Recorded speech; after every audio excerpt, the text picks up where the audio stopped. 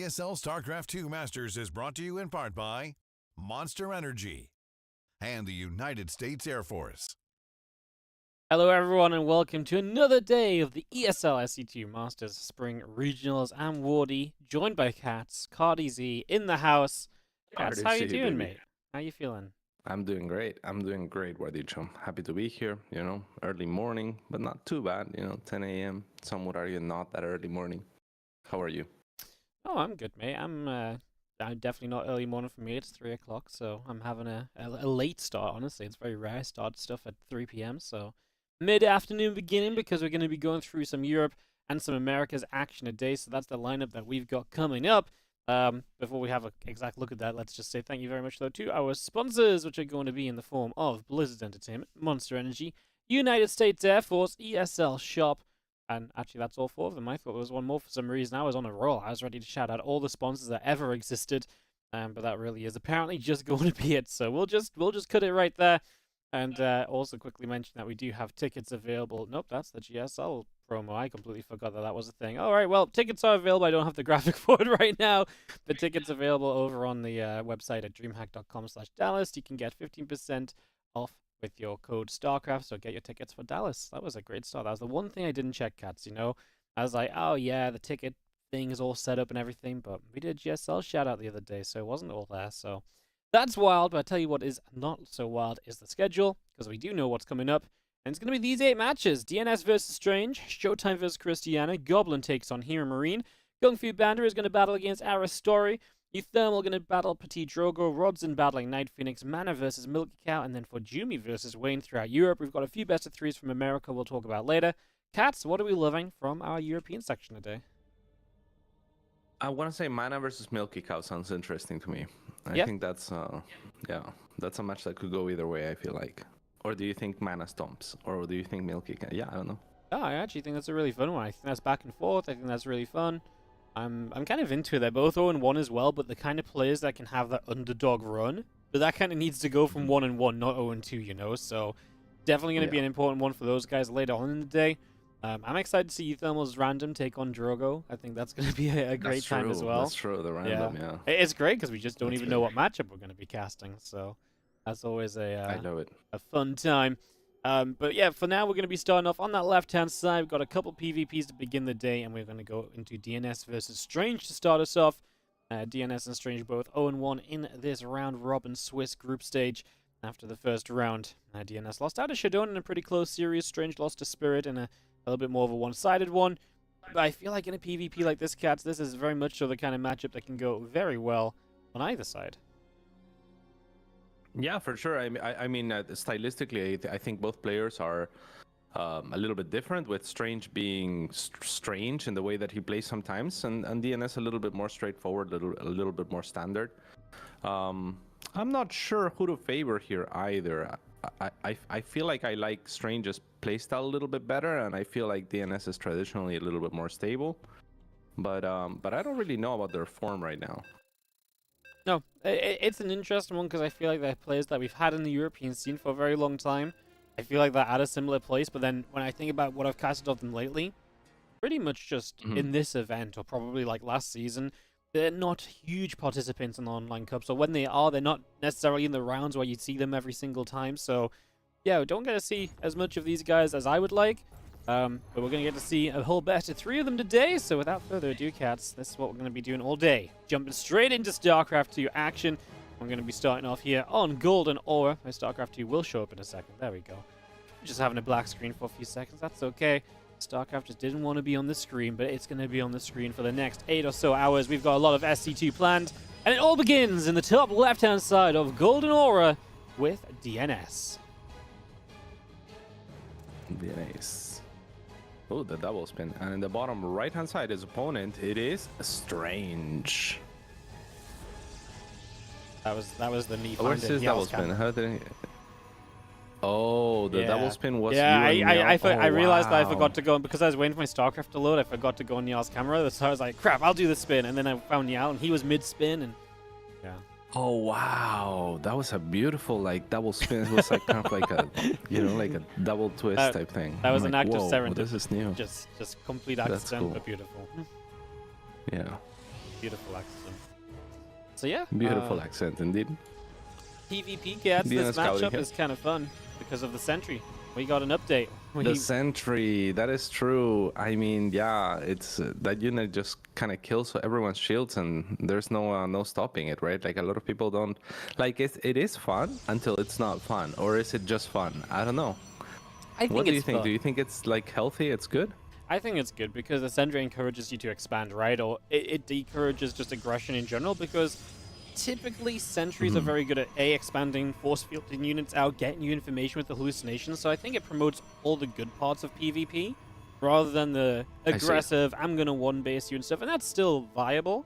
It just makes certain openers kind of better as well. You can do so much off the sentry, and Stargate is way less limiting against you, for example, because now the oracles can't just like zap down a sentry really quickly or a couple of adepts.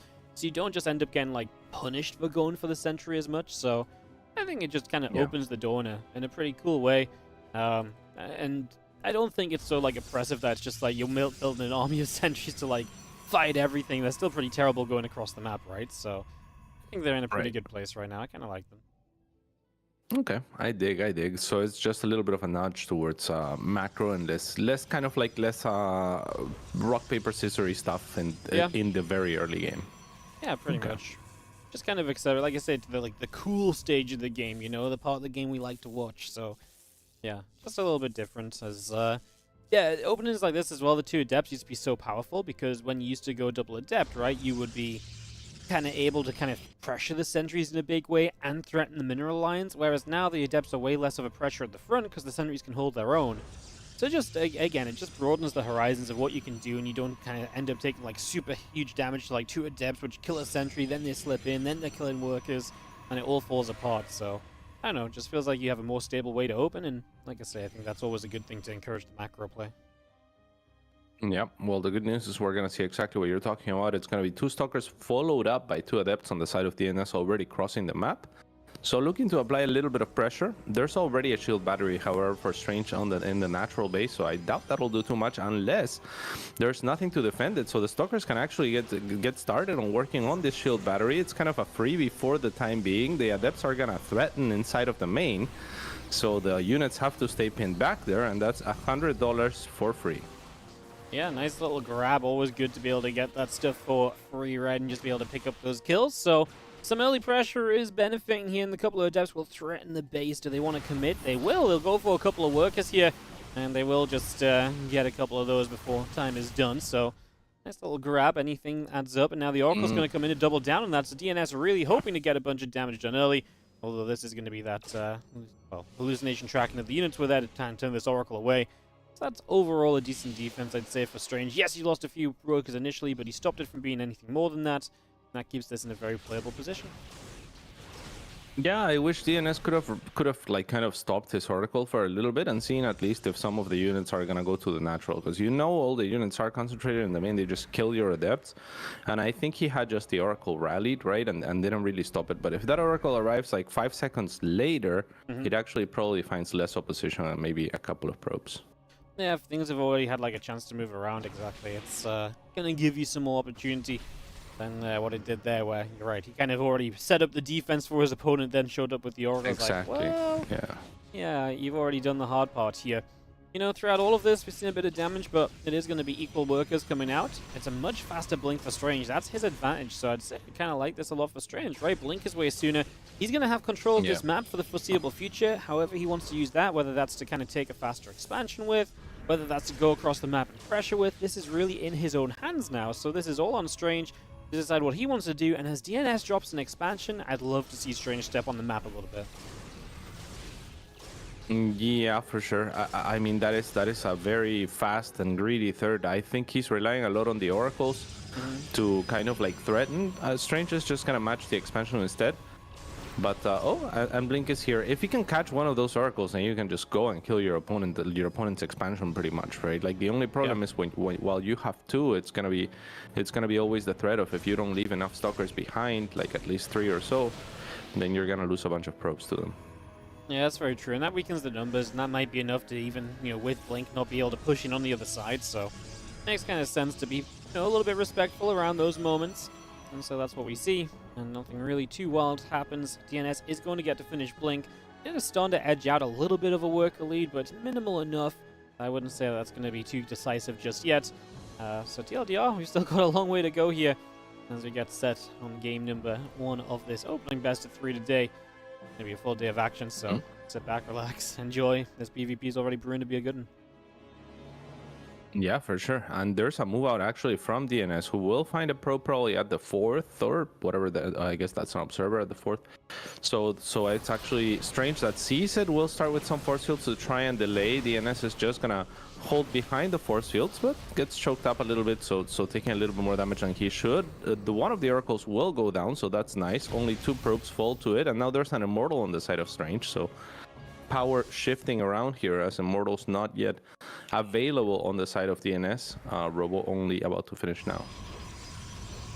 Yep, so I get that charge coming up, so I don't mind DNS just kind of backing away here, trying to find a little bit of value. If there's nothing to be really had, then that's okay. There's nothing to be had, right? Just back away. You're in a good position back at home. You're not needing to do a ton of damage here or anything. You've got charge coming up. You're playing catch up on the upgrade as well, so yeah, I think it's time just to step back and just accept that this game ain't going anywhere early, and this is more likely going to be starting to see some of that later game tech in PvP, so perhaps that Robobay coming through, for example, and seeing something off of that. Feels like that is kind of the next step in this whole plan. Yeah, no doubt. DNS continues to expand here, so he just wants to play the longer game. And I mean, he is kind of like the more well-rounded player in that sense, I think, at least traditionally, so I can't fault him for that. The Strange is actually going back for glaives, which is really interesting. It can be kind of a counter to charge lots, right? It's not a traditional one, like you're dumping a little bit more gas here and there to make it happen, but I don't hate it. It could be pretty cute, especially when you have already this many immortals to deal with the stalkers. Yeah, I don't hate it. It's really good against like the initial kind of round of zealots from your opponent as well. So if he starts making zealots to kind of attack with his stalkers, the glaives just really delete the zealots. So in that regard, it's very good. But when it comes to scaling later in this game, more adepts do not do well versus what more zealots can achieve. So it's definitely a play for the right now rather than the future. So that's worth keeping in mind that, you know, for Strange, if he doesn't really do much with these adepts, I mean, I would kind of imagine he even turns this into an attack maybe with +2 or so. It's just all because he's being attacked and he will have these immortals to pack a punch on those stalkers like you mentioned, Cats. I kind of feel like we're ready to go across the map as Strange because, again, he does not scale well later in the game. He wants to do something right now, and he's very much so setting up to do a 20 army supply lead, and he's coming across the other side. A few extra stalkers warping in to go with this, Cats, and we're about to see this big fight happen. Yeah, it looks very scary indeed. I mean, this is a very scary force on the side of Strange. He hasn't worked in additional adepts just yet, and that's probably because he saw that there are no charge slots at the moment, not on this side anyway.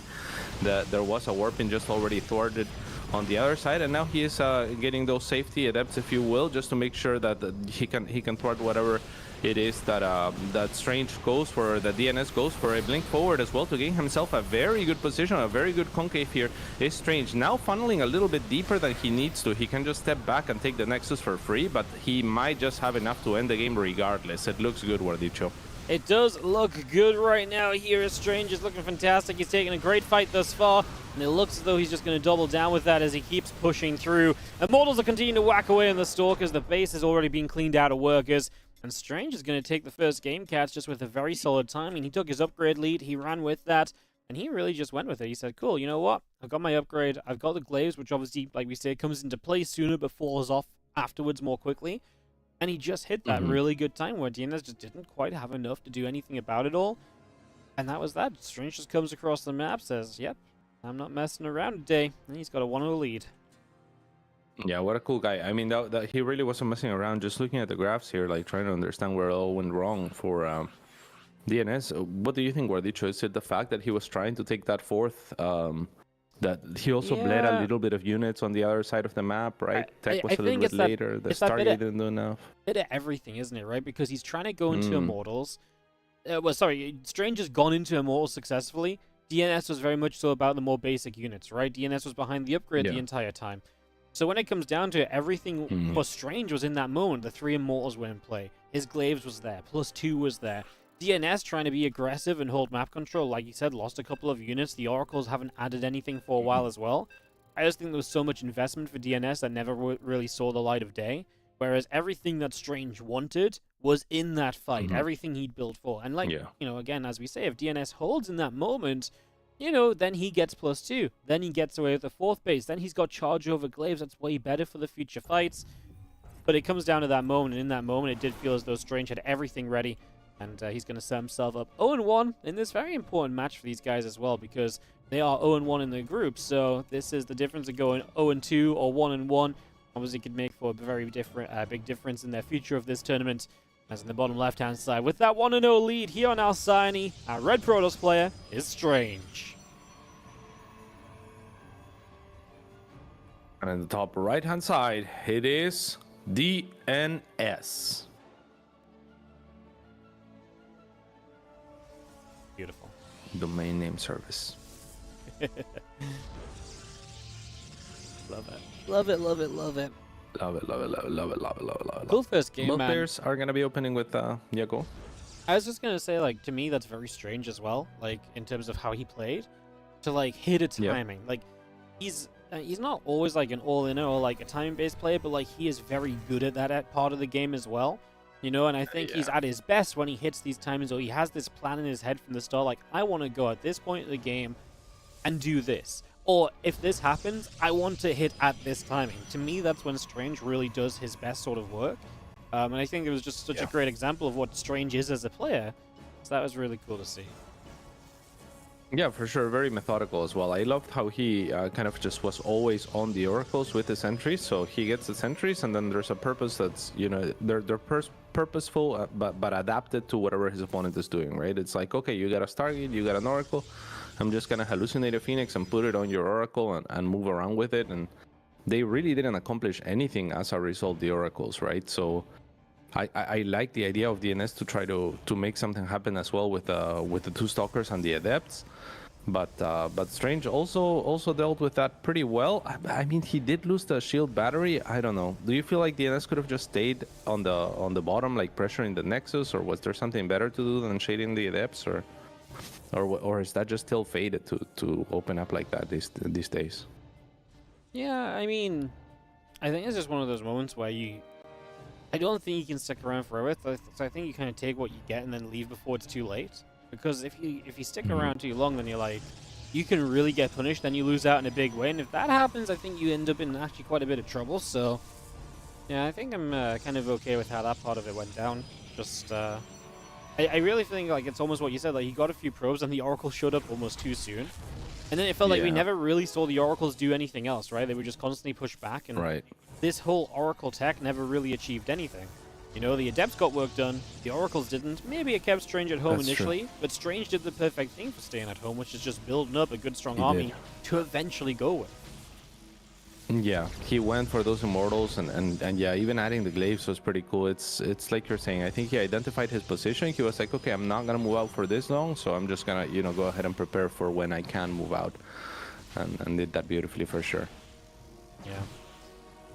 Well, this time we're going to see pretty much mirrored build orders, cats. We are just heading ourselves into that expansion, into that Twilight Council. We are similar on the unit counts as well. There's one less Stalker in the game, but that is really about it. So pretty much just seeing these guys matching each other, kind of blow for blow, in game number 2. And always interesting in a mirror matchup to see when the divergence will then come. When will these two kind of split apart? Are they both going to take different third base timings, or are we going to stay, you know, close together in the plan for that long? Like I say, lots of questions to be had over these next couple minutes. For sure. And I guess we're anticipating Blink on both ends, right? There's nothing really else that you could be going for at this stage in the game. And there will be a Forge a little bit faster, again, for Strange. So prioritizing upgrades is maybe the first deviation, provided that DNS doesn't do the same in the next few seconds. Yeah, that's true, right? The upgrades will start to be the difference, a difference in investment here already. So starting to see that come in from Strange. I mean, I just like this for Strange because I don't see how DNS gets aggressive enough to kind of kill Strange off. There's not that much of an advantage. So just kind of taking your Forge sooner puts you in that better position. I gotta say, I like it a little bit more for Strange, but so much of this will also just come down to how a fight happens, how each of them control in one of those fights too. So in that regard, there's a very long way to go as well. Yeah, for sure. I do like it though, right? Like, you're right, because there is that defender's advantage in StarCraft 2 and whatnot. So like the fact that you invest kind of like a minimal amount into the upgrades, it shouldn't be a large enough gap that it becomes exploitable. So if you know exactly what your opponent's doing and you're like, oh, we're mirrored, you know, upgrades or something like an expansion can be the easiest decisions that you can make, because it's like, okay, I'm gonna get ahead into the future without, you know, risking much right now, because you don't really have the capacity to do much about it.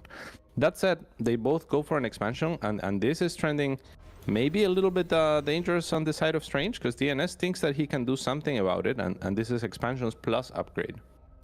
Yeah, expansion plus upgrade. I guess still it's only really, though, the expansion over his opponent, because it's the upgrade over his opponent, because DNS expands too, so just don't see where the numbers are at to really still punish it, right? I mean, maybe if a couple of devs drop some units one way and then he goes the other, hits the hallucination both times, actually, so the hallucinations are great here for Strange. That's massive for him.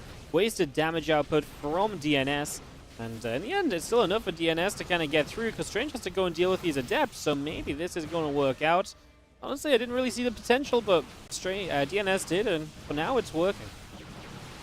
This was beautiful from Strange, though. The fact that he actually goes with his entire army to deal with the adepts. I mean, it's kind of counterintuitive. Almost, you sometimes want to send just enough units to deal with the adepts, but in this case, you want to deal with them as fast as possible. He's won the game off of that. Wow. I mean, this is over, right? Oh my God! Like, it's such an insane decision. I think, to be like, you're attacking my Nexus, and I'm gonna make the decision that you don't have enough DPS, despite that being a pretty large army, to kill it before I can go deal with the adepts and back, right? And he takes the entire army, which is gonna deal with the adepts the fastest that it can deal with the adepts, and still manages to come back to not just save his Nexus, but punish as hard as he did, and end the game. Wow. Very cool, man. Just really spot on, like you say. He identified what he needed to do, didn't give up too much to do it, and because of that, is able to net himself a second game victory and a series win. Strange popping off on this series against DNS, and convincingly so as well, I think, is what it comes down to. DNS had a close series against Shadow when it came down to the original matchup, and, you know, I would say Strange had a tougher opponent in Spirit, but for then Strange to show up against DNS and be like, okay, this is what I've got in PvP, that makes him a huge contender in Europe, a matchup, you know, in a region where PvP is a massive matchup. It's so important to be good at PvP on this region. Shows up today. Absolutely no messing around. But I absolutely love that if you are a Strange fan. And I think a couple of people might be after this whole thing as well. Yeah, for sure.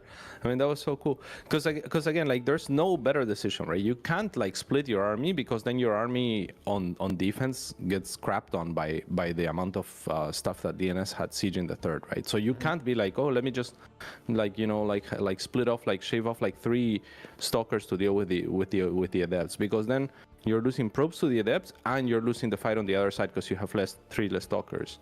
So this was the perfect decision. It was so fast too. It was so fast, and he saved both. Yeah, just so great.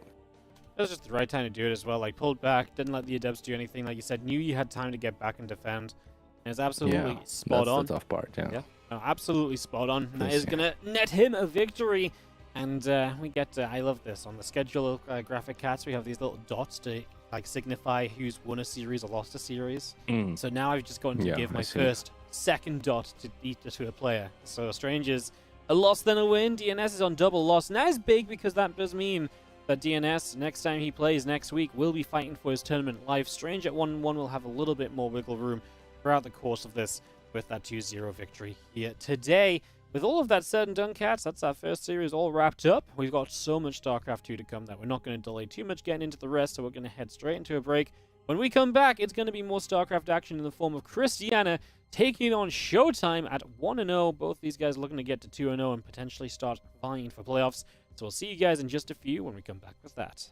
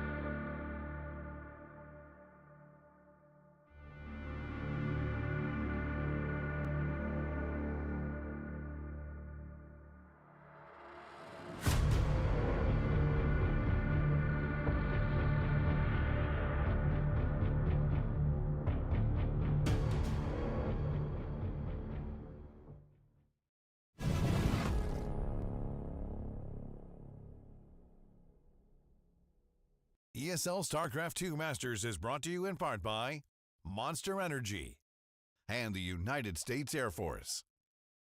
Was that first PvP too quick for you? Well, fear not, because there's always another PvP around the corner when it comes to the European region. As we go to two players who are 1-0 in their group. Showtime taking on Christiana.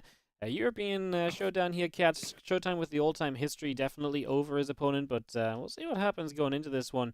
I think I have the potential for a good time, as Showtime will be a favorite, but Christiana has been continuing to step it up as of late. For sure. I think Christiana is one of those players that, one of a very few cohort of players that has been kind of like pushing forward to make, you know, their way into the upper echelons of the European region. So I think he can do it. I think this wouldn't be the biggest upset in the world at this point, even though Showtime, like you said, has that pedigree, has that history. Christiana is one of a very few set of up-and-comers that I think, you know, have a real shot at breaking through. Well, let's have a look and see what happens as we head into the games.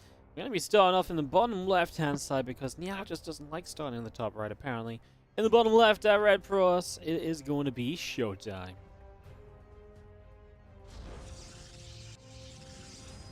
And his opponent, expect a tweet if he wins this one. It is Christiana. Don't we expect a tweet if he wins or loses? I guess we can, maybe, possibly. Just depends on the on how he's feeling on the day. Depends. Yeah. I mean, if he beats, I feel like if he beats Showtime, that'll be like a good tweet. And then if he loses to someone else like of the caliber of Showtime, then that'll be an interesting tweet. Yeah. I just think back to the classic tweet about Clem after he lost in the finals of the Open Cup that time. that was the classic. That was the classic. That was a classic. He knows it as well, man. This is gonna get brought up forevermore, unfortunately for him. But yeah, it should. Yeah, people have to make an example out of those things, you know, so they don't happen again. Sometimes you just gotta stop and realize that maybe Clem's just a little bit good, you know. Yeah, exactly. Yeah, could it be that Clem is a little bit good? Yeah, he's pretty neat. But yeah, no Clem today. I believe he already won yesterday. Only took a 2-1 though, I believe, against Battle B. So it was a map. That was a great match. Yeah, you cast that yesterday, right? Insane. I didn't get a chance to catch it, but great to see Battle B do so well. Battle B is on fire. Yeah, Battle B really put up a fight. He almost won too. Like he could have won that game 3-2. But the game that he won, I mean, he looked insane at winning. You know, he was. He's so promising, I think. Oh yeah, no, I've been casting him in WTL Code A and stuff as well, and it's cool to see the guy just putting his team on his shoulders and just getting the work done. Confident in all sorts of games. He beat Wayne on day 1 of this event as well. I casted those games, and that was a lot of fun because, like I said, it's just cool to see a guy that I've been casting for a long time, watching him rise the ranks, make it deeper into online events. Now he's out here in the regionals, and he's picking up wins. That's just awesome. So, cool story. Cool story indeed. I'm looking forward to what he continues to do. And yeah, I mean, we have Christiana, like similar trajectory, I guess, right? Like two newer players that are kind of making their mark here. Yeah, very different players, however. Well, I was going to say Christiana's actually been like on the verge of playoffs and in playoffs, maybe even one time as well. He's constantly, when he's in these groups, such a challenger to make it out alive. So it's always like such potential kind of looming around Christiana. I'm always excited to see when the season is that he's going to actually not just make playoffs, but like make a run in playoffs, you know, get into those playoffs and win a best of 5 or 2. I'm excited for that because I feel like that's really only a matter of time. It could be this one. And you think he's ready? He's ready for it? I think he can. It depends on the bracket. Like, you know, first round can always be like a tough draw, but there's definitely players who make playoffs that Christiana can beat in a best of 5, you know?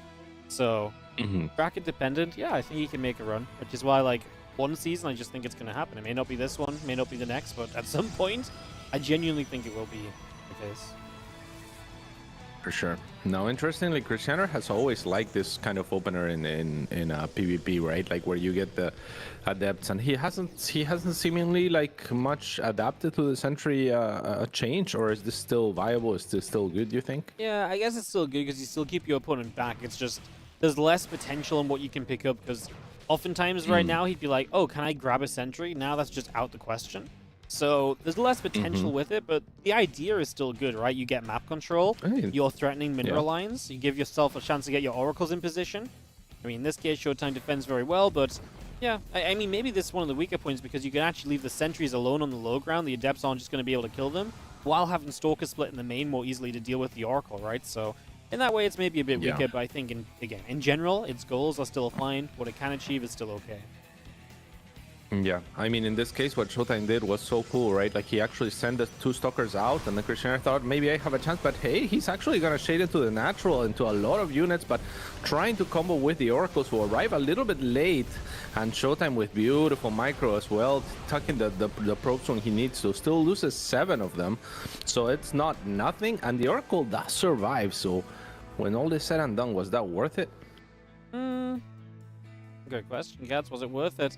It's tough. It's close, right? Yeah, I mean, you kind of get 7 workers, and I think that absolutely is good enough, because you're now going to be a few workers ahead.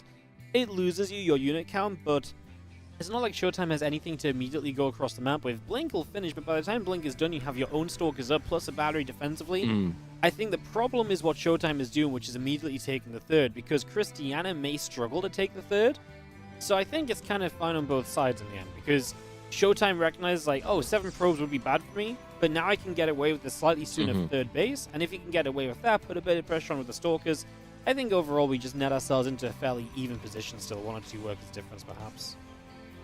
Yeah, I think so. And to elaborate on what the word is saying, the 3rd is allowed by the fact that he has the more units that he retains, right? So there's no chance that his opponent can apply pressure, so he's just like, I'm gonna just dump it. Whereas on the other side, Christianer has to be a little bit more careful.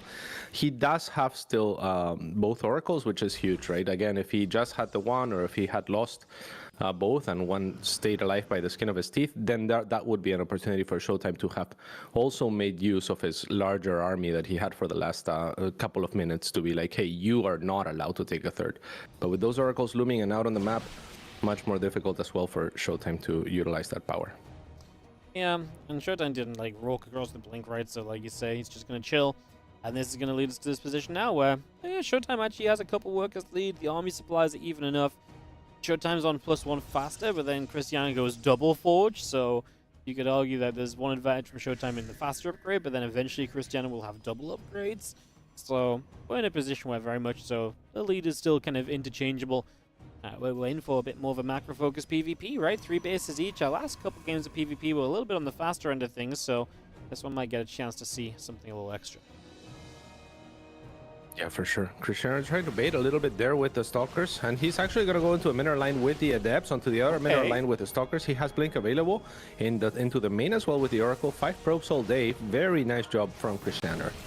Yeah, I like him, man. He did a pretty neat job of this, right? Just gets in, gets a few more workers again, comes back in with this Oracle. That may be a step too far. We're going to lose it. Yes, we are. Yeah. So at least is good news on the side of Showtime to clean that up. But I think you can't really complain if you're Christiana, right? You've killed a few more probes. You're netting yourself a worker lead off of this. Beautiful. Yeah, beautiful. It's ever so slight, the worker lead, of course. Losing the Oracle is a little bit painful. But other than that, I think, yeah, he's going to be happy with it, or at least not too sad about it. And both players are now going to expand towards each other onto their 4th base, which is pretty interesting. I guess, is this the normal flow that you see most often for this map? I actually don't know for PvP, but it probably makes sense, I guess, because forward positions in PvP are very powerful because you're going to have the ability to kind of just battery it up, right? And then you basically own the center. And when the game evolves into the Disruptor Wars, evolves or devolves, depending on how you view of Disruptors, but, you know, you essentially get to this stage where, you know, a choked up middle of the map area, it's just very easy to control. Your Disruptors are going one way, your opponent's Disruptors are coming the same way. You know, there's just not a lot of variation there, and I think that's a lot of the time what these guys look for at this point in the game, right? So, yeah, I think these bases are so close to each other, and with the high grounds too. Yeah. Is it absolutely bananas? Would it be too crazy to see Tempests in a situation like this? Probably not, just further down the line, because going Tempest right now gets you killed because of that investment is just so high. But, like, further down the line, why the hell not? Like, it's very possible that they stall out on Disruptors. I mean, you see the Dark Shrine coming up as well. That's another reason why you don't really want to be expanding off to the sides, because that's just something else to worry about as we get in, kill a Stalker, we get out. was intense. And it's intense indeed. And yeah, I mean, Dark Shrine, like you're saying, that's gonna be good. A good tool to keep the expansions on the fringes kind of like in check. But yeah, beyond that, I mean, I don't see much tech on either side, right? Like I would expect the Disruptor is the next tech for both players. I'm surprised they both kind of skipped also through the Immortals. I don't know what to attribute that to. And Charge now gets started to Christianer. Spot from Showtime there, just sees the prism and where it's setting up, and just knowing that that's already the setup location is nice because you can be preemptively ready against it. And just continue to move around here. Those Stalkers want to come around that backside just so they can kind of get in and cause a little bit of trouble. Obviously, Showtime would like to just make sure that doesn't happen, so yeah, a little bit of a standoff. Positioning has been great so far, and again, as Dark Shrine comes up, we'll see if Showtime can do anything with that, as otherwise, this has not been too crazy. Is it a Mexican standoff or a regular standoff? It's a Protoss standoff, no? And Protoss standoff, that's fair. What's the difference between a Mexican and a regular standoff, guys? I have no idea, actually. It's usually people say Mexican standoff before saying standoff, and you just said it's a standoff. I was like, whoa. Yeah. Fair enough. Yeah. Classic. +3 faster for Showtime, actually, as Christianer is just finishing +2. He is getting the double upgrades, though, so maybe that'll be better for him down the line.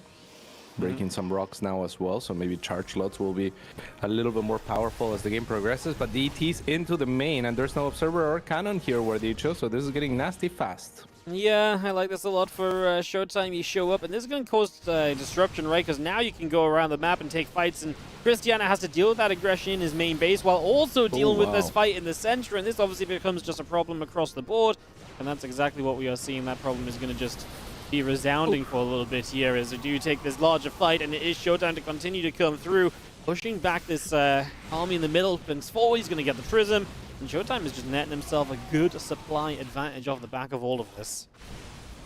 Yeah, some gorgeous force shields as well against the charge lots just in time to section them off, so it makes the commitment for Christianer inevitable, and the bleeding of his army on retreat also an inevitability. So now Showtime is pressing on forward. That's a saving grace for Christianer, who blinks on forward. I'm not sure if you have the means to capitalize on the back of that, so he's just gonna have to disengage. And yeah, Christianer in a whole lot of trouble there. Beautiful moves, 1-2 punch from Showtime on the back of the DTs.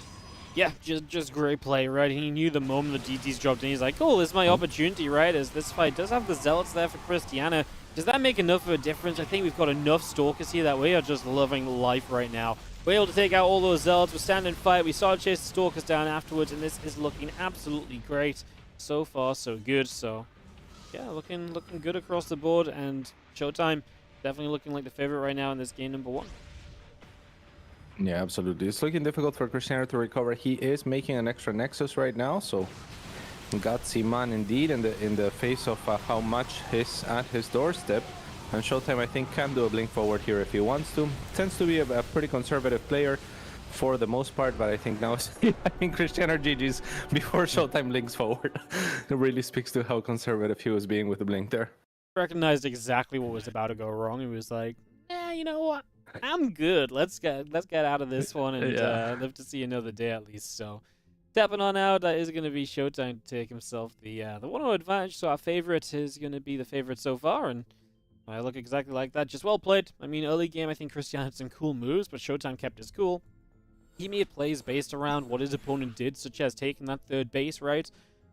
Because he knew he could, and just kept himself within reasonable distance in the game, and at that point, it's always going to come down to the later game moves and plays, and at that point, Showtime absolutely just popped off, but we never really got to see Christiana play, I guess, because he got caught off by the DTs before he was really able to do anything himself, so yeah, there's potential for game 2. We'll see if Christiana takes a different route, because obviously we just kind of accelerated into a very macro-focused game this last time. Be interesting to see if we do a different way of kind of setting things up this time around. Yeah, we'll see. We'll see. I mean, Christiana probably the player who would try to change things if one of them was to do that. Yeah. But I also wouldn't be surprised if he opened with, like pretty similarly, because again, I've seen him do that quite a few times already. Are you surprised by the absence of Immortals and Disruptors both in the last game, or like what? I have no idea what was holding players back from that. I guess not really, just because I don't feel like the game ever stalled out to that stage, right? I think the problem is because they both expand forwards, how do you ever get an Immortal into a fight? You're always pushing up a ramp. The Immortal's always going to be at the back of the army. So I think it's very difficult to get the Immortals involved. So I think both players kind of said, well, we don't really need these, so let's do everything else. And they both obviously had that plan.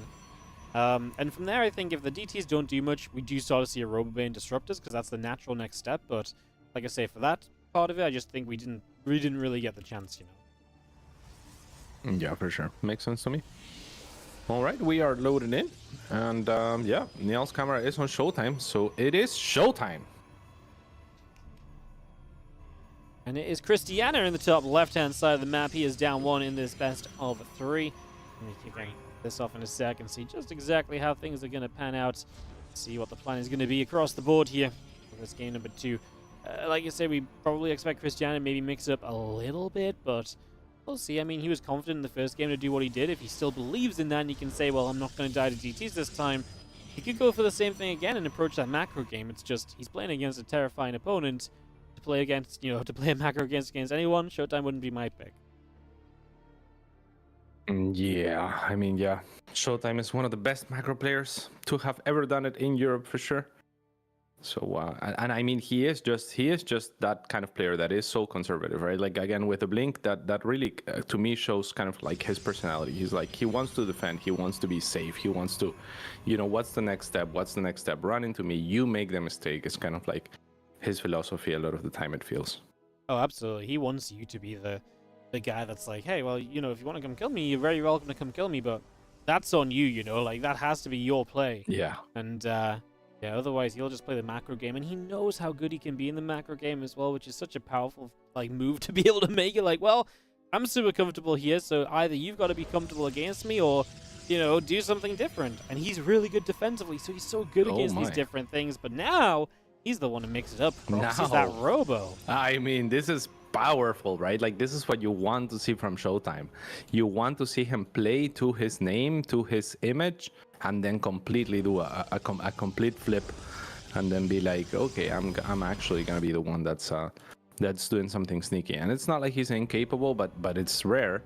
So so that makes it all the much more powerful, I think, if he can execute. Absolutely. As this Adept gets there, picks off a probe. I'm looking at the units. I mean, obviously, 2 Adepts early don't necessarily help you fight too much as Christiana, so that's something you're going to be missing out on a little bit. Your first 2 units are maybe not the best in this situation as the Immortal Chrono boosts away.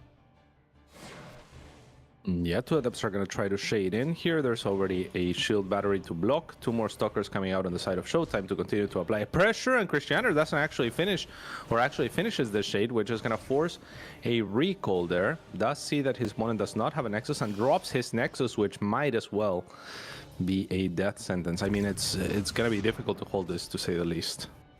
Yeah, no, it's going to be tough. It's going to be full power. It's going to be full steam ahead in the next few moments.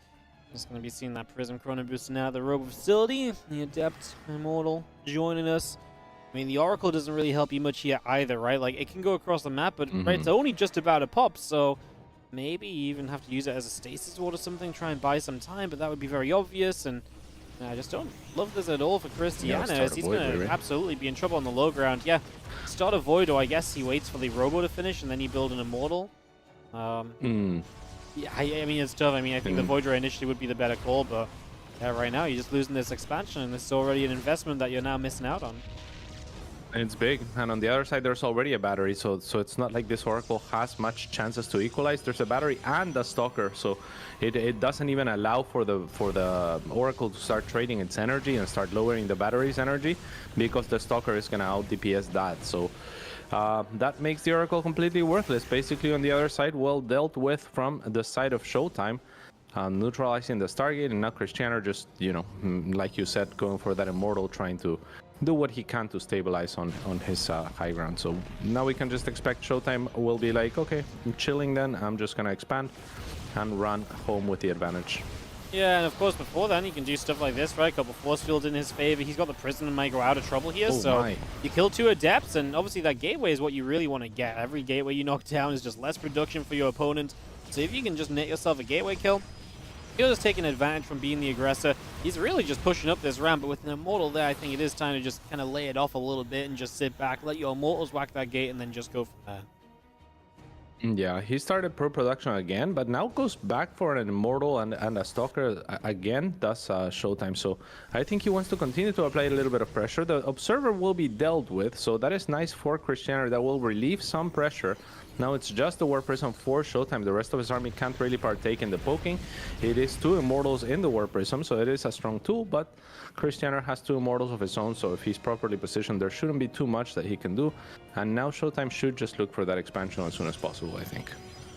Yep, he's going to pop that down. I mean, it's one of those things, right, where now he can just control this map, he can control this side of it, get his expansion up, take the advantage from all of that, and he's going to be able to play from there as the Oracle continues to cruise around on the right side, just keep seeing what else is going on, so Oracle will just try and poke in, but Showtime's got that under control too.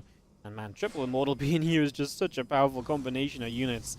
They really do pack such a punch. I know there's 2 Immortals on the other side, but Showtime just sitting here with 3 out the front door, and there's just no way for Cristiano to really go across the map to do anything himself, which is threatening right now. Yeah, absolutely not. I mean, I like the shades. Oh, he wants to use the shades for actually threatening Showtime on a retreat. One thing that maybe Cristiano could do is, you know, like fake moving out with the War Prism. He will actually move out with the War Prism, but that's dangerous because Showtime could just push up if he sees, oh, there's no Immortals here. I would have liked for him to hide his Immortals in the back of the base or something, move out with an empty War Prism and see if he can bait Showtime into a bad fight. Yeah.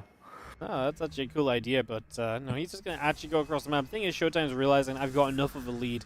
Nexus finish, I don't need to do much more, so exactly for this reason, in case your opponent is coming to attack you or to deal some damage, now he's going to be at home ready to greet that and to deal with it, and that just puts Showtime in an even better spot once again, right? This really just nets him the best possible place. The Immortals drop down again. They're going to be a little bit annoying to deal with, but in general, we're going to be able to handle this, and he's already getting that Twilight Council up too, so continue to attack. Nexus finished.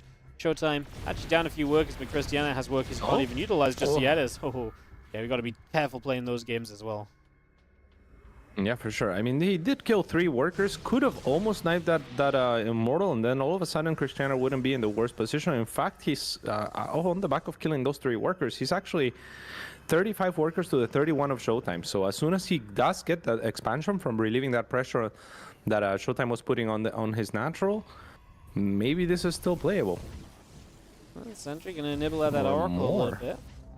This is a scary attack too, no? Look at the armies. Yeah, I mean, can he do it?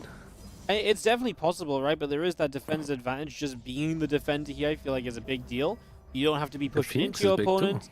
I mean, force fields are going to be huge because there's so many force fields available, and the prison zone in the main could be a good bait. Oh, Stalkers in the main only. I'm liking it. Enough?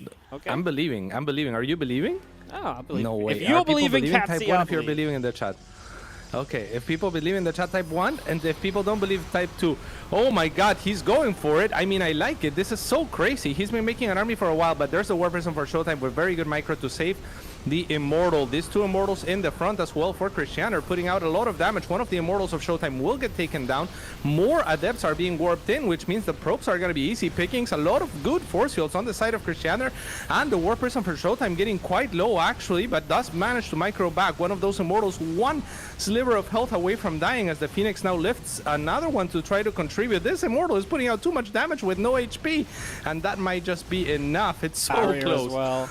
Oh my god, he got the barrier back. Now he will lose both of his Immortals. I mean, we can try and chase, but the prism goes down. That's gonna do it. Not like this. Oh my goodness. I mean, that's gonna. You know what, though? It's still good. Yeah, Cristiano actually killed a bunch of workers. So Cristiano's up like 15 workers. Showtime's up in army. So Showtime kind of wants to go across the map and do something. He needs to hard build probes right now, as Cristiano did a lot, but was it enough? I mean, great question. Hard to answer. Yeah, it just comes down to if he can hold this, right? Like, I think if he can hold, he'll be in a good position. He does have some economy here to warp in some units. He did do a lot, and there were some crucial, small, tiniest mistakes. I mean, excellent force fields, but that 1 Immortal that survived with basically 1 hit away from anything from dying for another, 20, 30 seconds, that's too much damage output that should have been removed. And then the War Prism getting sniped. If you have those units back here, easy hold, and maybe you even kill your opponent. That's 4 units in a War Prism, right? So It's tough. Showtime is going inside the main now, trying to make something happen.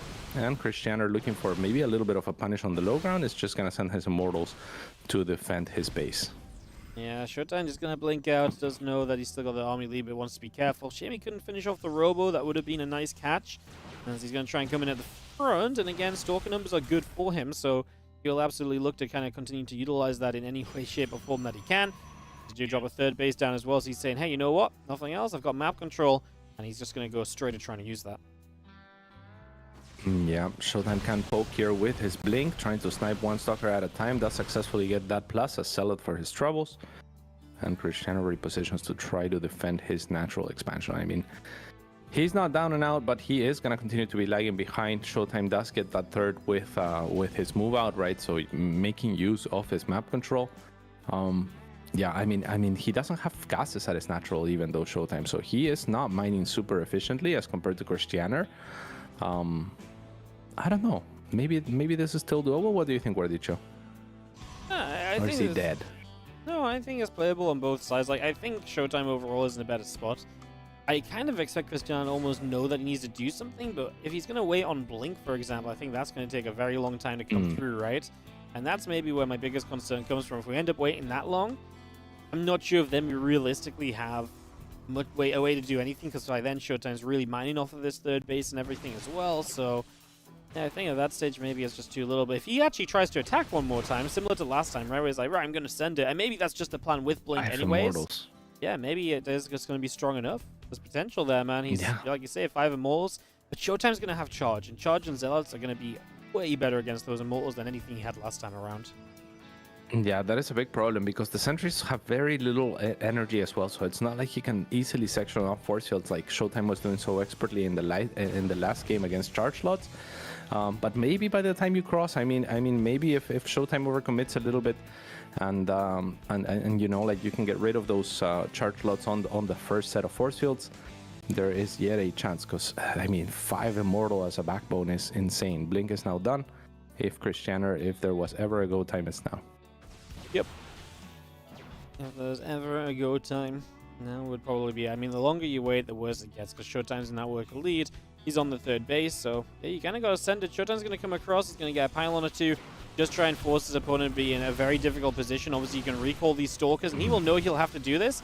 He sees the army arriving here, so I can only imagine it's a matter of time before that real call comes off from Showtime. Again, you want to guarantee your opponent is as all in as possible, but I feel like we're already at the point of doing that. Now Stalker, Immortal, Adept comes in. Here's the recall, so you can have units on all sides, but remember, your recall and Stalker is essentially on top of the Immortals here, which is not great. And we have not currently seen the Zealots as, yeah, we do get rid of the Prism, so that goes down quickly, but I'm terrified about the power of these Immortals. Probes and Zealots are going to be the heroes, and they are tanking well right now, Cats. Yeah, and he can afford to lose as many probes as he wants, 33 to 19, and an extra base as well. So a hold is a win, and a win will be had. Cristiano has to GG out, and Showtime expertly takes game number 2. It was well fought, though. Cristiano, again, I think he had a lot of chances on the back of that of that first attack. Yeah, he gave himself an opportunity, right? It was not a guarantee. It was not something that was 100% going to happen. But he gave himself a chance. He gave himself the go of it. And to be fair, I mean, way better chance than what I thought he had, because I thought Showtime was really getting this game on lockdown already. So made it for sure. Yeah, made us have hope. And I think sometimes that's just what you got to take when you're playing against someone as good as Showtime. There's only so much you can do on each and every day. So Showtime gets I mean the army value graphs were insane. Like the army value graphs are pretty much synced up, like very, very close to each other. So they traded very evenly in the fights, and they were very even fights as well, which is always cool to see. Yeah, very cool stuff as we wrap that one up, and we get ourselves ready for more StarCraft action, as we'll be heading ourselves into some PvT. Up next is Goblin is going to be taking on Goblin is going to be taking on HeroMarine. Obviously, HeroMarine comes into that one as a big favorite. Goblin, always the potential to upset. He doesn't have a great track record against HeroMarine, but never say never. Take a quick look at our schedule here. I was just trying to get it updated, which it is hopefully done now. Showtime is our first player to move to 2-0 today. On for that 1-0 initial start that both these guys were on. So he'll be 2-0 in the group, one more win to go to playoffs. Goblin and HeroMarine both in that 1-0 position today. In fact, it's the last matchup in Europe with players who are looking to go from 1-0 to 2-0. after this one, GungFuBanda, Aristori, uThermal versus Drogo, and those others at the end are all from 0-1 positions and looking to try and redeem themselves in the Swiss group stage. So lots of important matches to come. Obviously, every round it heats up a little bit further here in the ESL SC2 Masters, and this is absolutely no different. So we'll take a quick break. We'll come back. When we come back, it is going to be the next matchup of Goblin taking on HeroMarine.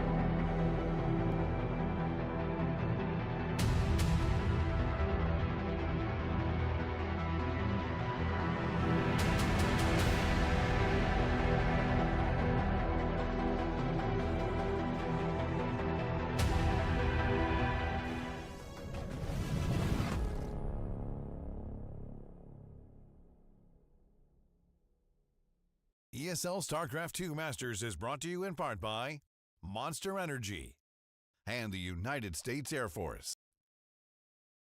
Welcome back, everybody, as it's time to get away from that PvP matchup for just a little bit and head into some Terran versus Protoss. HeroMarine, well, he's vicious in this matchup, and it's going to be a tough time for Goblin, his opponent.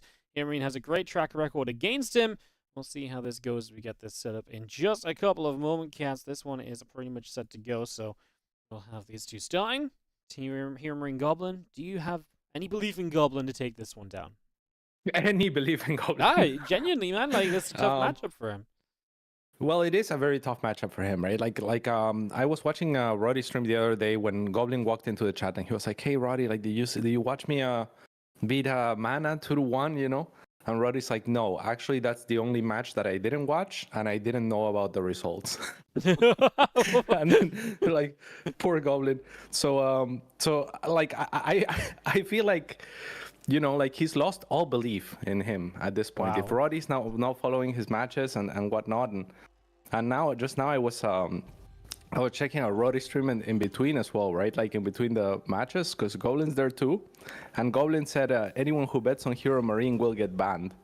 And because that happened, there's an overinflation of points bet towards Goblin instead of HeroMarine. So I put 16,000 channel points on HeroMarine, which means I can't really tell you with a straight face that I have any belief in the Gobo. Okay, so well, Cat says his money, his Roddy points on the line with this man in the bottom left. The red Terran player here is HeroMarine. What I don't have is the game, so if you could share. Oh, you don't have the game? I didn't join it. No. Yeah. Hang on, let me The classic. let me figure this one out. I forgot how to do this, Cats. Give me a sec. Okay, It's okay. Okay, we're good. We're good, I think. There you go. It's a classic. All right, there you go, Cats. Thank Take us away. Thank you. All right.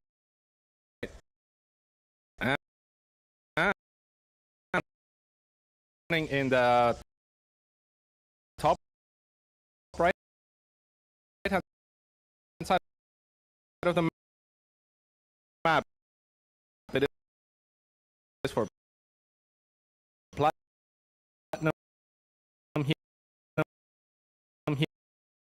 hero.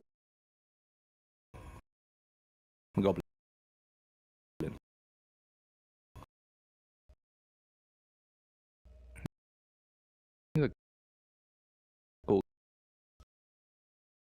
Good.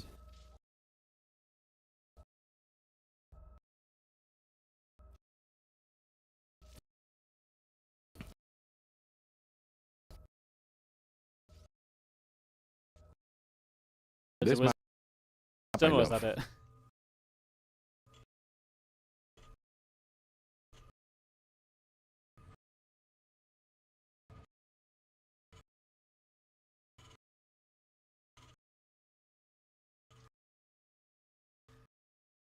About it for him. I did get to see in his video of Cologne. He showed me around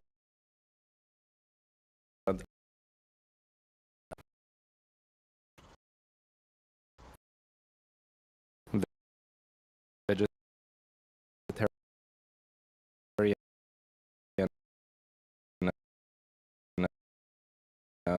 words. Some That's a classic. not the best. Yeah, I say it wasn't that good.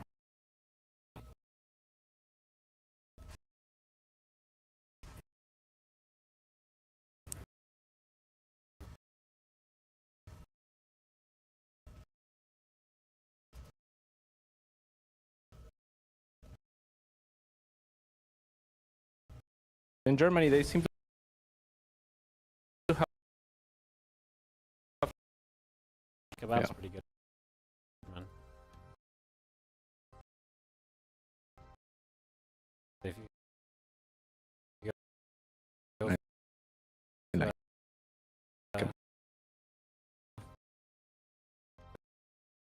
vegetarian option at this point.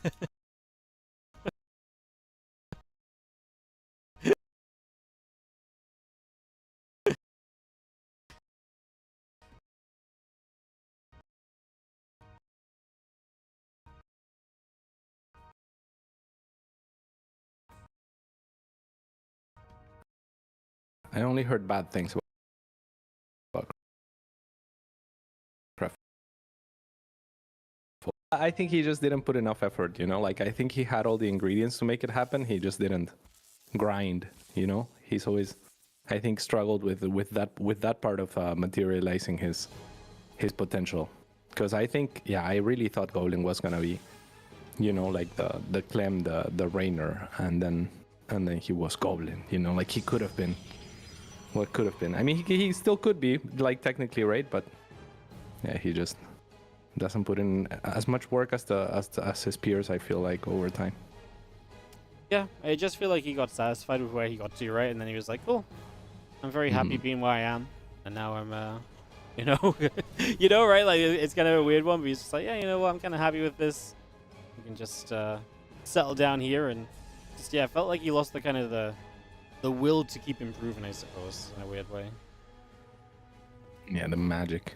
It's understandable, On the though, other right? side, I mean, Big Gabe has always been, oh, I tough game. Yeah, I think most players. Yeah, it's a very tough game. Yeah, most players lose that pretty early on. Like, yeah, I mean, myself included, and I think most people, right, at some point are like, yeah, you know, like I'm not gonna be the best. That's for sure.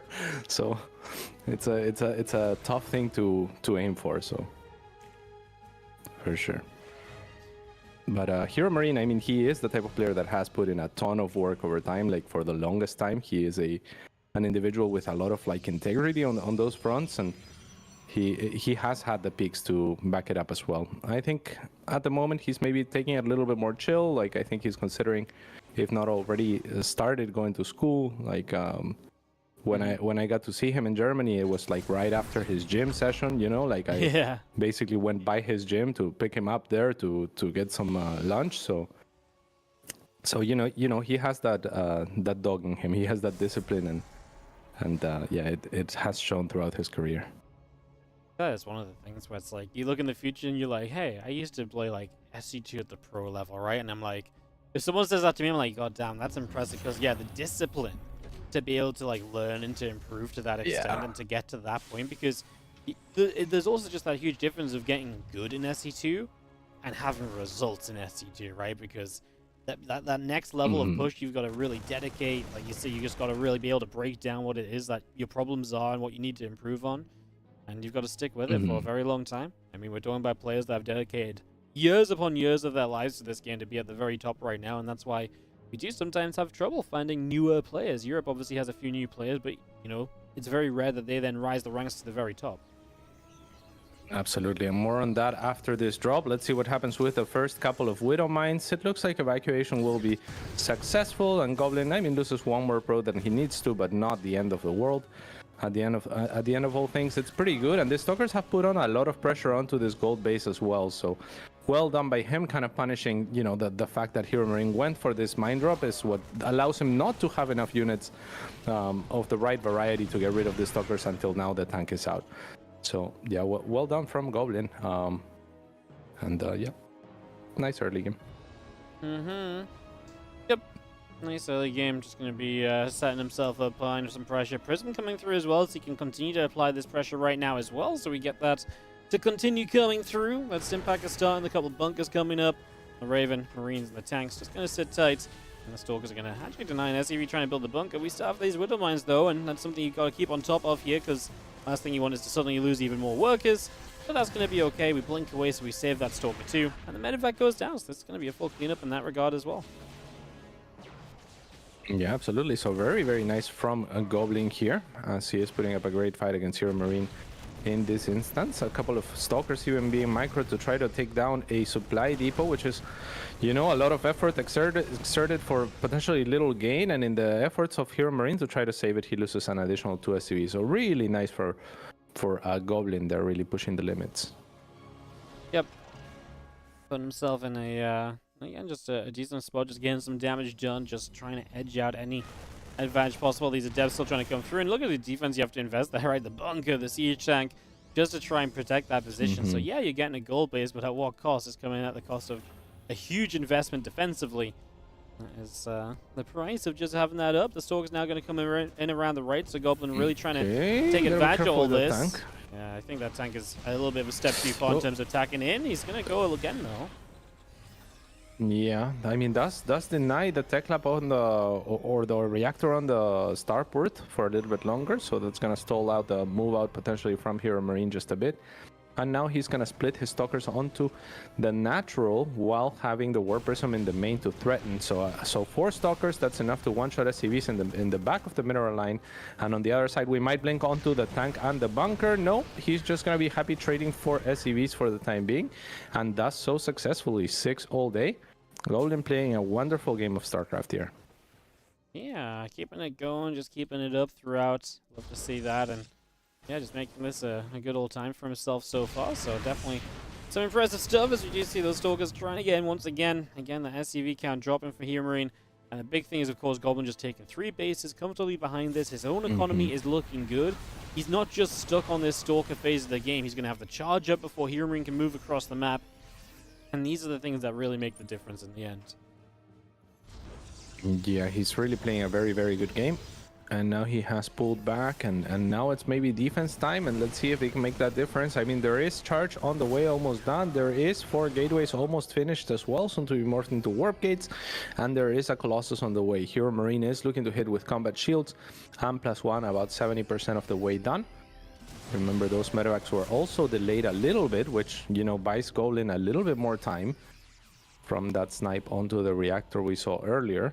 But will it be enough? Because HeroMarine is really looking to make something happen here.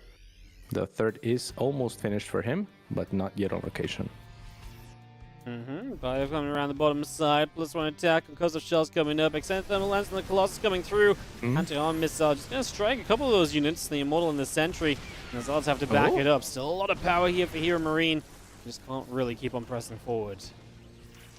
Yeah, I mean, Goblin does the right thing there to get a tank. It looked pretty sketchy. Obviously, not a fight that you can take in a prolonged fashion, but you know, just sniping the tank and getting out, losing just a couple of units, takes a lot of wind out of the sails of a HeroMarine that was looking to siege from behind the minerals of Goblin's natural. So really, really well done, kind of taking away the key piece that was needed for HeroMarine. And now this Viking in a little bit of trouble, as one single Stalker will be blinked to get rid of it. So things looking again very good for Goblin.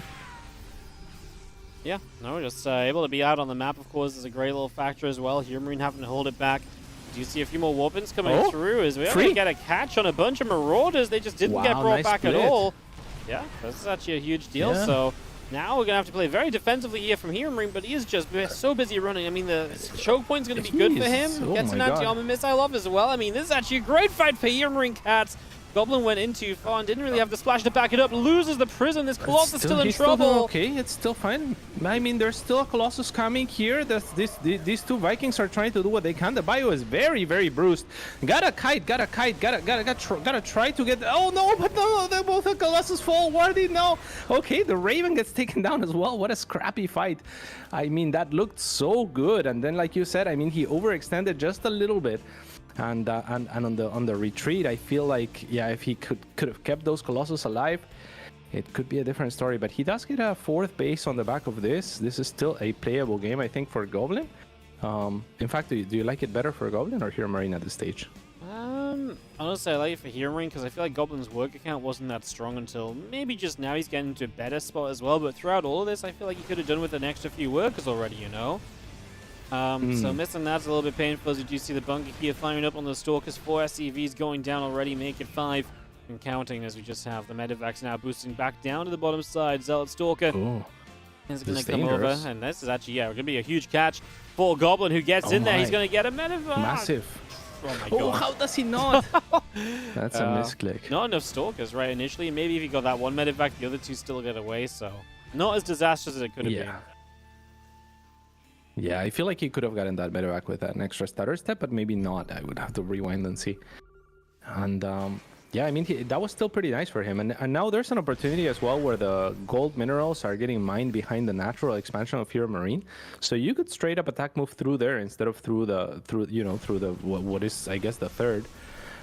With charge lots and whatnot, that could be an avenue that, kind of, it's interesting about this map because it opens up kind of like at this stage, 10 minutes or 10 minutes plus into the game. So I would love to see that being used. Ghost Academy comes up as well, so HeroMarine really just starting to find his footing in terms of future tech, but he's definitely been stalled out base-wise, right? Like, he's going to try and get this fourth now. It'll be interesting to see if he can take it. Moving into that forward position could enable Goblin to take a more successful fight in.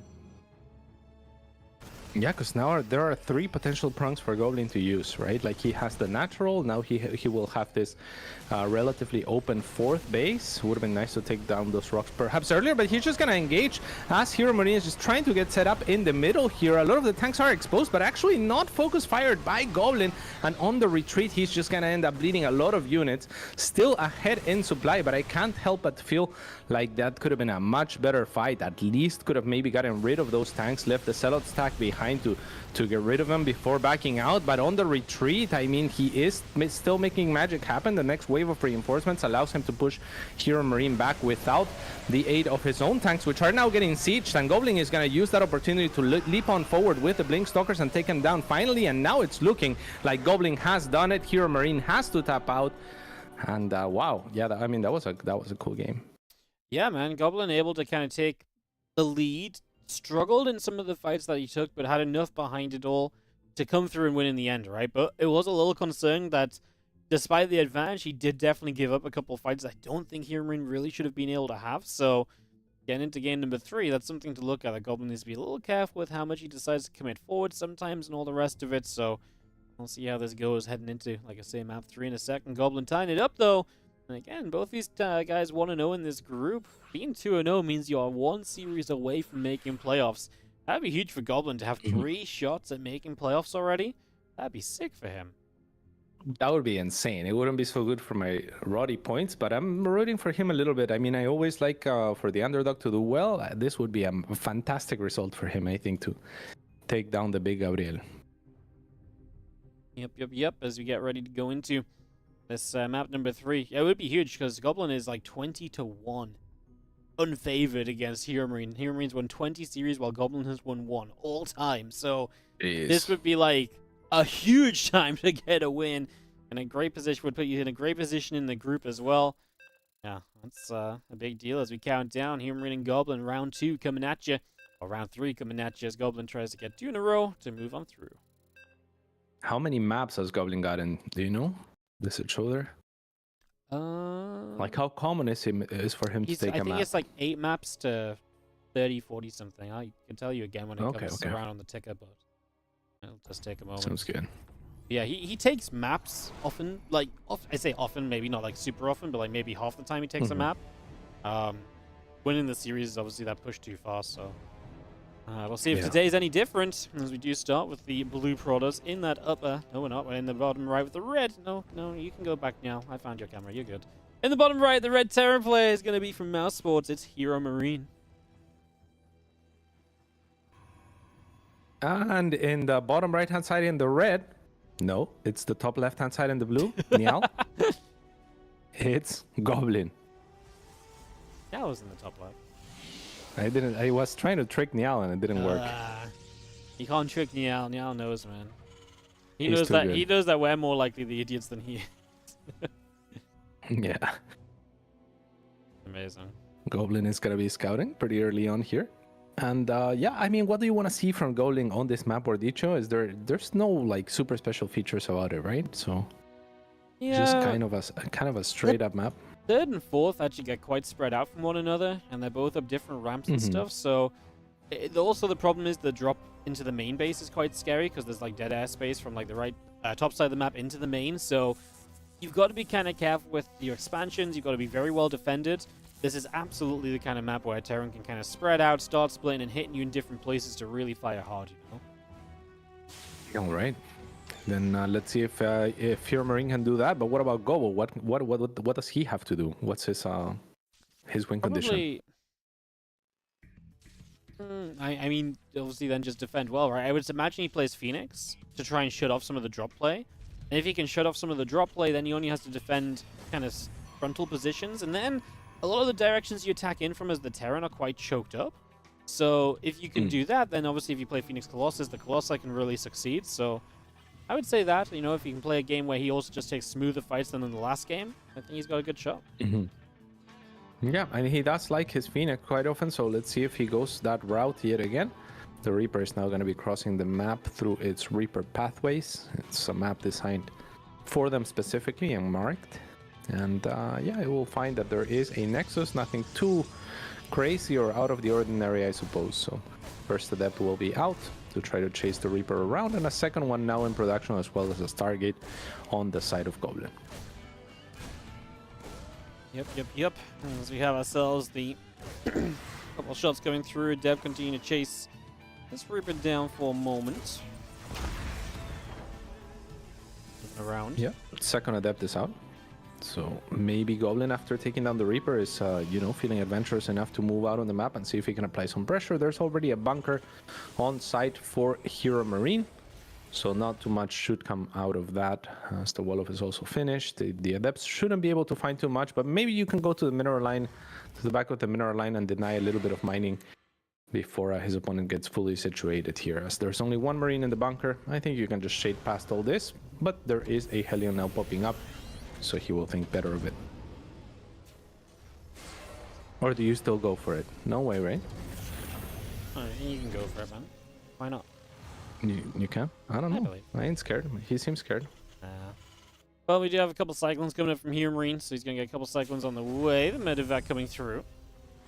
It's going to be seeing a couple of Adepts moving around again. The Phoenix and the Wolf Gate continue to come about. Our Gateway coming online. Just getting a couple of Probies coming up as well. Yeah. I mean, after that Reaper got taken down, I feel like there maybe was an opportunity there for Goblin. Especially with this Phoenix follow-up, is very nice. Could have maybe snowballed, picked off like one of these expensive units in the Cyclones, who are now moving out. So that could still be very nice for Goblin, right? Because HeroMarine doesn't necessarily know about the Phoenix. In small numbers, those are going to be fantastic against the Cyclones. And HeroMarine is being a little bit careless here, moving out with these two boys. Yeah, he is just going to send them. He wants to try and catch something if possible. The Medevac coming as well. So overall, a pretty strong push once everything is here. Let's see what he can get from it as we get an unload going. And of course, this really depends on where the units are at from Goblin as well, but we're going to get ourselves onto the third. And now you've got to come up this ramp. No battery. Yeah, no battery. Exactly what you said, right? So you lose that straight away. How much can we fight? Well, we're already going to net ourselves a Phoenix kill. That's a pretty big victory as well. I would say this is a good start for HeroMarine. It does look like it, as now the Phoenix do manage to tag on to the Medevac, who for some reason doesn't seem to have its speed boost. Now the Cyclones do get dropped on the back. One of the Cyclones gets misrallied, and the pathing is not favorable for HeroMarine, as now Goblin looks to pick off another Cyclone, doesn't manage to kill it, and now the Medevac picks it up to save it. That's so very sad for Goblin. Still very bruised up. Medevac now turning around back for it, or the Cyclone actually loads the wrong Cyclones into it, but it won't matter. Now imagine, I mean, a couple of Stalker shots onto that Medevac on retreat, and then everything dies all at once. That would have been nice. Yeah, that would have been absolutely brutal. That could have been it for Goblin, right? You take that out, and then maybe you get a bit of momentum going your way. He is playing very differently, by the way, going into that charge setup. So utilizing that charge instead of Colossi, and yeah, going to catch this lip as well. I got to say, I like a lot of what Goblin's getting done. He's finding, you know, getting a lot of catches and all the rest. I like it, man. I like it. I can't help but to feel that could have been so much better for him as well, right? Like if HeroMarine doesn't find that shield battery as early as he did, then it's an easier defense. I also still don't quite understand. I'm sure I'm missing something, because Goblin keeps picking up Marines instead of Cyclones with the Phoenix. So I feel like that has to be a failure of understanding on my part on maybe they have too much HP or something of the sorts, as I otherwise think of them. But it felt like maybe there were opportunities for him to punish HeroMarine on retreat, even despite the fact that, you know, his shield battery got taken down earlier. Phoenix got a couple of shots off. Charge coming through. Phoenix Robo Facility coming about. The extra Zealots coming around as well. We got the Phoenix back up to the top side. Stimp back, 1-1 upgrades. Interference Matrix all building through. That Raven is about to finish as well. Just got our Cyclones and the Medevac joining together. A few SCVs move across the Raven as well. We got ourselves set up here. Yes, indeed. A lot of Cyclones now. I mean, HeroMarine is going for pretty heavy on those, at least for this early game, which is rather interesting as they recently almost inarguably got nerfed, right? Or would you say that there is a utility now that they have gained that makes them more useful in some situations? It's kind of weird because like Cyclones, I do not feel like really scale well later game, right? So I don't know if I really love them at all. It's a lot of army supply caught up in them, and yeah, we can just lift a couple up as well. I just don't think the Cyclones ever deal with the Zealots quickly enough. We should surely send more Zealots into the natural here, no? Like, if you send some Zealots up in this natural, HeroMarine can just be held off up that ramp. Yeah, now he does it maybe a little bit too late, because now reinforcements should be able to deal with this to some extent, but he is forcing the SCVs to pull away, and Goblin getting a little bit of momentum on his side. Going to get the missile turret here as well, which allows the Phoenix to maybe show up on the natural a little bit more easily. Yeah, I like this. That's 9 workers killed. Good play from Goblin in the end. And he's still set up to maybe make something happen. Now he's going to dive on the third, perhaps. I mean, honestly, it feels like there's so much dive potential for Goblin, but he's been extremely respectful. It's extremely respectable. Also, like, he picked up those 3 Cyclones earlier, but he wasn't able to capitalize, right? It seemed like the Stalkers maybe weren't in position to try to gun them down, but that felt like a catch that should have been a little bit harder of a punish from him onto HeroMarine. Now he's angling to try to do some more damage with the Phoenix, spending some of that energy. We'll get a couple of extra SCVs, and things continue to go really well for Goblin, who is now taking a 4th on the back of all this. So yeah, Goblin fans are have to be pretty excited here. No, I mean, it's a huge opportunity for him, right? He's getting all the tech up behind it. He's put himself in a good position. He's done good damage. The 4th base is coming online. HeroMarine is delayed on his armory, so his 2-2 is slow, so it gives Goblin a bit of a chance to play catch-up on upgrades as well. I think all the signs are kind of pointing to Goblin. Now, it's not to the point where it's like, okay, this is Goblin's game. It's absolutely like, hey, the Goblin's got a good chance here. He set up well, very similar to the last game. He got a good setup. It was difficult to close out, but he was able to find it in the end because of the setup that he had. He had a lot of chances. I feel like that's where we're at once again now. A lot of that army supply of HeroMarine is still in Cyclones. To me, that just does not represent good army supply at this stage of the game, so his army is not really equal in army kind of size as the supply may suggest, so I think that's a big factor. Yes, indeed. I mean, there are at least 3 Ghosts on the way and 2 Ravens with nearly full energy as well for HeroMarine, so the potential is there for him to land the right spells onto the right targets and kind of melt everything, but he has to execute, of course, and Goblin to some degree has to let him. He has to be careful, Goblin he does, as Blink is almost finished, but not quite yet. Upgrades on the way, but also not quite ready. And now there's the first 2 interference matrices, which are gonna allow for HeroMarine to try to go further with this. The Sentry in its dying breath drops a force field, which stalls a little bit, and now it's Goblin who can kind of engage back this Ravens. I mean, they still have the interference matrices, but Goblin has so much, and now one of them gets taken down. My Roddy points down the drain, 20-1 in series, and of course, as soon as I bet against, this happens.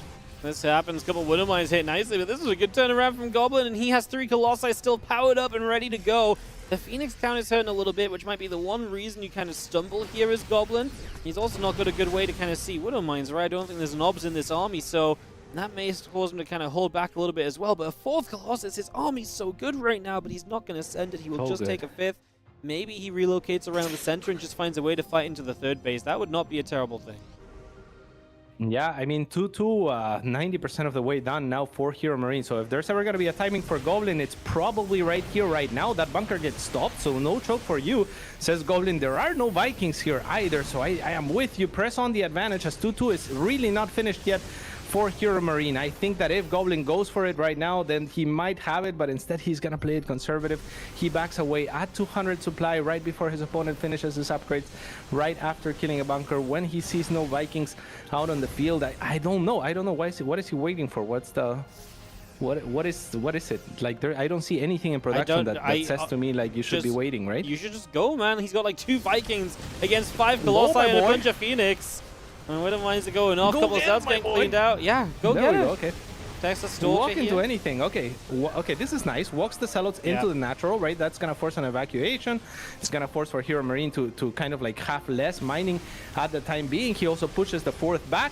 And now, I mean, now if he sits, it's fine. Now if he engages, it's fine. He's gonna choose to engage. 50 supply up.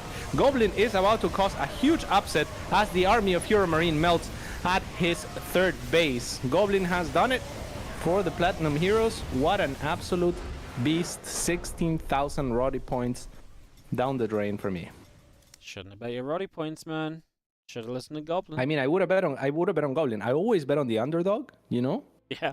But this time there was like, it was such a good deal. It was like a Such a good 50-50 deal. between Goblin and HeroMarine. And then, I mean, if they offer you a 50-50 between Goblin and HeroMarine, you gotta take HeroMarine, you know? Nah, I mean, mate, I'm not disagreeing. Ridiculous. You made the right play in my eyes as well, Cats. Just, unfortunately, was not And the yet, right play yeah. for the day. And HeroMarine goes 1-1 in the group now. And that means that Goblin is 2-0. After 3 matches in Europe, we're actually starting to see a couple of upsets, Cats, because that really is, for Goblin, such a huge victory. He's now 2-0 in this group. He's a series away from playoffs. Goblin could not have asked for a better start to this Swiss group stage. And taking down HeroMarine on the way, it's not like he's just had easy opponents. Like, HeroMarine is one of the best in this group. So, yeah, that is an absolutely huge victory. From here on out in Europe, we've got 5 series left, and it's all players who are 0-1. So this is absolutely not do or die, but it's definitely time to start doing, because if you don't, you're going to be 0-2 and fighting for your tournament life next week instead of in a much more comfortable position. So it is going to be important for each of these matches coming up. The next of these is going to be GungFuBanda taking on Aristori, a newcomer to these regionals, though a player that we've definitely heard a lot of when it comes to online events, etc. So excited to see how this one pans out. GungFu takes on Aristori for some PvZ. That's up next.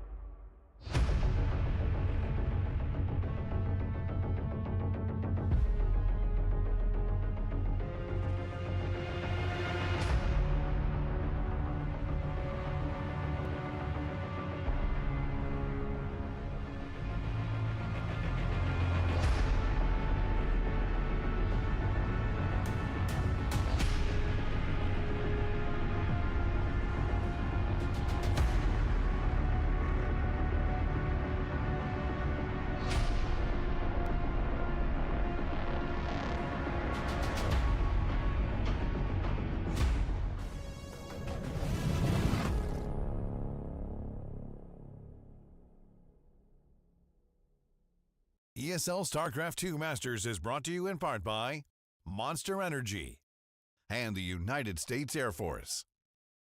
Okay. Welcome back, everybody, as we get ready for this next matchup coming through right about now. We are going to be heading on into, this Aristori versus GungFuBanda match. So this is coming up in just a second.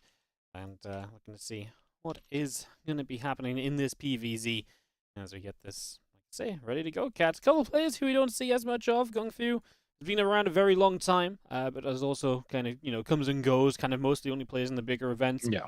Aristori actually plays in a lot of the smaller online events, but never usually makes it into the bigger events. So that's a really cool stepping stone for him here, which sets us up for a fun little time as we head into map number 1 of this best of 3. Both these players 0-1 and looking to start making a bit of a turnaround and a comeback. In the bottom right, it is GungFuBanda.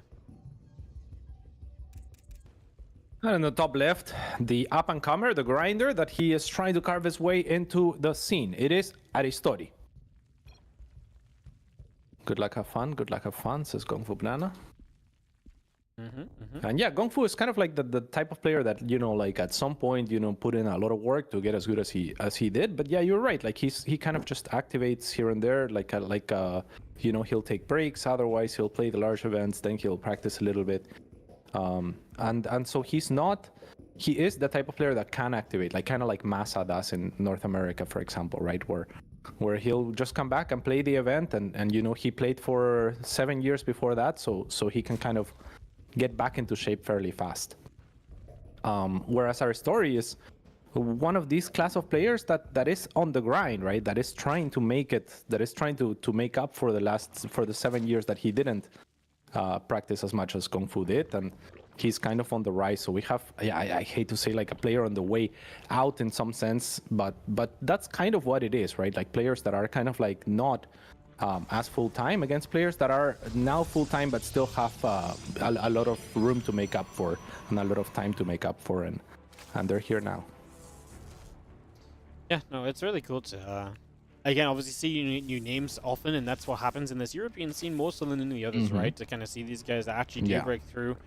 Europe has been the one region that continues to see newer players kind of show up, and yeah, okay, we're not kind of seeing them win championships, but just seeing them making it into this regionals competitive with the top guys. The European scene is such a fun one to follow because of that. It changes all the time. It's an absolute treat, so gotta love that as we... For sure, and we haven't seen it won championships, but we've seen them get to the place where, like, for example, like Spirit is a player that has been improving for a very long time, right? And is kind of getting there, like, consistently to where Cristiano we just watched, and he is a newer player than Spirit in the sense that he didn't enter the scene, like a decade ago, but yet still, like, over the last few seasons, he's been getting better and better and better, so I think we'll get there. And we do have players like MaxPax, right? And even Clem, who kind of at some point popped in and just had meteoric rises very fast, and now they're well established. Yep. No, it's very true. Like, MaxPax is the example of probably the most recent like newcomer who has gone on and won things, especially online. You could definitely say he's won some online majors, right? And finals in this regional a couple times over as well. So don't doubt the MaxPax, but yeah, it's he's the exception, right, to the rule, which is that it's tough to grow to the top, and yet we still see so many players grinding to get there and trying to be the one to break that trend. Yeah, absolutely. And our story is going to be that this time around, so I think we've set up well the underdog and for the people to get behind him against the evil GungFuBanda. Hogging the money. Yeah, this guy has like a real job and everything. He still comes in and wins some money in the regionals. He like, still comes in and wins the money. Yeah, bro, that's not cool. From the up-and-coming kids. Yeah. Not okay. Not okay, and then man. in the interview, he's like, like I was hangover, so it's like, okay, GungFuBanda, you gotta rub salt in the wound. Yep. He is good. He is talented. No, he is very, very good. It's always cool to see GungFuBanda just show up and be like, hey, by the way, I'm still really good. And we're like, oh, but you don't play? He's like, yeah, I play enough. I turn the game on every now and then. I have a natural talent to kind of show up and be good. Like, it's good enough. I'm like, okay. That's kind of cool as well, as he's going to get a final, by the way, cats. So, nice little catch from those guys. Yeah, very nice indeed.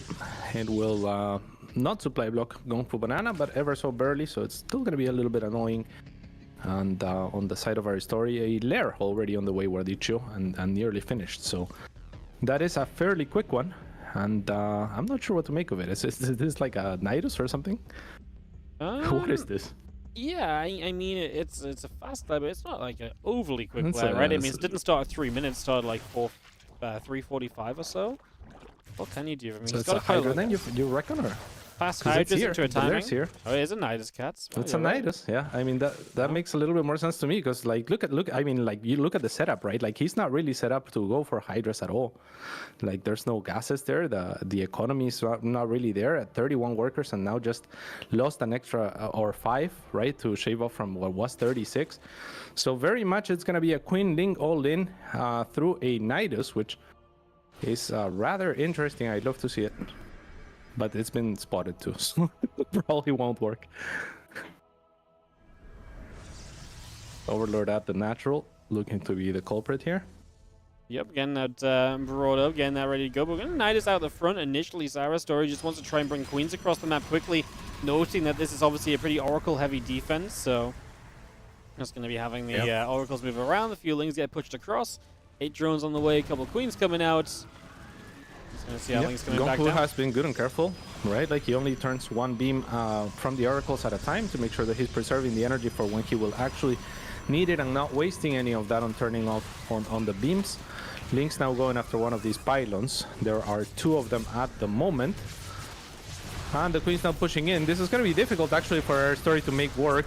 I do enjoy Queen Ling aggression, and you know, when there's already a couple of batteries set up and this many units out and in a choke, it feels near impossible to make work. And this feels more than impossible to me at this point, right? It's 39 workers to 53. There's really, you just gotta tap out here, sadly. Yep, no, it's just done. This is pretty much just not worked at all, right? So now GungFu is just in a great spot, and Aristori starts to build up a Hydra Den as a backup plan, but not exactly great. I like it. I mean, yeah. It's good if he had done something with this, right? Like, but he didn't do anything with it. If he could have, he could have, I don't know, I guess he did force some static defense. Like, that's the saving grace, right? But it's just not enough. Like, these are pylons, they're going to be useful. The batteries, there was already 1. Like, it's not a great investment into the rest of it. 1 cannon. I mean, yeah, nothing to write home about. Like, just paying it or canceling the investment of the Nidus, if that, and then you get situated. You're ahead in workers. If you're GungFuBanda, a very, very difficult position now for Aristori. Yep, this is not exactly looking all too pretty. I mean, obviously he's gonna get chased around by oracles a little bit as well, so that's gonna be something that goes down. Just some oracle action over there for a couple of moments, and that's even more drone losses as GungFu just says, cool, I'm gonna take a 4th base. I'm gonna set myself up even further here. I'm going to put myself into a better and better spot, so just continue to see that coming through. And yeah, hard to really imagine that GungFu lets this one slip away. You'd have to really mess up. So Yeah, he would really have to mess up. He's being very careful about it, right? He's taking a 4th and whatnot. He could just explode in supply, go for any sort of all-in that he wants, and I think he would probably be able to end it. But this is kind of like the conservative way to go about it. A lot of the strength of Zerg can be in the mid game these days, and you know, that means sometimes that if you can just get to, you know, your Immortals, your Tempests, and everything that you need in the late game, however you want to close it, Storm, right? Like, it's gonna be pretty good. I think if you're Aristori, you're gonna try to survive and go for lurkers and then try to take it from there. But that's if he survives.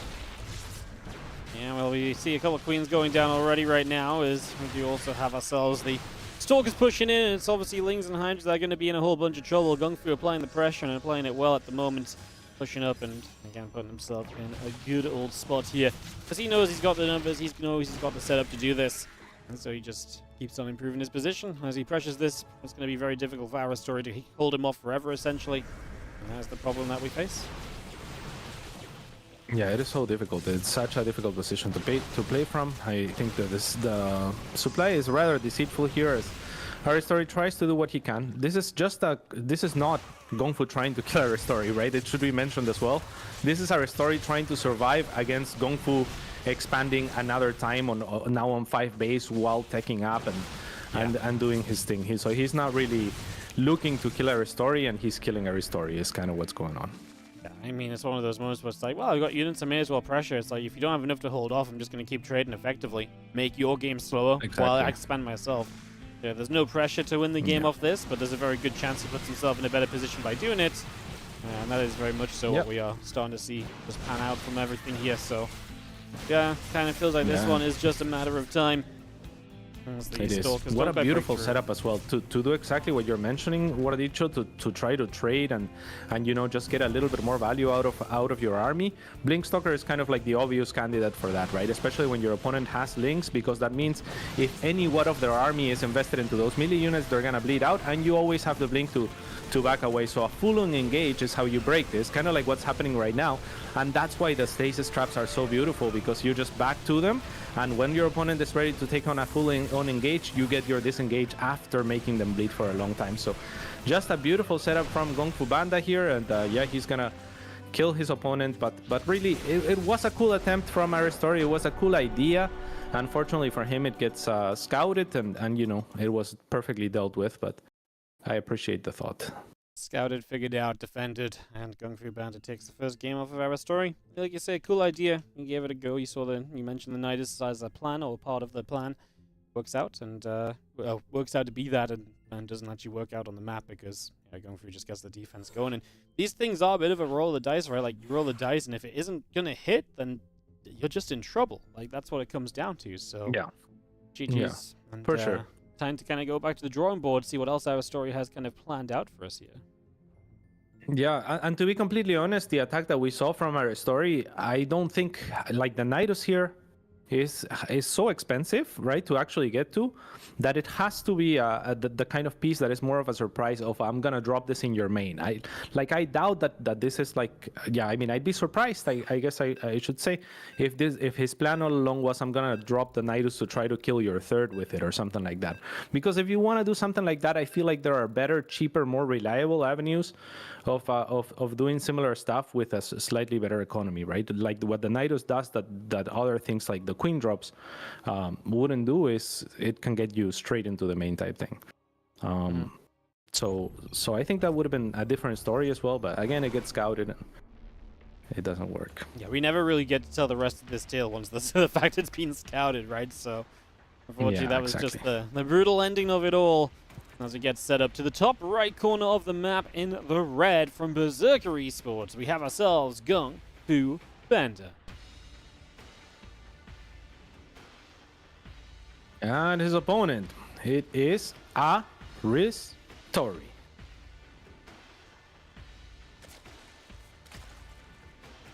Not quite as cool as GungFuBanda. No, not nearly, yeah.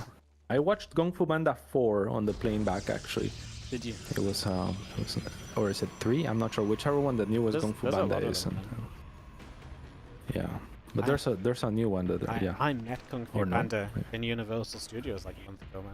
No way. Yeah? Like the real one? That's crazy. Well, unless it was just some imposter in a costume, cats.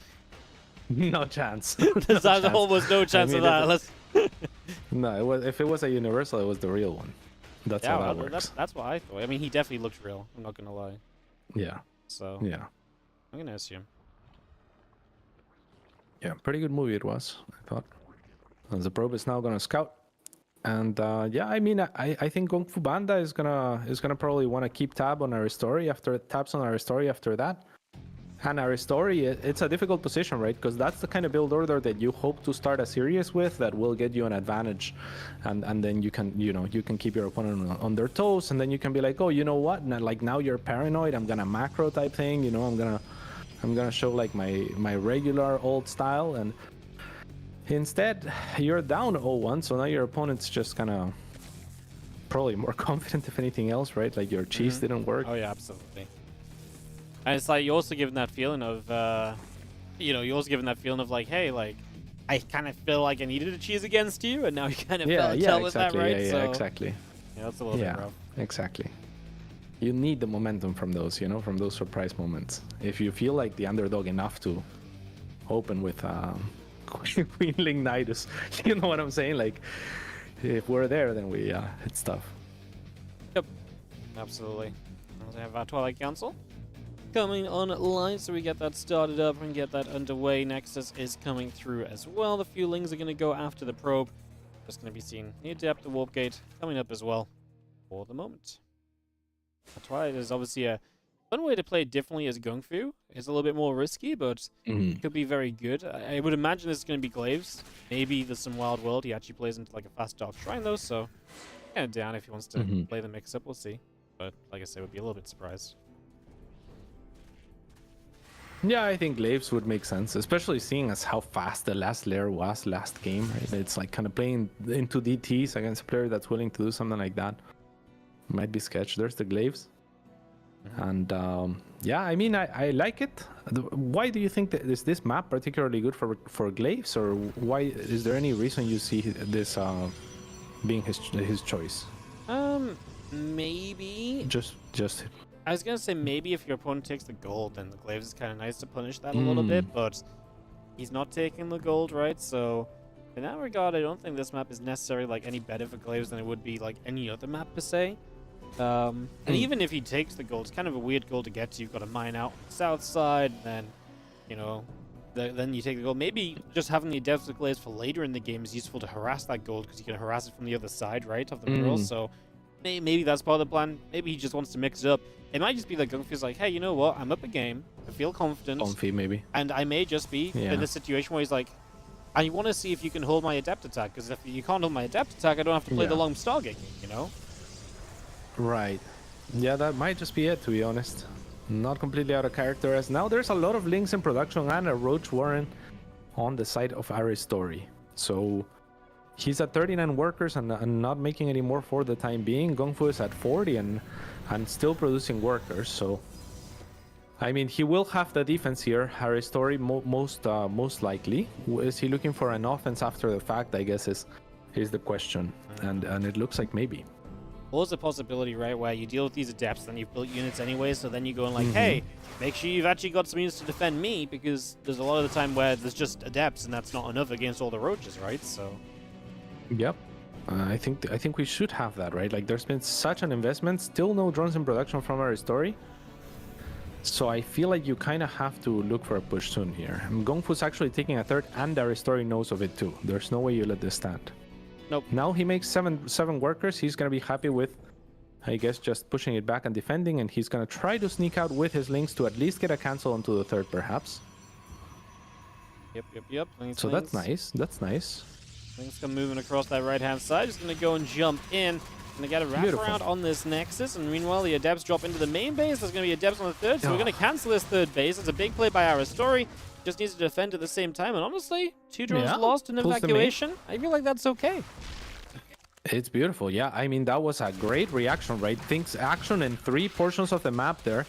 At the third of Aristori and the main of Aristori, and at the third of GungFu, all at the same time. So to have lost only 3 workers, 2 Glaive Adepts in that process, and cancel and kill this stronghold location, I mean, yeah, that's amazing news for an Aristori that has positioned himself in a similar position to what GungFu was in the last game in my eyes, where the supplies are saying like, it's kind of close, but I mean, that was fantastic for him.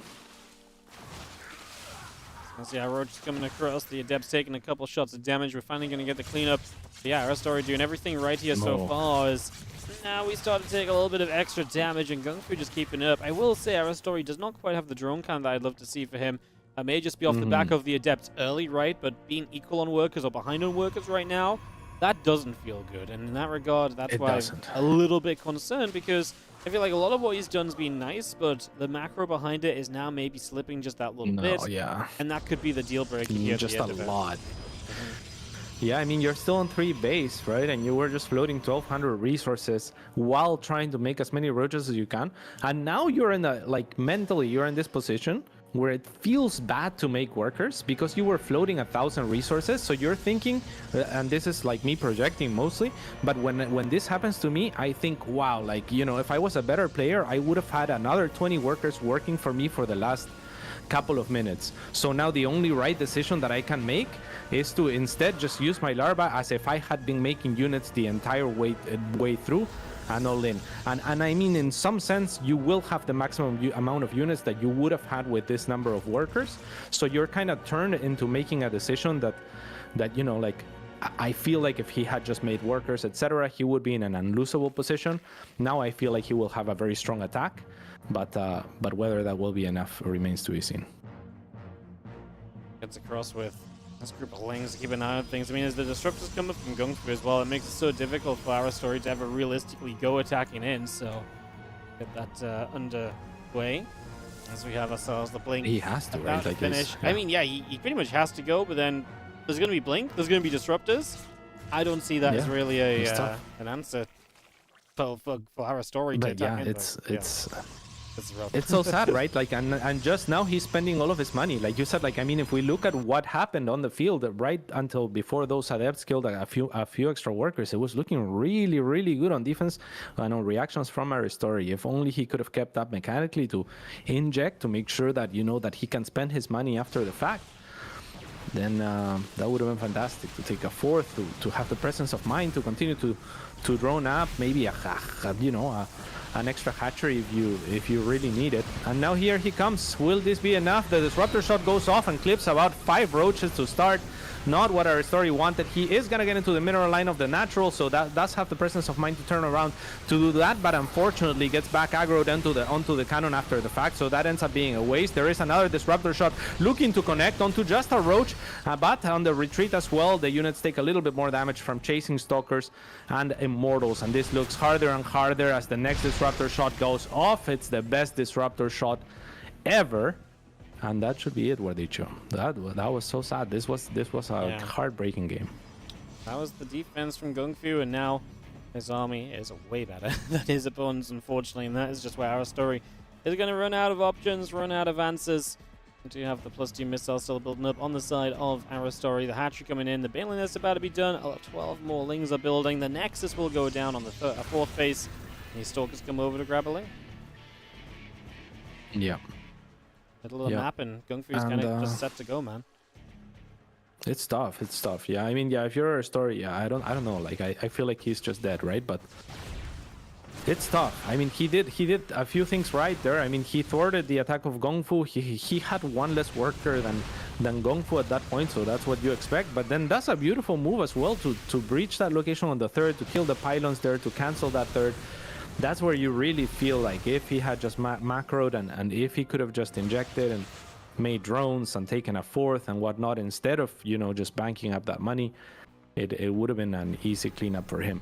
As it stands, I mean, the potential is there, the tactics were there, the ideas were there, but the execution was not, and that's always a good thing to take away as a player like Aristori, right? It's like, okay, like, you know, if I execute a little bit better, then I am where I need to be.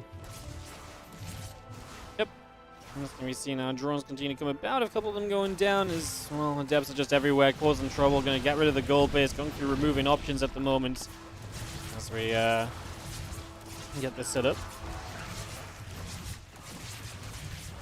I'm just going to see the Lings continue to come about. The adepts will go down. I mean, just 18 drones dead cats just add to the problems. Yeah, I mean, yeah, this is unsoluble, right? Like, it's the supply lies for sure, right? It says 169 to 156.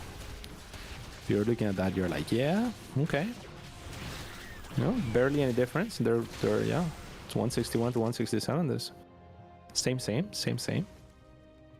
But the reality of it is, it's tough. I mean, if Aristori can get maxed out, then we can start talking about a little bit of hope, just because of how good Baneling's skill per supply, and Ravagers are not bad at that either, right? Like, Roaches are terrible, but Ravagers do improve quite a bit in that situation as far as cost per supply. So maybe Aristori can make himself one more punch and see if he can punch through.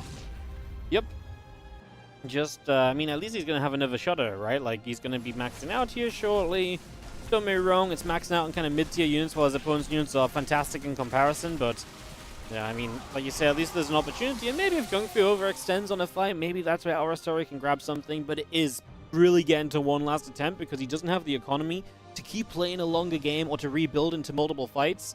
This really has to be a one-and-done situation from Aristori. That is the only way he gets it done right now. Yep. Exactly that. He does have a lot of gas, so you know his army will be pretty expensive when all is said and done, and that is the last saving grace, right? This is not. It is actually a competitive army in terms of price with this very tech-looking Protoss army, just because it is. Oh my God! Per supply, it is so good, and just as we see that before the engagement starts, I have the army value open, and before the engagement starts, it has been thwarted to where the Protoss has an overwhelming advantage, just by virtue of poking and using those spells to perfection, right? The disruptor shots, the storms. They were beautiful from GungFu, and they have basically torn down this army before it can ever get to really fully on-engage. It's That was tough. a brutal fight. That was cool. Yeah. Oh, that was just absolutely Jeez. disgusting. This is why some people think Protoss is OP, man, because like fights like that just look thoroughly sickening.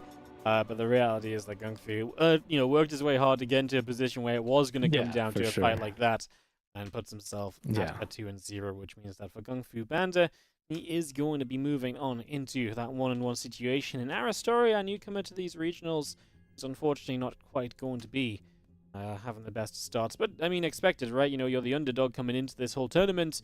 You're going to be the underdog in pretty much every match. Being 0-2 is kind of what a lot of people expect, but you know, you've still got that 0-2 match to go. Hopefully we see something from Aristori, as he's got cool ideas. It's just he's been unable to really kind of follow through on those ideas a lot of the time so far. Yeah, for sure. Cool ideas, really cool tactics as well. Again, a really good movement on the map. Like, he's a thinking player as far as like what he's choosing to do quite clearly. He's consistent even with his decisions. The problem is his mechanics, I think, are boxing him into a place where he has to make certain decisions in order to be consistent, right? Like, he has to be like, okay, like I'm floating money, going back for drones feels bad, but if I make army, then but he kind of puts himself in that position where quite clearly it's inadvertently, right? Like, he's not trying to float 1,200 resources. No one is. So yeah, I think he's really cool. Really cool to watch. Really fun to watch. I even like the idea that he gave himself like a very supply efficient army towards the end, a very expensive army to fight with. You know, there is a universe where that can win him an otherwise unwinnable game, and that's cool to see him go for those opportunities. Well, with that, guys, it's time for a quick little break, just a round of ads, and when we come back, we're into more action. It's going to be uThermal playing random, taking on PtitDrogo in the next matchup here, so stay tuned, because you don't know what matchup you're going to get. It could be anything.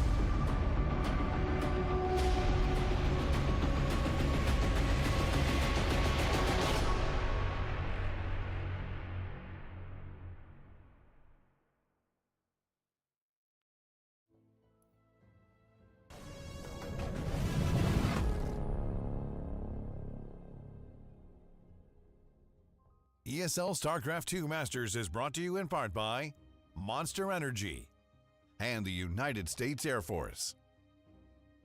Cardi C still with you. Cardi Z still with you. Coming in and bringing you guys action today as the random uThermal takes on Protoss player PtitDrogo. Well, we are ready to go into this if the players are set. We are random versus Protoss Cats. Cats, how do you approach it? If someone plays random against you, how do you approach the matchup? Like, how do you pick your build? How do you veto your maps? What's the approach? Yeah, I don't really have much of an approach. I guess I usually scout a little bit earlier, but the thing is my drones, they usually tend to morph into hatcheries and on the other side or stuff like that. So I only really don't like it if it's against Zerg, and otherwise I feel like it's kind of like baked into my openings. Whereas Drogo is a much more methodical player than I am. So if anyone's gonna, I think, struggle to just like be very flexible and whatnot against random, it might just be him. I'm not sure what adaptations he's gonna make, or if he's just gonna say, I'm just gonna play a casual build that does well against two of the matchups or something like that. All right, well, we're going to start on the top left-hand side where we've got our random player who has rolled as Protoss for game number 1. It wouldn't be Europe without PvP. It is uThermal. And his opponent in the bottom right-hand side, it is the blue Protoss player, Drogo.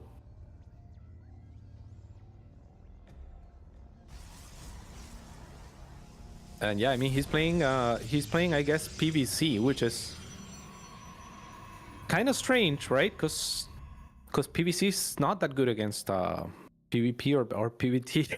You know what I'm saying? But in this case, I guess you can play it like this. It's a middle ground in PvP, right? It's just not what I think of for Drogo. Usually, he's a little bit more standard than this. Like, you could see Max Pax doing something like this for sure. Yeah, I think he's just sort of like rolling the dice because 2 out of 3 times it's like, oh, you get Protoss or Terran. Woloff's kind of fine against those races. Against Protoss, it's not as great, but like you say, it's not impossible. Drogo's going to say I'm a bit more experienced in the matchup, and that should let me make up for it if I do roll this disadvantage based on my initial build and choice. So I think this is just a game of odds from Drogo and just saying, well, where do I take an advantage? What is the worst case scenario? He rolls Protoss against me, okay. Am I comfortable enough in PvP playing the low ground gateway? Yeah, probably, because surely I have way more PvP experience than he has. Surely. I mean, that is very valid. That is a very valid approach I hadn't fully considered, right? Like, he could have actually thought this through to where he's like, okay, like, I'm gonna... But then why is... I mean, it's still kind of sketch against Terran, which I imagine is still uThermal's best, right? Or... I don't really know what his shape is like. Maybe Zerg is scarier. I mean, you can still play it. It's, like, risky against, like, certain proxies and stuff, but... I guess it's kind of fine against the majority builds. A lot of the time you want to wall off at some point in case of like Hellion run by and so on, so it can be punished, but I think the Terran has to do very certain things to punish it, which isn't a guarantee either. Okay. We see Drogo here looking for a little bit of a block, a little bit of a slowdown onto uThermal's expansion. uThermal already has a sentry. Yep. And they stop her. Yeah, we're going to get to see some of them new sentries, and the fact uThermal is looking to basically just expand kind of gives me a little bit of excitement, Cats, because, we wouldn't necessarily guarantee this, and it shows that uThermal is kind of happy to play the 2-base versus 2-base Protoss rather than just being like, oh, cool, you've got a low ground gateway, that means I can go and try and kill you, and we kind of see that kind of older kind of, aggressive PvP style, so I think a lot of people might have expected that, but nope, we're going to kind of match Drogo on the expansion. I'm going to see uThermal choosing to go into that robotics facility. Meanwhile, Drogo is Twilight Counciling it up, so that is our difference in setups for the moment. Yeah, for sure. I mean, what do you think are the chances here for Mark now that we have hit the PvP? Because I think before the series, maybe I thought of this as a 50-50 or so, just in my mind. But now that we've hit the first PvP and it's kind of like this standard macro game where Mark isn't really looking to do anything too crazy or to, like to surprise his opponents all that much for the time being. Do you highly favor Drogo now, or you think we're chilling? I think we should. But then I'm like, if uThermal's comfortable to do this, clearly he doesn't... You know what I mean? Like, he doesn't... So. Yeah, because he had the opportunity, right? It was the perfect chance to be like, oh, cool. Yeah. Low ground gateway PvP. So if he didn't want to play the macro game, he had his out already. So... that kind of makes me maybe feel better for uThermal than I would have when he first spawned in. So it's kind of weird. I love that, yeah. Yeah, I kind of believe in his own belief, I guess. Yeah, I can see that. All right, he's going to be lagging for the time being, just the 5 workers behind. He did load up 4 sentries in the War Prism, though. So he's trying to make a YouTube video out of this as well. And I imagine if he can get behind that mineral line, I mean, the 4 sentries will pretty much destroy the shields very fast. Yeah, and you can trap them, right, with enough force shields. So that's actually kind of a sick idea, man. If this works, I'm going to love it. So I'm already on board, cats. Show me the way. As this could actually be pretty devastating for these probes. They're gonna have to pull quickly if they do want to pull away. There's nothing in the back of this base. They already didn't. This is tough. I mean, everything's gonna get trapped here. At least all of those probes now are basically. Oh, what a beautiful recall from Drogo! Quick reaction time as well. So that's not too bad. Only 6 workers have fallen so far. Don't give him any more. You don't want to walk back in there. And he is walking back in there, but he has Blink. So that is going to be really nice. Actually works as a bait. And the recall is there for uThermal. I'm not even sure how he recalled and still dropping. Oh no, that was Drogo's force shields. A little bit weird to waste the energy instead. But yeah, I mean, that works out really well for uThermal. Yeah, that was actually really good. That was so strange. Obviously, Drogo's taking a 3rd base, which now uThermal's going to try and punish. Just going to move on the map and try and send it. The only thing lacking really right now is the Prism. If he'd still had a Prism already, right? That would have been amazing, but obviously not quite meant to be. Shaking. And he is going to expand behind this, but I still like his pressure, man. I still like the pressure he can apply. Yeah, I mean, I love his pressure, in fact, right? Like, if he only had the War Prism still around, I feel like this would be pretty much game over.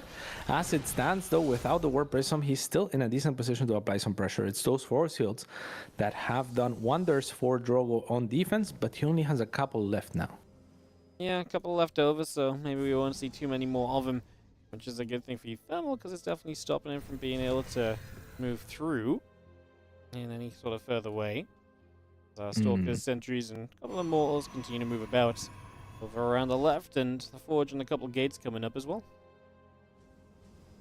Yeah, the War Prism's being remade, but it wasn't there for that attack, sadly, and I feel like uThermal still had an opportunity there, maybe, and he is lagging behind probes, so maybe it would have been good to do something or try to do something more with that army advantage. If he could have had the presence of mind of remaking that War Prism for this push, it looked like a really strong push, right? Yeah, no, I'm with you, man. Because also, as well, the force fields are so much less effective when there's a Prism in play. They can buy you time, but they can never get your units trapped and killed because the Prism just evacuates. So it gives you so much more confidence to move forwards and aggressively poke in than what you would have had, just there. You already saw a couple Stalkers having to go run a weird direction trying to get out of force fields. So definitely feel like that's a bit of the factor as well. Cool one, though. Yeah, I mean, he's still okay though. Blink is about to finish. He has these 4 sentries going back in. So, I mean, I love it. I hope it works again.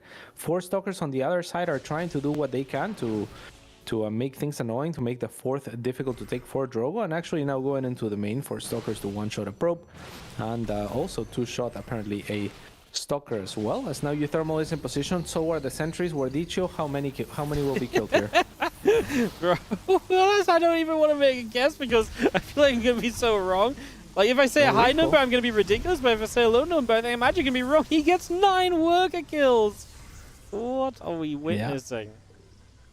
I mean, that was also for minimum energy spent, right? It's not like he used all. Yeah, that was very nice. That was 9 probes just off of 2 force fields, exactly, and saves everything in time as well. He didn't overstay his welcome or anything like that. He could have gotten easily 16 probes at the risk of maybe losing some or all of that, but he gets 9 safe, and that's awesome. Yeah. Good job is just going to see now +2 in charge finishing now from Drogo, so you will have that on the side as well. And that rolling here. And just have our units going through and up the left-hand side of the map, so on a little bit of a journey. And Stalkers running into each other. Prism comes back in, man. Cats, how many times do we see this Prism show up? Yeah, way too many. And now, I mean, there's the trap onto the probes yet again. Another stalker's gonna fall. The force fields continue to be good. More warpins on that side. On the other side, I mean, the immortals are there. The problem are gonna be the zealots, and there is a couple of really good force fields from Drogo. That's gonna isolate at least one of those immortals. It could have maybe been two. The blink forward is questionable, perhaps, onto a cannon and the fortified location or position from one of those immortals. And again, uThermal's doing wonders on the other side, Guardicio. So I feel like Drogo has to look for a kill move, and that blink was just not it. No, this was not it at all just yet. So far, we are going to be seeing uThermal protecting himself and keeping himself very much so alive right now. So looking to stay in a pretty respectable position here. And honestly, it's going to make this happen. He is down in upgrade cards, which may affect him to some extent at some point, but he's also going to get the armor upgrade, so that's at least something that helps. He's now winning the fight over here as well. His Stalker's going down. Can he actually protect this Nexus? He actually might. He will. I mean, oh my god. That is ridiculous. That is ridiculous because that's up to Drogo. But of course, Drogo is preoccupied watching what's going on in his main because he really just needed to shift the attention of one or two units or you know, at any point, all of his army to at least get that Nexus on the way out. As it stands, somehow, some way, this is still an even game in terms of supply, which is just mind-boggling. What is going on? I mean, such a crazy game. Yep. Looks like uThermal's lagging as well. Man, yeah, what a crazy game, because this is going to kind of equalize. Drogo has more workers, uThermal has more army supply. I feel as though, generally, though, looking at this, I mean, I like it more for uThermal. He's got more Stalkers on the map, and that's a big deal, because Stalkers are a bit more expensive to replace than Zealots. So, in terms of standing army, uThermal's army is just more valuable as well. This is true. Like, yeah, there's a little bit more gas there, a little bit more potential for retention. Drogo feels hard-pressed to try to make something happen here and try to kill the fourth of uThermal. uThermal better be paying attention so that he can punish. This Nexus cannot be saved, but the army of Drogo could potentially be punished. However, with this warping of Zealots, it's starting to look really, really good for the Frenchman. Yep. No, he is no battery, right? Yeah, he gets rid of the Nexus, which is obviously a big deal, and now he's just going to keep coming through. The Zealot numbers are huge. I thought uThermal might be able to match him to some extent in Zealots, but he's just been focused on Stalkers. He's going to pull back now to where he does have a battery. This is potentially where the fight could turn around for him, but he just needs something to start tanking against the Zealots, man. Really needs it. Yeah. Yeah, that's unfortunate. I mean, uThermal, it really looked like he had it for some portions of this game. Some really cool tactics as well. But Drogo smells blood in the water. He knows what to do, and if he doesn't get answered, then he's gonna continue to push on forward. And unfortunately, a little bit of lag here. Yep. Was that me? No, I saw this one as well, this too, so I don't know what's up this time. This time uThermal's gonna say okay, he's gonna say GG. It's a little bit of an awkward ending, but Drogo does clean up and he does finish it out. Drogo takes game number 1 of this best of 3, so Drogo with the 1-0 lead. And man, he lost 15 workers to sentry drops. Still turns it around. I honestly really felt uThermal had it there for a couple of moments, man. Like, I thought we were witnessing something. It was kind of wild. No, for sure. For sure, it looked like he had it, to be honest. It was just an issue of I think... I'm not even sure what happened there. I think if he made a battery at the 4th, I mean, towards the tail end, but even before that, it felt like at some points, you know, he had the much better end of the trades. So I'm not sure at which point it went so wrong to get us to a position where Drogo, you know, was in a killing position. Obviously, like at that point, I think a shield battery would have gone a long way because you have Stalkers, right? So the Nexus tanking against the Zealots is how you output enough DPS to actually win those fights. And you have a blink so you can retain, and you like structures in front of you, right? So if your structure has 10% of the HP that it could have if it had regenerated all of its shields, then it's not going to be too helpful, and you get to engaging right away, and now you're in the open, and there's no battery overcharge, right? So I feel like a battery or two would have gone a long way there. But before then, even, it felt like in that trade where he's with the sentries and warping in his main and defending Drogo at the same time, that really felt like uThermal had it right there and then, and I'm not sure what happened. Yep, absolutely. So we got ourselves ready to go into this next one. We just wait for our players to join. I think uThermal's just taking a moment maybe because of internet stuff, so he will work on that and we'll get that sorted out next couple of moments. get that underway. What are you hoping he gets? Are you hoping for Terran? Are you hoping for Zerg? No, I honestly Are you think hoping for I think Zerg's is worst. So I'm kind of hoping Protoss or Terran. I actually would love to see another PvP, honestly, after game 1. That would be cool. I Yeah. mean, more sentry jobs, killing probes. I'm all about that, cats. What a great consequence It's of the good patch. stuff. Who knew the patch would lead to this? Yeah, and in particular in that matchup, right? So that's very interesting as well. That it's not something that's as replicable for the other matchups. Though I don't think it's like, you know, like the worst thing in the world against Zerg, maybe. But yeah, I mean certainly against Protoss, much faster work of those probes with extra damage to shields. Side Delta will be the map for this one, Wardicho. This So this pretty map's gonna be straightforward better map as for well. this map's gonna be better Terran. for Drogo's plan in terms of its initial opening. uThermal's getting. But what is uThermal getting? Race, guess. Ah, too late. No, I wanted. It's a to PvP. I Your wish told granted. bro, I told you I wanted to see the PvP. That's basically my guess. You There did go. want it, yeah. You That is get it. basically your guess. It's You also did get it. Europe. You're Got you. basically obliged to brawl Protoss in a PvP. Yeah.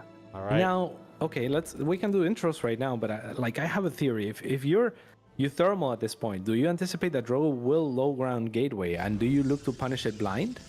Yeah, but this is what I was going to say about the map, because this map has a ramp, right? So it's going to be difficult so to it's punish fine. that. I see. Yeah, so yeah, the defense is there, so it's actually a good map to play versus random on, because you can really cover all bases. There's not really That's as much true. of a punish, so yeah. Yeah, and Drogo does scout right away for proxies, so anticipating that maybe uThermal could have gone for some sort of a punish, or you know, like there could be, but he could find barracks or gateways, I guess, out here. And from his perspective, it's an interesting scout to say the least. uThermal's gonna do a normal scout instead, and the probes will meet in the middle of the map or near it. Yeah. Let's have ourselves there. Gates coming up, the assimilator's coming through. Probe on each side as we get a couple of gateways coming down as well, so we get that on the way. And we just wait for the setup. Obviously, uThermal is going to high ground. I mean, uThermal knows PvP, so he's still going to go those high ground double gates. And Drogo will double gate himself, so he's just going to play low ground double gates. That's going to take away a lot of aggressive opportunities uThermal might have had. Yeah, for sure. And at the same time, uThermal will be fully aware of what's going on, so maybe he doesn't mind too much. Is there something maybe that he can do to delay the expansion of Drogo on the other side, block the Nexus with the pylon or something like that? That would be nice. Yeah, I mean, honestly, anything to slow down the expand if you're going to expand yourself, right, could be cool.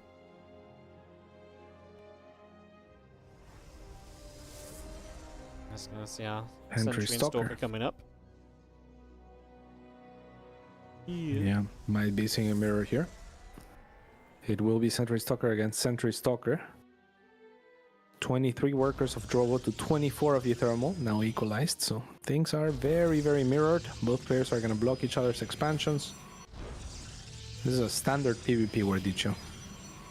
Standard PvP. No, it really is. Obviously, one guy goes low ground gates, but other than that, yeah. Pretty much the same situation. No one's going to try and punish those low ground setups or anything, so it should just be kind of fine across the board. Do you like at this point having the gateways there better, or do you like it less? Like which setup would you rather have? I guess at this point, I'd actually kind of prefer the high ground, right? Because now there's nothing that's going to be aggressively coming towards you that you need the low ground to help you defend against. Like, you need the wall to help you defend, so then it's just more likely that wall off loses you a gateway or something, you know? So there's certain builds where it's like the wall helps you buy you a lot of time, but the way that this game is going, it's just not necessary. So then it's just a liability. It's going to be more difficult to move out of your natural. So, so yeah. Yep, all fair points. I'm with you there. I like the open space at this point too. And now both players are going to be experiencing a little bit of a deviation in terms of tech, as uThermal will be going for the quicker Twilight Council. So what do you make of this, Wardicho? What are we going, just the classic blink? And what's up with the robos? How do you use the robo if you're PtitDrogo? Do you want to take a faster third perhaps and just look to defend? Yeah, I guess he's also a bit unsure. So he's like, if I go robo, I'm very unlikely to die because I will just have immortals. It will keep me very safe. It will keep me in a very good position. So I can only imagine that is kind of part of the idea right now. And That's a big part of the kind of steps we take to kind of continue through. Ooh. I see uThermal is going to go for the Dark Shrine. I guess the robot would keep you safe against stuff like that as well if you get the Observer out, but of course that still requires you to get the Obs out. Yeah, for sure, but it's a nice move for sure from uThermal, as that Adept is going to barely survive. I'm not even sure how that happened. And now there's a move out, and yeah, very smart from uThermal not to run towards the choke where he would inevitably die to force fields. Instead, he runs back, and now if he wants this extra Stalker, it's gonna cost a little bit more. In fact, there's no energy for 2 force fields, so it will have to be let go of. But yeah, great anticipation from uThermal, right? Very unintuitive to turn around and run towards your opponent, but it was very much the right choice. You see these Adepts gonna shade up. Stalkers, Sentries holding out on that ramp. Dark Shrine still coming online. Probes are building across the board. Nexus is starting up, and PtitDrogo is the Immortal and the Adept. We'll get into a little bit of an altercation. This one Adept, though, from Drogo is actually going to come through for good for you. Probe is going to get 3 workers. That is nice. I mean, this is really going to come down to that Dark Shrine, and again, there's not an Obs on the map just yet, so we are about to pop off for uThermal, I think. I think so, and he's warping in 2 DTs outside of range. Drogo is doing a uThermal onto uThermal here, as he drops a couple of sentries worth. Will kill 10 probes for his troubles. It's all up to the DTs right now. Don't listen to the supply. It's so important to note that there is indeed no observer out, and Drogo hasn't scouted anything in the main of uThermal that tells him there's DTs coming, and here they are. So now starting to rack up are gonna be kills on either side. Chrono Boosted is the observer of Drogo, and can uThermal find the pylon and depower the robo, because that would just be game ending. It doesn't look like he's trying. Yep. It's going to be seeing DT continue to move about a little bit. Just going to be seeing that DT goes down. 14 probes going down is brutal.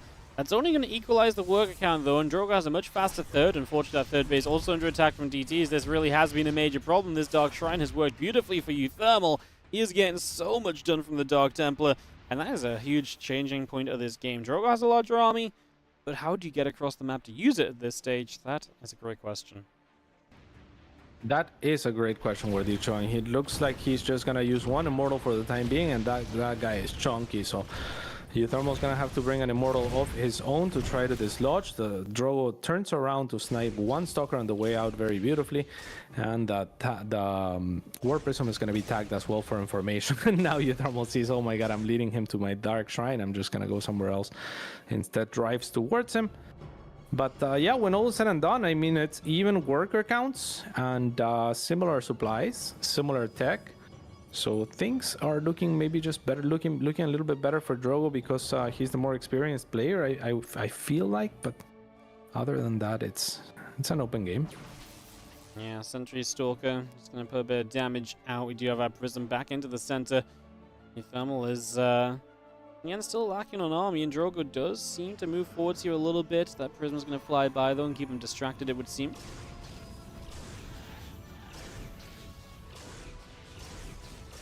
Just going to have a hallucination. Yeah, a little bit of a pull there. Yeah.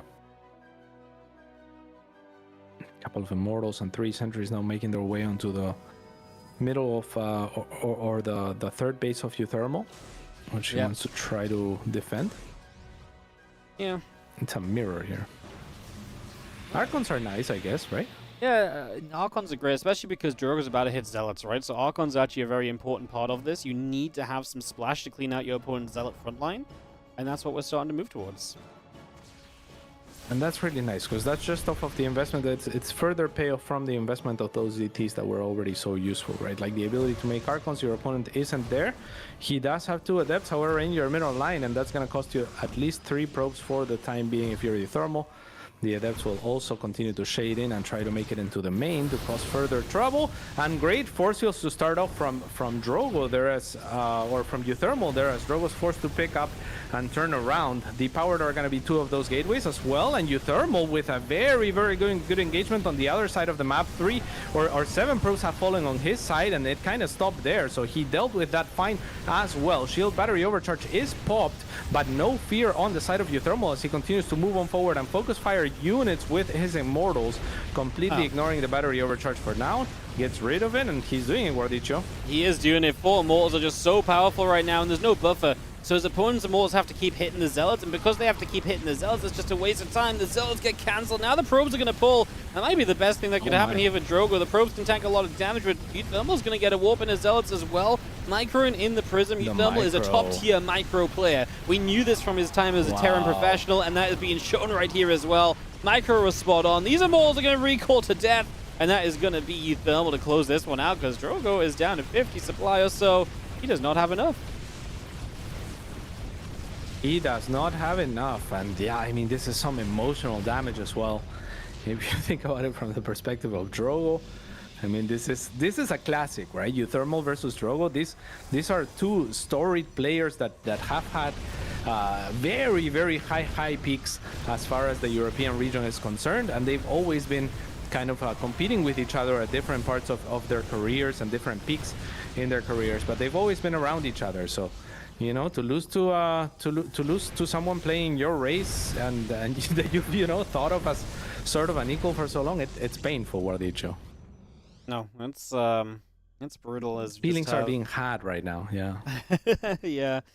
No, that is true. As that Temple guy is about to come up here from Drogo, we are going to push up. A couple of these gates. Tony Cats, these gates are a liability. They're going to buy you about 2 seconds now. Now you're going to lose your gateways, and well, uThermal, he's got a drop to deal with on the other side, but he has just got a force that cannot be stopped back on Drogo's side of the map, so can only imagine that this is going to come through to victory. Yep, it looks very, very good here. I mean, it's a nice setup as far as a concave is concerned for Drogo. Here comes the World Prism a little bit late, actually, on the side of uThermal. So he is forced to disengage for just a second, but I mean, Drogo didn't manage to do enough to mitigate for the fact that his opponent is on 3 base, now taking a 4th on the other side. So uThermal can play this as patiently as he wants. 70 workers to the 38 as well is going to make it near impossible for Drogo to ever catch up on economic fronts.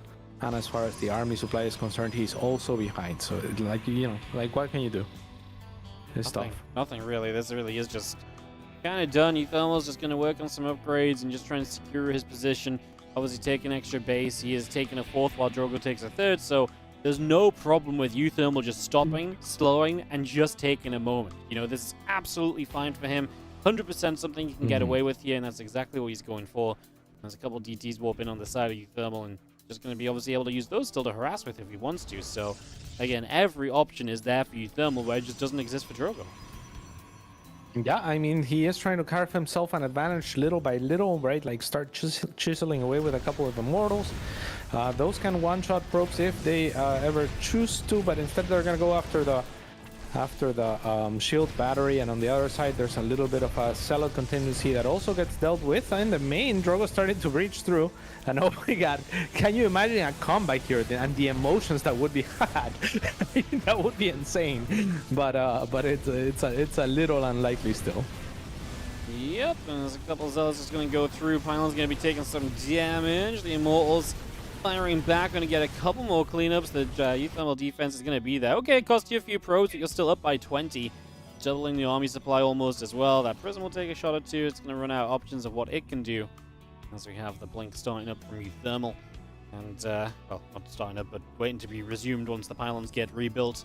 So get that all repowered again, and we'll be back on track. And again, uThermal just going to sit here and, okay, nice bit of damage from Drogo, but he needs so much more than that.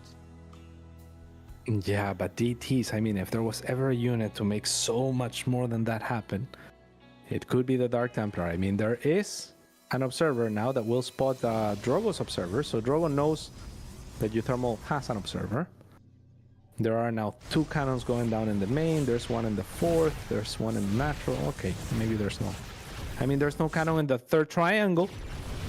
No, is uThermal going to find this army here, and Drogo just says, nuh-uh, ain't happening, GG's. uThermal gets to 1-1 in what has been a PvP so far. And that is meaning that we are going to get to our first game 3 here between these two. I was going to say first game 3 of the day, but that's obviously not true. Goblin and HeroMarine went to game 3, so another game 3 for us is going to be coming up in just a second. We wait to see what the map will be, and obviously again we don't know what matchup it's going to be because uThermal's playing random. He could spawn in as anything. Yeah, he could spawn in as anything. I mean, it's Dynasty is going to be the map as well. I mean, on that map, crazy things happen. I am betting on Protoss 3 times in a row at this point. What do you think?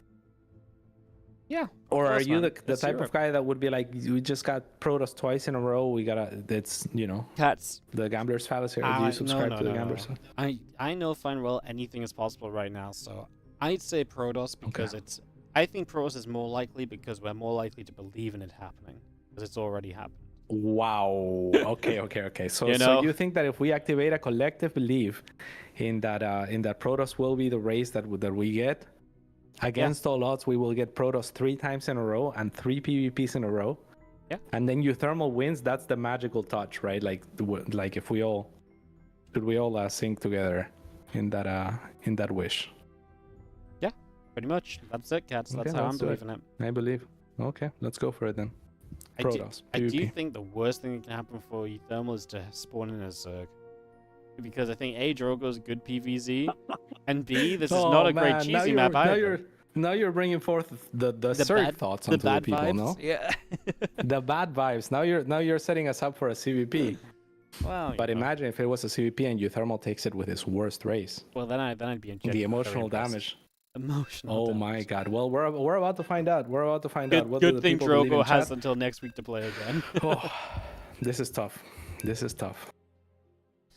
We are counting down. We are heading into game. It's Dynasty for the map, by the way. So heading into What this an right interesting map as well.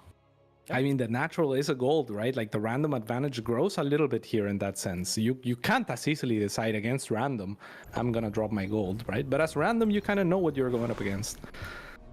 And it will be a Terran game, Guardicio. It is uThermal's bread and butter. now. Is And bread spawning in and the butter. top right-hand side. Bread and butter. Tough. Yeah, that's what's in the top right. Bread and butter, guys. In the bottom left. PtitDrogo, because we have one SCV on the map early here. And of course, this could be looking to take advantage of the fact that Drogo doesn't know what matchup it is. So a proxy can be that much more impactful from the very get-go. That would be very true. And I mean, that's exactly what he's going for. That's sad for Drogo because he actually looked for this exact thing potentially happening in the last game, right? So he might yet still. He is moving out with a probe, but it Moving looks downwards. like yeah, but he's looking around. He's clicking with purpose, right? He didn't just click on the other side of the map. So unfortunately, he's moving too far out now, right? Like this is not where the Yeah. proxy is. So yeah, Too he's far just gonna gone. cross and see what's going on. Too far gone, and now that he's gonna scout that the barracks is not at the top, he will then realize it is a proxy, and then look to adapt to it. But the proxy is out there. He doesn't know where. Needs to figure that one out as we do have the probe moving into the upper right side. So again, a little bit of a scout around. Obviously going to notice that there's nothing here. So yeah, is now a little bit more knowledgeable. of Nothing what's but the going on. gas, right?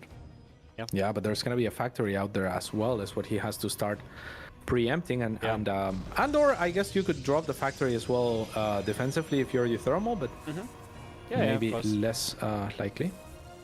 Yeah, I mean, you can really... I mean, now that you see the SCV, you're going to assume it's not the factory on the map because it would be building the factory still, so there's actually just information gained there for Drogo already. So, yeah, he gets a bit of information as the SCV shows up. Should be pretty fine with that. And, yeah, this bunker's just going to block for a little bit and just kind of make life a little bit complicated. Just a little bit. The first Reaper is right here already. I mean, he is very fast to it, but there is a Zealot out that can be ignored in favor of going after the probes. So maybe we can still get a couple of probe kills here from uThermal. Beautiful probe pull, however, from Drogo to prevent the Reaper from taking its preferred path. Yep. Stalker's now out. Nothing gained from this. Nothing gained at all, and Reaper is going to drop a grenade to help him get away. And it's just going to give him the ability to turn that corner more easily. So, getting out of there, nice and easy. Concussive Shell's on the way up, by the way, so this proxy is still alive, and it's still been working. Now on the way to those Marauders, so doing something a little different here. Concussive Shell's coming up as well, and that Reaper coming back up into the main. Yeah, very annoying indeed with the extra pathway that it has to travel on this map. It's kind of difficult for the Protoss to spread themselves that thin. And now a Hellion as well. So uThermal is really trying to create as much chaos as possible on the other side of things. The Marauders with concussive shells as well could add a lot. They could catch a Stalker. The further out Drogo chases, the more likely he is to lose a key unit and potentially snowball into oblivion, as the Marauders will catch the Zealot. That guy is not going back home. Nope. Not going back at all. He's just going to be keeping some pressure up. He's going to be seeing the couple of Marauders trying to put some damage in, and they're going to try and come through there nice and quickly. So, putting some damage out. Full work is already going down, and Drogo going to lose a potentially low ground pile. We're actually going to move up this ramp because uThermal realizes, hey, there's a battery I can get rid of here already. Remember, this is concussive shells. Oh my god, the probes are stacked! What? Oh. Did you forget that the Hellions do splash? Right move against Hellions. I'm not sure what happened just now. Oh my god, what just happened now?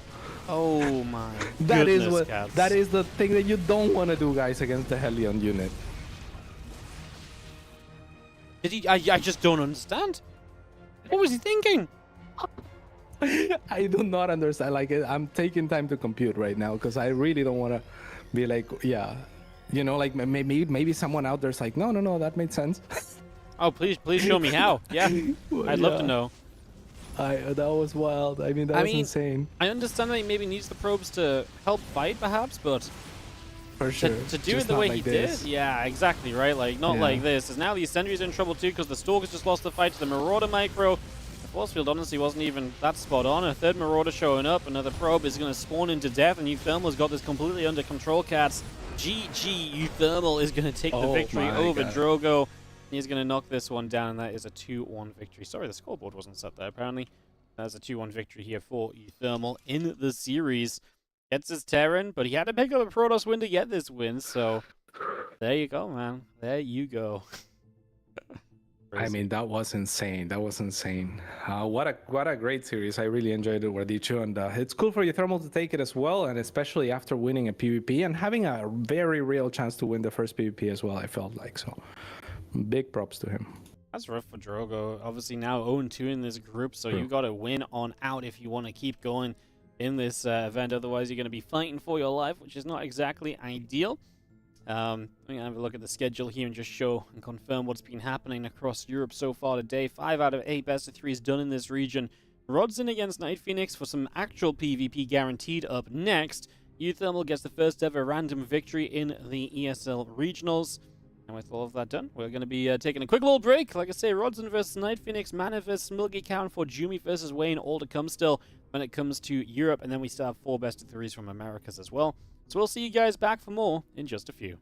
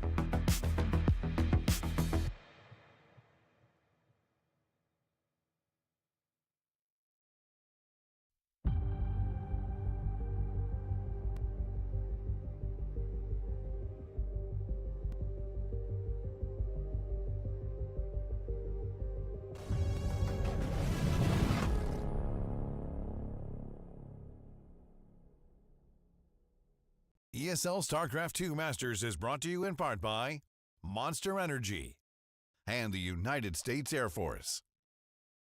We're back once again as uThermal takes the random race to whole new levels here in the ESL regionals. It's now time to go back to some guaranteed PvP action. Rodzyn and NightPhoenix both 0-1 in this group. Rodzyn, another of those names, kind of like an Aristori Cats, where it's an up-and-comer. We know him a lot. If you watch online tournaments, you follow him, you will see this guy playing in OSC, King of the Hills, and other events. But here in the regionals, it's kind of new ground for him. Great to see him improving against NightPhoenix, who's frequently been in the regionals, but has struggled to do anything beyond the group stages. You're muted, mate. Yeah, I feel like NightPhoenix was in a similar position to what Rodzyn is now, maybe a couple of years ago, right? So it's nice to see this inpour of new players and kind of players like NightPhoenix, who once upon a time were like was the first time making it into this event, and we were saying the same things about him, and now we're kind of just waiting to see if he can cause upsets, if he can maybe make it out of groups. It's a different story for him now, right? So Rodzyn is the guy that's supposed to go and lose every single match, and he's going to be fighting to not do that. Yep, absolutely. As we get into the bottom left-hand corner with the red pro display, the player who's been in these regionals many a time before, this is NightPhoenix. And his opponent in the top right-hand side, it is playing Protoss, Rodzyn. It is a PvP though, so maybe there's some magic that can be brought, but I would imagine NightPhoenix is definitely the favorite here, right? Where did you? Yeah, I would say so. Just more experience, a little bit more well-rounded. I'd pick NightPhoenix if I had to choose, and look at NightPhoenix go.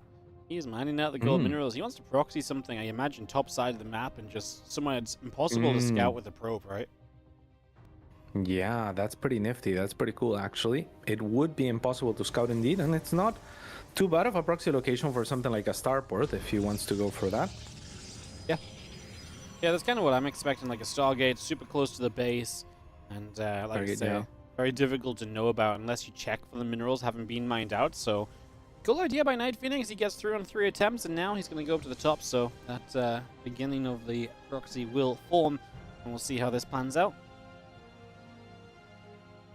Yeah, looking good so far. I mean, he already has the money for a pylon, so he's gonna drop it here on sort of a high ground. It's still a very short distance. This might be one of the shortest distances that you can actually get.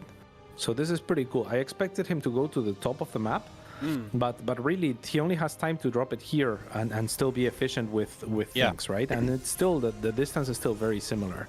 So it's pretty cool. Pretty cool indeed. I'm with you. Kind of a cool in between of like going all the way versus this is still close enough. You know, the time lost running to the top is probably more time lost than the Oracle fly in the few extra seconds, right? So yeah, we are just going to get a Stargate building, and that is going to be the setup already. So Stargate on the way. I'm just going to be having that probe. It's not really, again, know anything right now as Rodzyn, so I kind of like it. The experienced players like, hey, I've been on this rodeo before, you know, I know how things go down, I know how to make it different, I know how to make your life a little bit tricky, and just kind of showing us, again, a bit of experience, kind of doing something a bit quirky, newer map, showing us the ability to understand how this map can be utilized in such a way, so I love that. Yeah, this is beautifully planned. I mean, yeah, to the inches, right? Like, it's completely unscoutable. It looks so very good for NightPhoenix. It's about the best distance that you can get. So let's see if he can make it work. It's going to be 2 adepts to apply pressure and force the sentries to be on the lookout at the front here.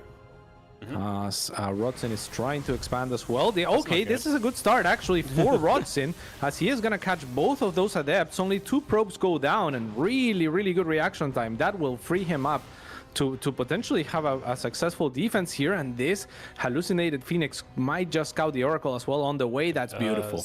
Yeah, gets the heads up. So yeah, these adepts kind of giving themselves up too early, and now units in position. Oracle will not get anything done at all, and this proxy is going to go to waste. Okay, we're still going to get 2 Oracles out of it, but definitely not what you originally wanted to happen here. So that is a big sequence of events, and that's going to favor Rodzyn that little bit. Definitely give him a little bit of an advantage setting up. There's 2 more adepts are going to try and come in, but not really looking as though too much is going to come of that just yet.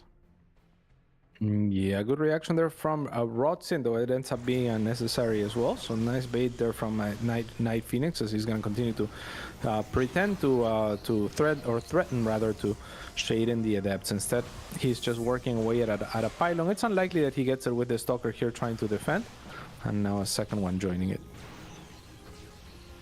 Yep, I'm just going to be seeing the Stalkers able to push back those Adepts, and that is nice to just get rid of them. Obviously, less pressure you have to play against. And you can see Rodzyn just benefiting from this successful defense so far, and obviously clearing up a couple units for free, essentially, and not losing too many workers along the way does mean that his economy is still standing strong behind all of this. And that's the important thing as well.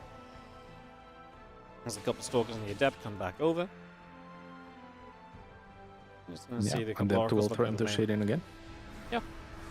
Yeah, there's enough of a continuity of units there from Rodzyn, and there isn't even a shield battery, so he just feeling very comfortable and confident with the units there. And now, I mean, there is 2 Oracles out there, so shield battery wouldn't be particularly effective at this stage either. Things are looking very, very good for him. Blink is nearly done as well, so easier punish onto these Oracles should they continue to get aggressive, and the potential to be aggressive himself, take more map control, and potentially fan out to a third soon. Yep. I was going to see the couple Oracles diving into the main, by the way, so just going to get an attempt to go there once again, just really trying to find this damage. NightPhoenix wants to try and eke out as much of an edge he can off of this investment that he's made. Just have the robo facility is about to be done on the side of Rodzyn, so again, with Blink up, it's going to give him so much more map control, so much more ability to kind of get stuff done, and yeah, love that for Rodzyn, man. Like, he's set to go, and yeah, those Oracles have to stay safe now, because next time they go in, they're going to get blinked on. They will. An observer as well being made now for Rodzyn. Do you like his position then? Safe to say Wardicho over NightPhoenix's? NightPhoenix is still getting the faster third, and I'm not sure. Like, it felt like a really good set of events, a really good defense for Rodzyn, but why isn't he further ahead, you feel like? Or I think or does he he is. not have a right to be? It's just not the numbers that show the lead, right? Because, yeah, okay, he's a little bit behind on the third, but he's up a couple of probes, and he has Blink, and Blink is such a huge kind of telltale advantage. He has Blink, and he has 11 Stalkers to the 4. He's working on his own Immortal, so he's not even out-teched in that regard, and I think that's the issue. He's got Blink as his advantage, but he's not doing anything to really show that. Right. Because he could be on the map. I see. He doesn't need to be the player building an Immortal right now. You know, he isn't in danger of having to defend. Now, if further down the line he wants the Immortals, that's great. But that's not going to show the advantage right now, which, like I say, is pretty much in that Blink timing. And he's just going to take his own third down that right side instead. That's tough. And now his opponent is getting his own Blink, right? So when that advantage is negated, then all of a sudden you can no longer get value out of those units, out of that upgrade, which allows you to basically take no losses and potentially get some little pickoffs here and there. So completely with you, Wardicho. I now see where the advantage lied, and I can see how it's potentially dissipating away as the economies are completely even. NightPhoenix does have that faster third, and yeah, this game will look to stabilize in even positions, kind of sadly, I guess. Yeah, but definitely opportunity missed, you could argue, right? Just not quite that killer instinct to go. I mean, it's scary because if you go across with those Stalkers and the Immortals out and you just can't get anything done, then you know, then you're like, oh crap, this wasn't good for me moment. But I think he was enough ahead, like you said, to kind of expect to be able to get to do something. So Oracles dive in. We're gonna get a couple probes, but it does come at the cost of an Oracle as well. Yeah, and I mean, if there was ever a time to move out, maybe now would be it. But Blink is about to finish on the other side. +1 is now faster for NightPhoenix as well. Charge is coming up for Rodzyn, so maybe there's a sell-out timing or something of the sorts that he can utilize in unison with his +1. Should he chrono boost that? Not sure. Yeah, I mean, obviously just +1 would be nice. You know, if you're going to be behind the upgrades, better to not be behind. So anytime you can cut off of that difference would be a pretty big deal. So should be a priority target. As fourth base comes down here from NightPhoenix as well. So he takes that expansion pattern we saw in the earlier PvP cats. We obviously talked a bit about it here. Obviously, Rodzyn going for the different route, which is very interesting. I'd love to see where Rodzyn ends up taking a fourth base, because to me, that's going to be very intriguing. Right now, though, we do break into a bit of a fight. Once those Immortals start whacking away, though, those Stalkers really do just have to get to Blink, and there's no way they can really stick around on that one. Yeah, and that's gonna turn out to be great trade-offs for Rodzyn here, who continues to chase as well. And that's really nice for him, but can he do anything to capitalize? There's still Immortals with a lot of Sentry energy actually on the side of NightPhoenix. A lot less Sentry energy on the side of Rodzyn. So, you know, like choosing where and how the engagements go and the surface area is going to be on the side of NightPhoenix primarily. He will catch a lot of these Stalkers as well. He has to be very, very careful, as a blink forward of more Stalkers is going to give chase, and that means the trade-offs are not going to ever go well for Rodzyn. He will blink once again, this time to safety, but his fourth is delayed. I'm just going to be seeing the couple Archons continue up from Rodzyn. That is going to mean that he gets a little bit more tech in play, but NightPhoenix's army numbers definitely looking good. And obviously just him having a fourth base going to start giving himself the ability to have the economic advantage as well. So I think that's always going to be a big deal. That would be a huge deal for him indeed.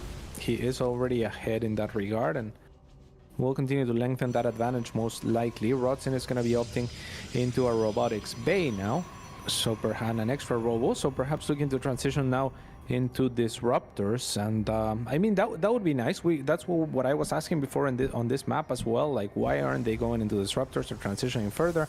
So do you feel like there's gonna exist some opening for NightPhoenix to hit and end the game before disruptors?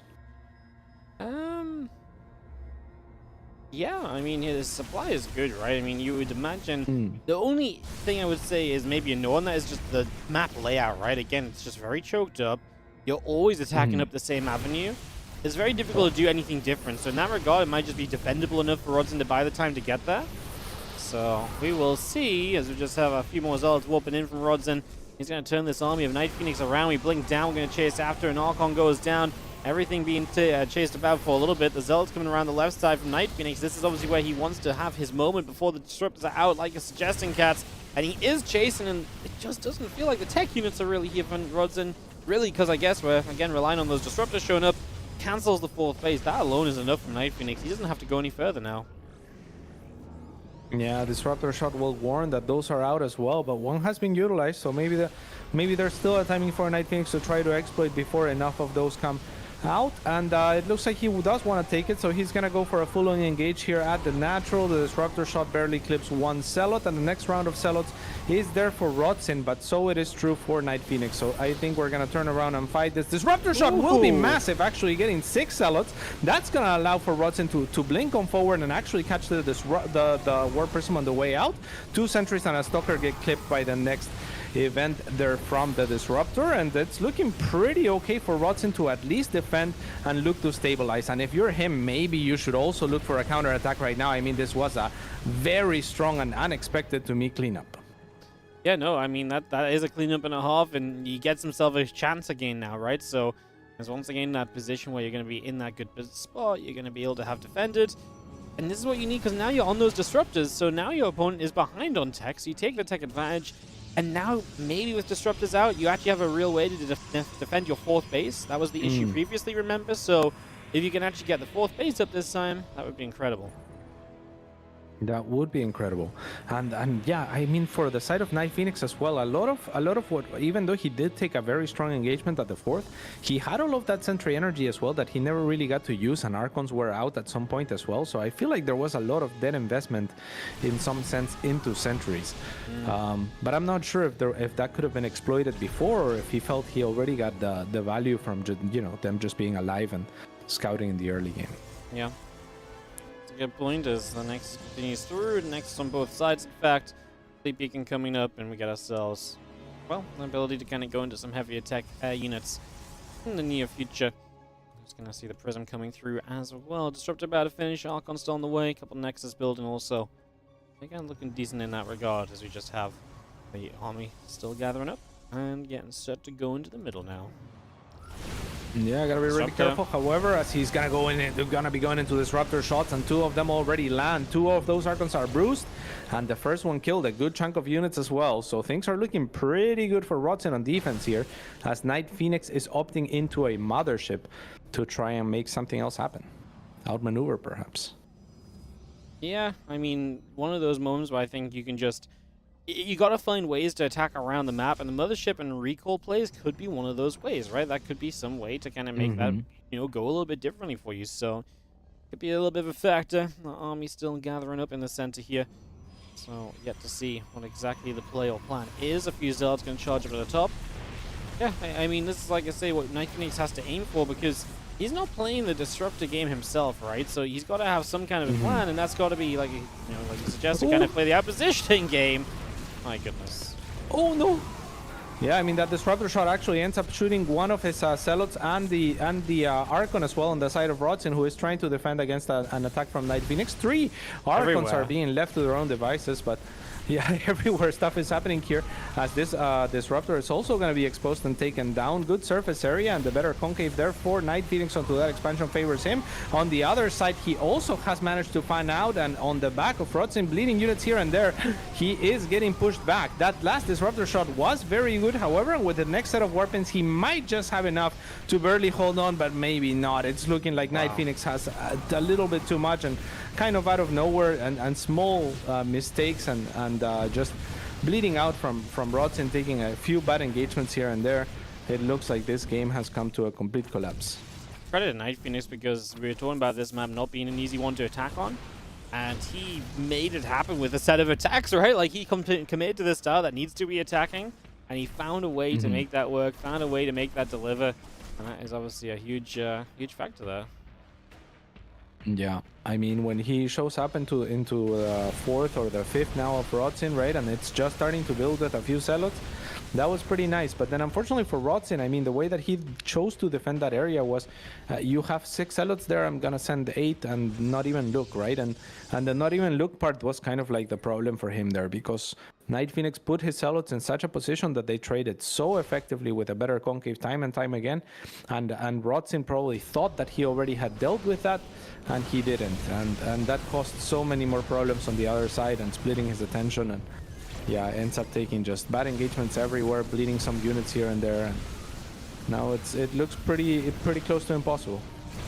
You know, Stalkers get clipped by the Disruptor. We have the ForJumy finish from Rodzyn. 7, 8 more Zealots all coming up from NightPhoenix, who's just got the army supply advantage. He's got the mothership overhead too. Stalkers are blinking through to go out and chase after Disruptors, and they will be more or less successful. Rodzyn is making this problematic, or longer than it should be perhaps, but realistically the reinforcements are here. The Prism does get shot down, but again, the numbers that are here already should be more than enough as NightPhoenix pushes through and will guarantee victory for game number 1. So NightPhoenix opens the scoring, but not easily, Cats. I mean, we talk about Rodzyn being the underdog. A lot of this game, he made NightPhoenix's life extremely difficult. Yeah, I mean, it was definitely an uphill battle for NightPhoenix a lot of the time, right? Like, really strong defense from Rodzyn at the start. Very good decision making, I think. And then, I mean, that hold was insane. And then once he holds, it gave us hope, right? That when he was getting to those disruptor numbers, if you get maxed out, like you were pointing out to, he had the tech advantage at that point. So NightPhoenix was kind of running out of options, it felt like, as far as trying to make something happen to you know, the divide and conquer and kind of like take engagements everywhere. And that's why he was going for the mothership. It didn't even come into the game in a way that it made him win, right? Like by the time it was out, the game was already over. But I felt like that mothership was kind of like his last attempt at trying to play that early mid game. And if that failed, Rodzyn was definitely going to outscale him, and it was looking pretty good for him.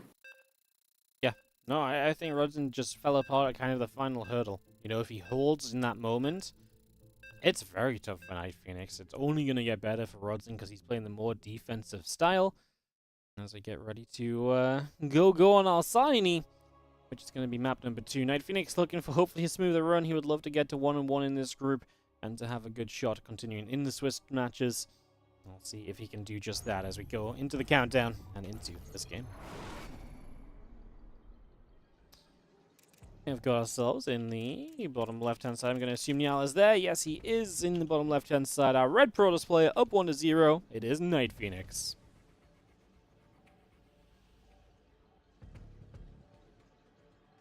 And his opponent in the top right-hand side of the map, it is Rodzyn.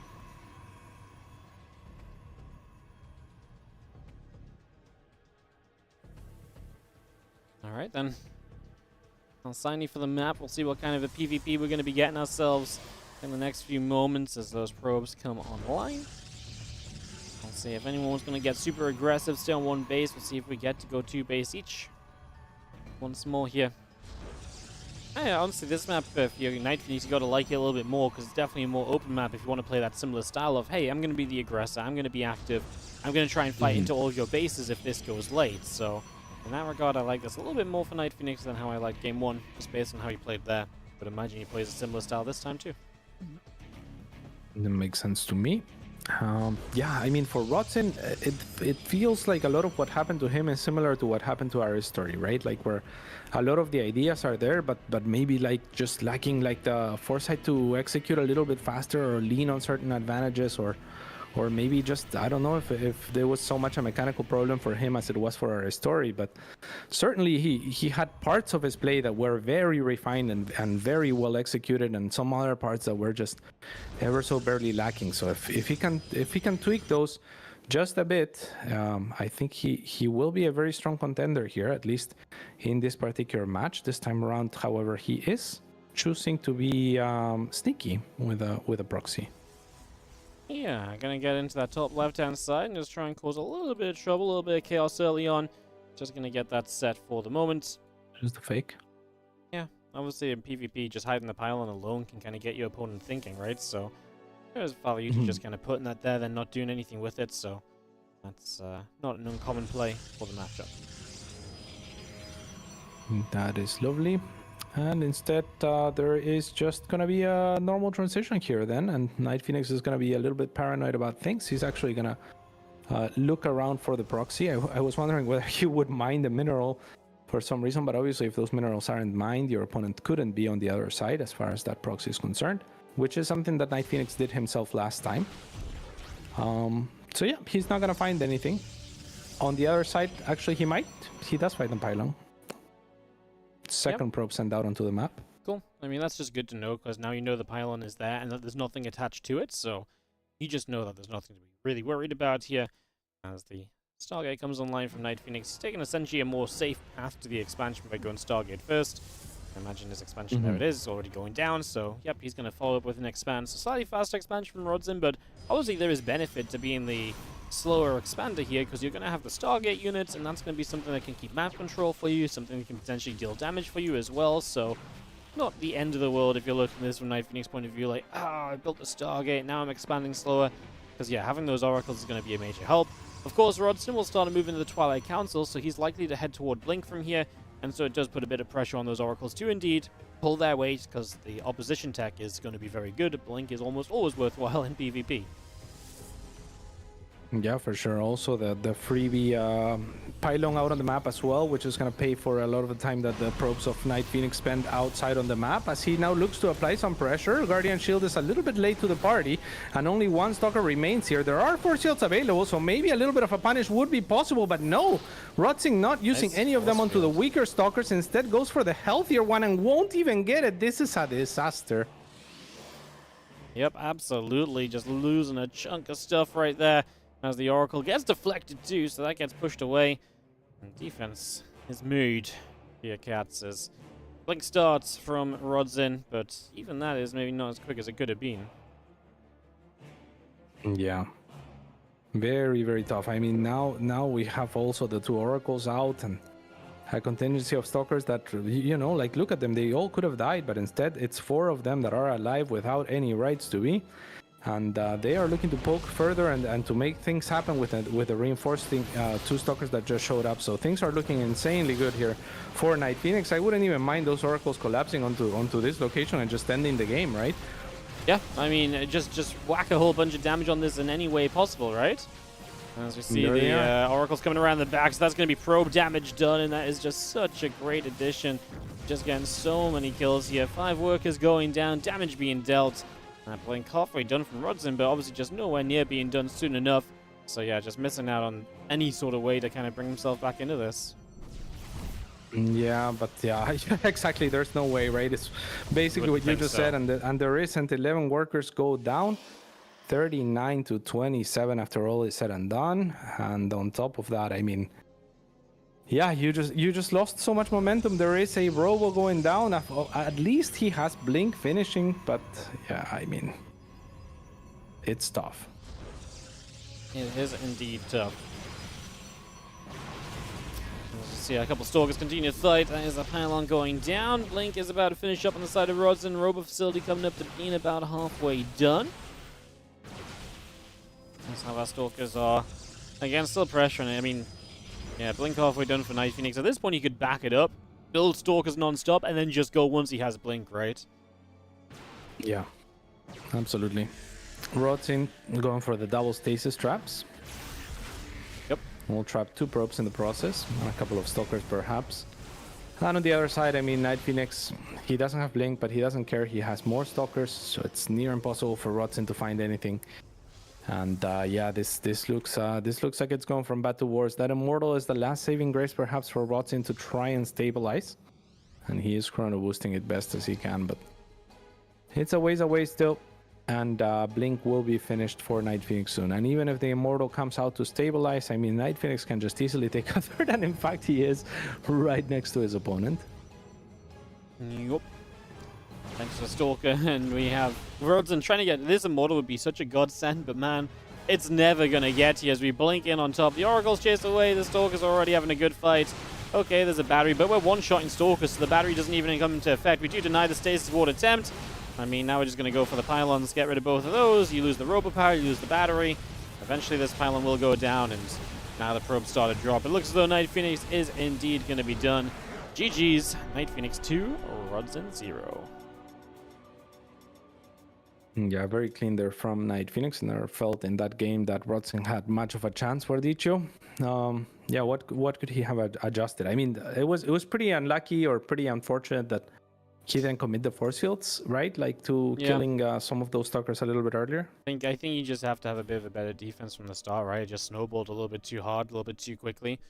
Sentries are meant to be okay at helping you hold, but part of that is the force fields, right? And you're meant to capitalize if your opponent tries to push in too much. And if you kind of just disrespect the sentries, then you're good. As NightPhoenix, I think, is what this just showed us. And he kind of comes through there, whacks his way into victory, and takes that 0-2 get. So good stuff for NightPhoenix. Obviously, we talk a lot about these guys who are 0-1 at the start of today. And going into these matches, it is so important because it's just such a mindset difference. Obviously, now being 1-1 versus 0-2. From 0-2, you have to win every single match to make playoffs. 1-1, you still have some wiggle room, you know? So such a big difference made, and that is NightPhoenix improving to that 1-1 standing. As we are getting towards the end of Europe, couple series left here. Man and MilkyCow will be up next. We mentioned this one at the start, Cats. You brought it up. You said Man and MilkyCow sounds fun to me. Couldn't agree more. And ForJumy versus Wayne, I think, could be a bit of fun as well. See if Wayne can get back on track after he initially lost to Battle B a few days ago on the opening day of this Swiss group. So, Man versus MilkyCow, then ForJumy versus Wayne. It's PvT and PvZ to round out Europe Day 4. Of course, we are going to be going live with Americas when these European matches wrap up as well. So plenty StarCraft coming. Do not go anywhere. We'll see you in a few.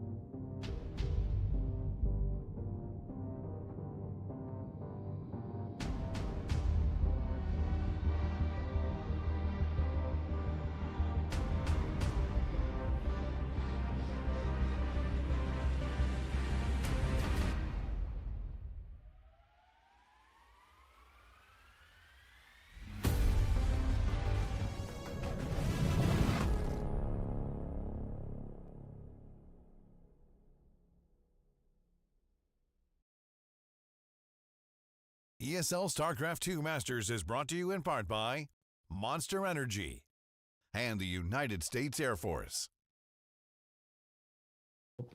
Hello, guys, and welcome back to the ESL SC2 Masters. I kind of lost track. I forgot to tell the guys we were going live, and then everyone was talking. I was like, ah, my goodness. But we're good. We're talking about, what were you guys talking about? I heard food, Argentinian, and something like that. Yeah, chimichurri. Niall had just recently had chimichurri that one of his friends from Argentina made alongside Argentinian shrimp. And I've never heard of Argentinian shrimp as a banner statement for Argentinian food. So I was wondering what that was about. Yeah. Yeah, I heard like half of this conversation. Like I was a little bit zoned out, just trying to sort some of the production stuff and one of the graphics out. And then I was like, oh my god, the time is at 0. And then I was like trying to push all the buttons. I was like, oh my god, I forgot to tell these guys we're starting. And then that was a fun. That was amazing. Welcome back, guys. A great return to the show. It's MilkyCow versus Mana coming up right here. I'm gonna get this. Oh my god, I'm not in the game. Are you guys started, didn't you? Oh, yes, we did. Yeah, we just That's what I get from talking about food with Neil. Yeah, it's okay. We just go again. Because okay. last time you went in the game and I tried to share the screen, we had to. It was a painful time. It was a painful time. Wasn't pretty. Yeah. Yeah, my mistake. I blame Niall as well. Niall. Blame now. Yeah.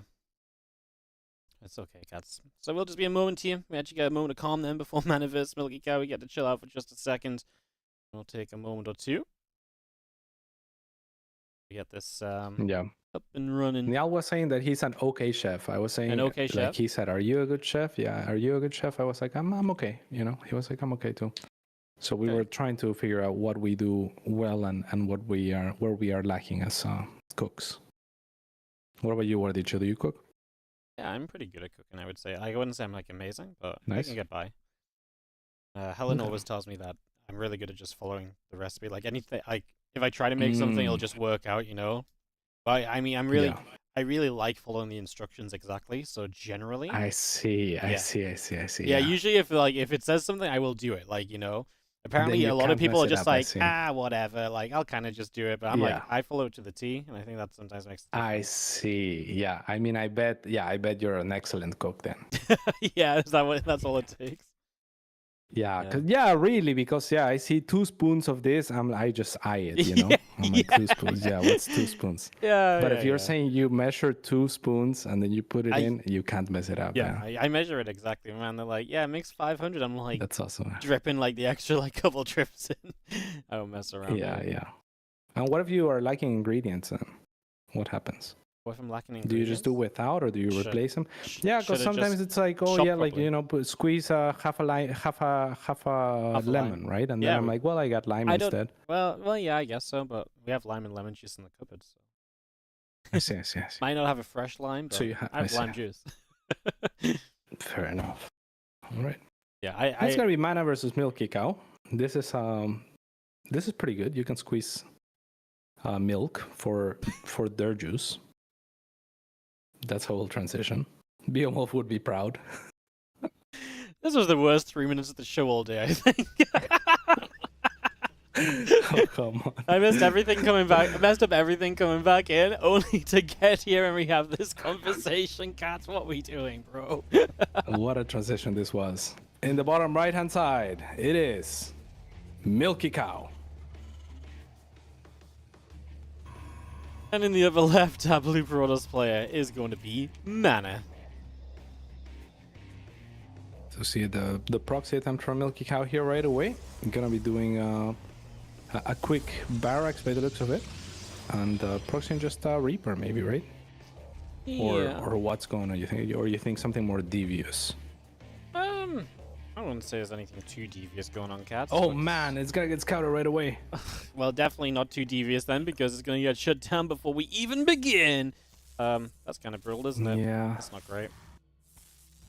I mean, this might be game ending. There is some positions where the SUV cannot be hit, but it's about like 40%, I think, maybe 30% surface area where it's negated. There's another SUV on the way, and the first SUV is gonna choose to go across to scout, and actually, that is a move that you can do.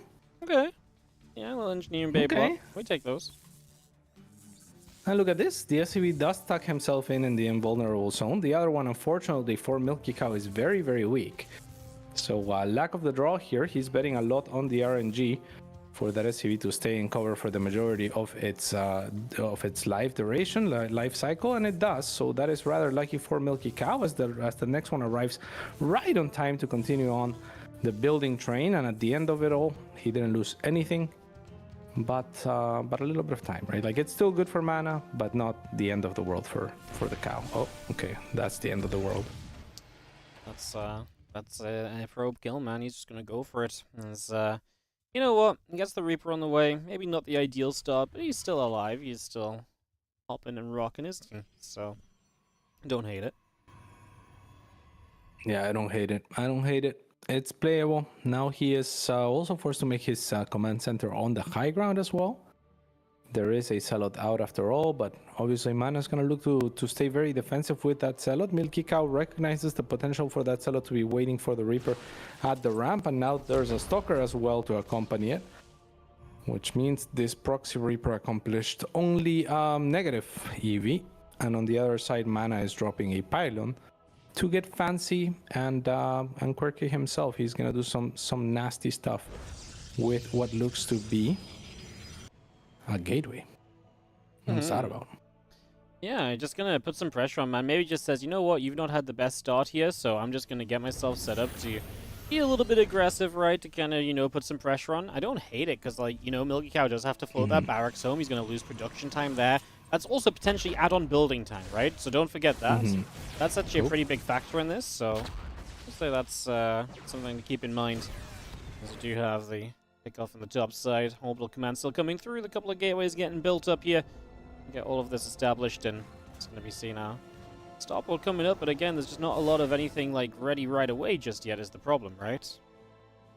Yeah, absolutely. And Mana on the back of this is taking his expansion as well, right? So he will at the very least be able to contain MilkyCow here and apply a little bit of pressure. He doesn't need to kill him or anything. He already has the advantages that he's bargaining for here. And MilkyCow kind of, like, you know, scouted 2 gateways in the main, but didn't really know about this proxy or anything like that, so not really in the best position after, like you mentioned, floating back the barracks and whatnot to really break out of his own base for a bit here. Yup.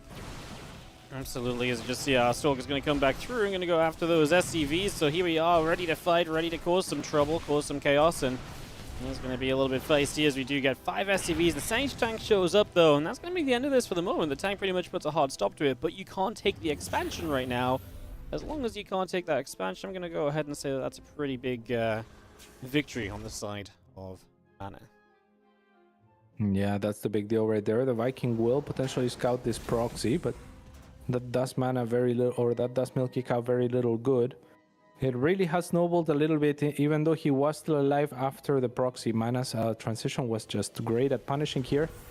And he did well enough early on, right, at delaying the barracks and whatnot and dealing with the EV on his side of things. So when all is said and done, he has a pretty strong advantage here. And there's 2 Stalkers even posted for the Vikings, so it'll take about half of its HP worth of damage before it has to evacuate and never try that again. Orbital lifts off, just going to be seeing the Marines going to try and fight as we do see the Stalkers walking into that tank range, so that's not exactly pretty. That ain't exactly great. We just have ourselves the couple of tanks continue to siege, the Blink coming through, the Stalker still setting up here. We do have ourselves this continuation coming through for the moment, and take a second or so to get this settled. Yeah, let's see what... I mean, there's not much that Mana's going to be able to do offensively here. I mean, Blink's almost done, though, and now it's MilkyCow moving out. This is where he could potentially bleed some units here to the kiting of these Stalkers, especially once they get their confidence from their Blink ability, which is almost here. Now it's here. He will blink on forward and snipe 1 Marine. He knows where the army is, and it just heard him and saw it siege. So he's gonna have free reign to walk straight into the natural. Did utilize his blink a little bit prematurely, so is unable to, blink past the supply depots for the time being and into the main. But finally, he is That tank is exposed on the low ground, but Blink not available to finish the job off. Still very good position from the Stalkers, who continue to blink on forward and continue to dig themselves deeper into the base of MilkyCow, who has already lost 8 SCVs. 3 tanks now on the flank, 2 very likely to lose their lives, and the Stalkers now looking to disengage. A 3rd tank will go down, and this is a disaster. Yeah, that's disastrous. That's honestly pretty darn game ending in a lot of ways, I would say. This is really not how you really want things to be going, so definitely pretty terrible if you are MilkyCow right now. This has been just mana through and through, right? He saw the barracks proxy early. He clearly got a plan up immediately as to what he wanted to do about it, and he's executed pretty well from there, so I think fair to say that mana is putting himself in a darn good position here so far. Yeah, really running circles around MilkyCow at this point. Very difficult for MilkyCow to do anything. Stim is about to finish, but that's hardly going to offer him much reprieve. Even if he was to kill every single one of those Stalkers, he is in such a difficult position and so hard-pressed to make something happen on the other side of the map. So I'm not sure what it's going to be. There is +1 just started, very far away from finishing. Concussive shells as well. So, you know, it's not like he's going to grab all his SCVs and try for something right now or anytime soon. I grab that OBS, which is nice or something, but yeah, you gotta do something as MilkyCow. Your army supply is up, your overall stay in this game is down. Problem is, if you do go across the map, I don't even know how much we love that, because you're talking about essentially running across the map into someone who is getting charged, getting extended thermal lines and colossi. Like, he's gonna have the tools to deal with a push, I think. So, but then again, like, you know, there's nothing else really going your way, so I guess maybe why don't you just go for it anyway? It's a rough time. Right. It is a rough time. He's going to try to stabilize and play the turtle game instead. 3rd on location. At least he's going to use, you know, the potential that he should have on the map, because mana should be accounting for the same things that we are. It's like, I did damage. There's no reason for me to, you know, to be out on the map risking anything. You can have the map for the time being, and you can try to attack into me and whatnot. And if MilkyCow knows that this is the case, then, you know, at least the 3rd on location is something that he can more or less safely bet on. But mana's gonna be annoying and gonna drop some Zealots to harass. Another Warping as well, which will force MilkyCow's hand into an all-in, which I don't think this was intended to be initially. He's gonna see the army of mana. He will get pushed back, and I mean, at this point, you might as well just call it. Yeah, at this point, it's just game. I mean, you're gonna try and run forward, but these 2 Immortals are so tanky as well. That one is absolutely gonna get the job done. GG's, and mana is gonna take game number 1 off of MilkyCow. Looking good in the setup, and again, just getting good scouting information, cats. He knew what was up quickly, he knew what was up straight away, and by knowing what was up, he was able to make good choices preemptively in his head, know what he was going to be doing, and that obviously goes a long way to helping out and putting you in a good position. So that obviously is all good stuff as we get ourselves readied up for game number 2 here in just a couple of seconds. No doubt. Beautiful. Yeah. I mean that's a sad game, right? Like, mana did amazing, obviously, but MilkyCow really didn't get to show anything in that game. Ever since the beginning, he was just kind of a little bit behind, and mana just kept doing a great job of capitalizing on the smallest edges, time and time again, until it was a little bit too much to overcome for MilkyCow. But well done from mana, right? I really like the way he was thinking as well, like very positional play with the blink, very nice use of his observer and the information that he was gaining to kind of like outmaneuver his opponent. So mana definitely playing very, very well, very good. MilkyCow might want to just not proxy and see how that goes, right? Yeah. No, I'm with you, man. I mean, he is an aggressive player, but he's also very good at being aggressive later in the game, where he just keeps building bio, and with all that bio, he just goes as mana sends the instant probe onto the map. All right, let's speed through some intros. Top left-hand side, Red Terran player, MilkyCow. And in the bottom right-hand side, it is with a very fast probe out on the map, but a pylon yet. Still, it is mana. So I guess he just wants to make sure that he's not getting proxied. Yep. Or is he doing some nasty next level? No, I think he just wants to know immediately what's up, right? He's going to come and check. He wants to just be annoying. Because it's such a short map anyway, the probe arrives super quick, so you can even kind of stop the wall off from coming down, for example. So I think that's pretty reasonable. Let's just have our probe moving back up this high ground, and just going to keep on wandering about for a couple of moments.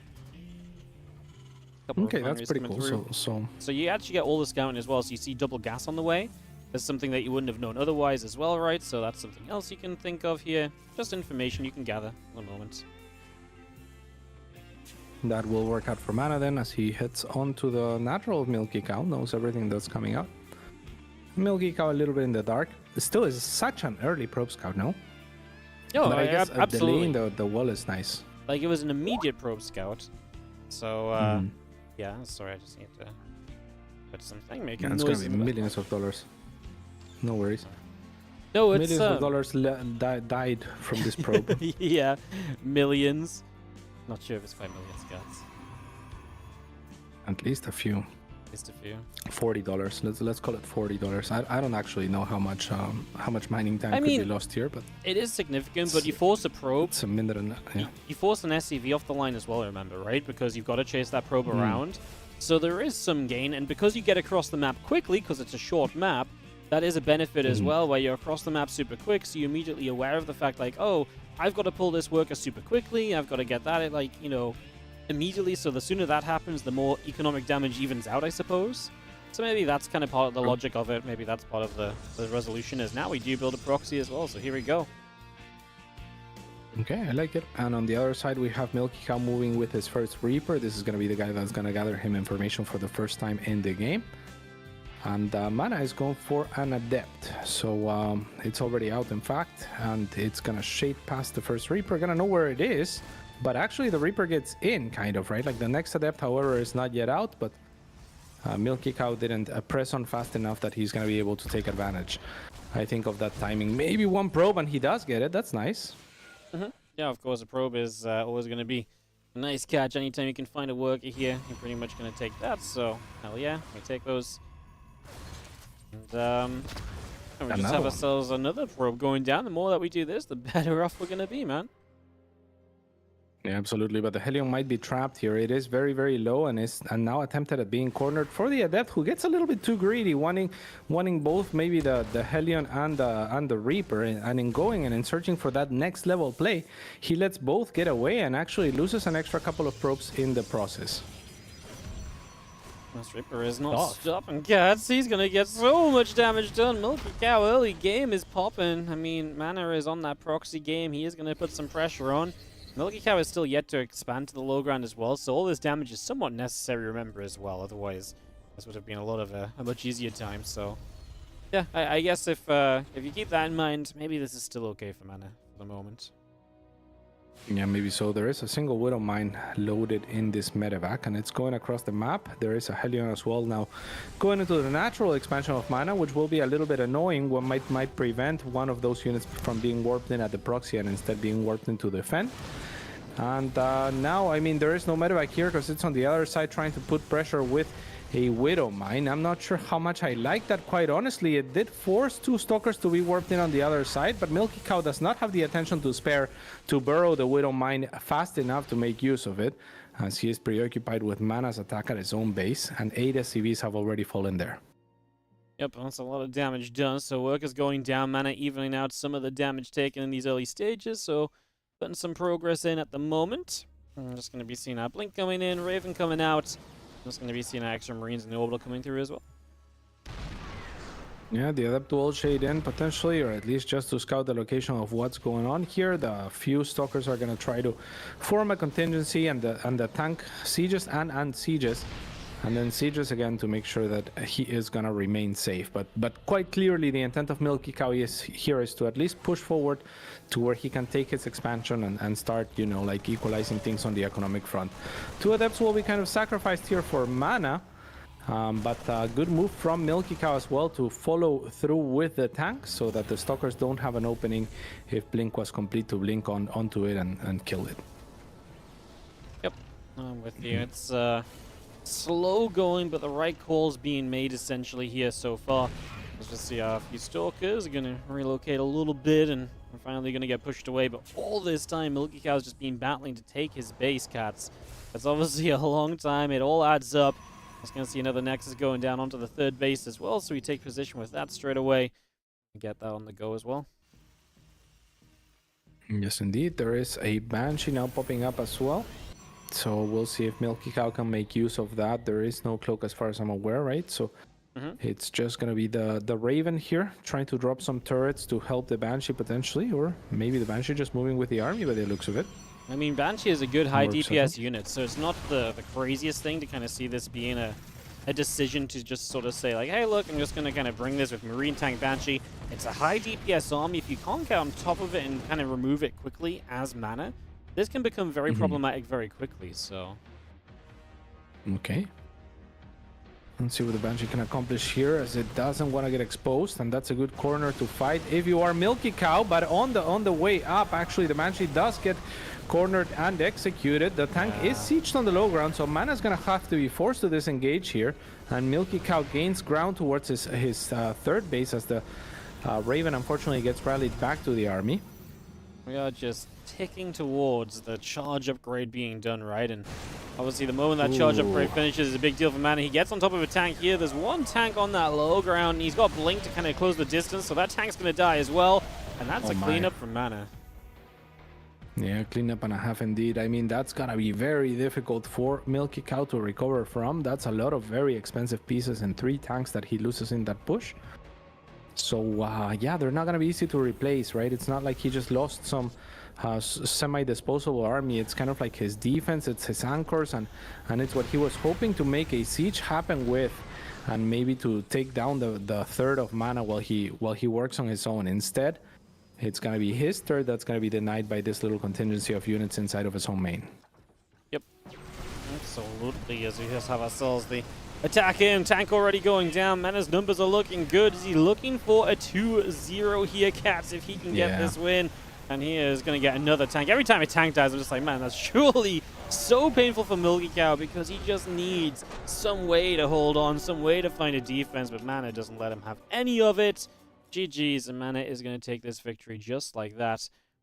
Very good stuff from Mana, man. He really played just a very solid couple of games. Aggressive game plans, but in a way that just doesn't let MilkyCow kind of be aggressive himself, which is MilkyCow's strength. So I love that Mana, to me, very much so played to his opponent. He really came in and said, okay, you know what, MilkyCow? I know what you like to do. I'm not going to let you do that. I'm not going to let you feel safe. I'm not going to feel let you get in your comfort zone, massing bio, dropping me everywhere, because that's going to be tough for me to deal with. You're going to play my game, and because of that, Mana is going to go to 1-1 now in this group round robin, the Swiss group. Not round robin, obviously, so this in the Swiss group. We can see the schedule here. So we have 1 match left in Europe, and Mana does get to 1-1 with that 2-0 over MilkyCow, Cats. And ForJumy versus Wayne is the last thing between us and moving on into that Americas region today. Yeah, that should be a pretty exciting match as well. I mean, Wayne not looking as strong as he has ever looked, and ForJumy kind of on the rise. So that should be exciting, and I think we're going to have that match after a quick break. Absolutely. You got it, Cats. You knew what we're doing. You're learning. All right. We got it. We'll be right back. Quick break, and we're on the way to Wayne ForJumy.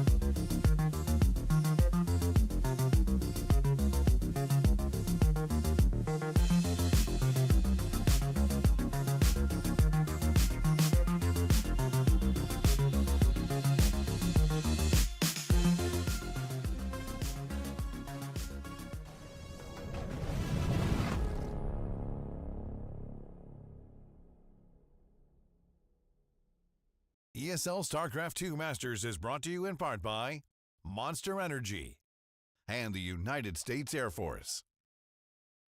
Hello everyone and welcome to the final match of Europe today. We have got ourselves Wayne versus ForJumy coming at you in just a couple of seconds. We're going to be getting this one starting up. This PvZ Action Cats. What are we thinking for Wayne ForJumy? Because I think ForJumy's getting better, but I think Wayne should still have the advantage here, absolutely.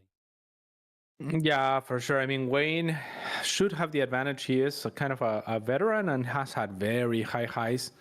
But I mean, ForJumy, like you said, he's getting better, and at some point he has to have a run, right? At some point he has to stop being the guy who finishes like last in the groups every time, right? Like, and I feel like this could be it. This should be the opening for him. We've seen a lot of these returning players, and this is about the cycle that you expect for things to start getting better for ForJumy. So I'd say send him the underdog energy. He can do it. Send him the underdog energy. All right, well, underdog energy acquired in the top left-hand side. Looking to disregard any underdog energy. It is going to be Wayne, our red Zerg player, formerly known as Ratata, just in case. Oh, Vanya even, just in case he weren't quite up to date, guys. Good to know. Just in case. Some On people top don't know. right-hand side, it is his opponent, ForJumy. Beautiful. Who's Jumy? Who's Jumy? That is the question. Yeah. It's what this whole thing is for, cats. How could you not know? Well, I understand that, but I don't know what that is. I of course understand that this is all ForJumy. Well, we'll just have to ask him. I suppose we do. Did we ever think about just asking the guy, like? Well, Could be so easy. need to get to an interview, so like it would be much easier if he started winning some, and then like later on you're like, hey, I'm gonna put that on him. I'm gonna put that on him. The guys is just brutal. He's just like, well, I guess we know if we ever got to talk to the guy. Bleeding neck cats. That's what I was saying. Oh my god. Yeah. Cats is just ripping people out here. Jeez. I'm so sorry. Jesus Christ. Absolutely brutal. ForJumy's a nice guy. I mean, ForJumy got done wrong by Solar one time as well on rank roulette. I'll never forget. I didn't see this Solar episode. watched the rank roulette game. It was ForJumy all along. He guessed Platinum 1. One of the toughest things you've ever seen. That's brutal, man. He never recovered from that, I think, ForJumy.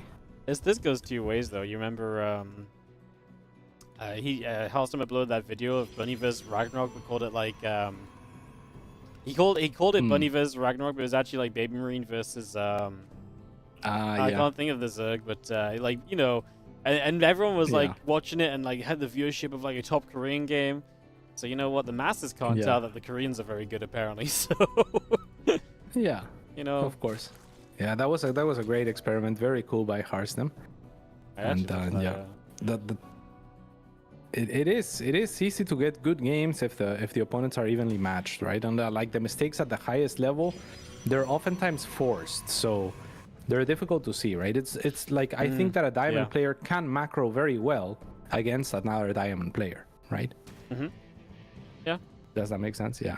Oh, absolutely. But then you start, clemming it up, and all of a sudden you messed everything up, and you're like, oh my god, the one time I play against the Grandmaster, I do so poorly. Yeah, well, because they're good. They make you make mistakes. I'll never forget when I played GSL qualifiers, and I played against Solar, and I've never lost a game to two Zerglings before. And it's not like two Lings got in, they killed stuff. It's like I literally just lost the game because his two Lings moved so much that it threw me off my entire game because I kept having to look at them. Of course. Like, it's crazy. Yeah, and then you feel bad, right? And then people feel bad. They're like, oh my god, I don't normally make these mistakes. It's like, no crap. It's your opponent. No crap. No cap. We have a couple of queens here. Spread and Creep just chilling on the side of Wayne. Very close rush distance background on this map. So maybe he could do something nasty. He does like the nasty, right? He does like queen walks and such.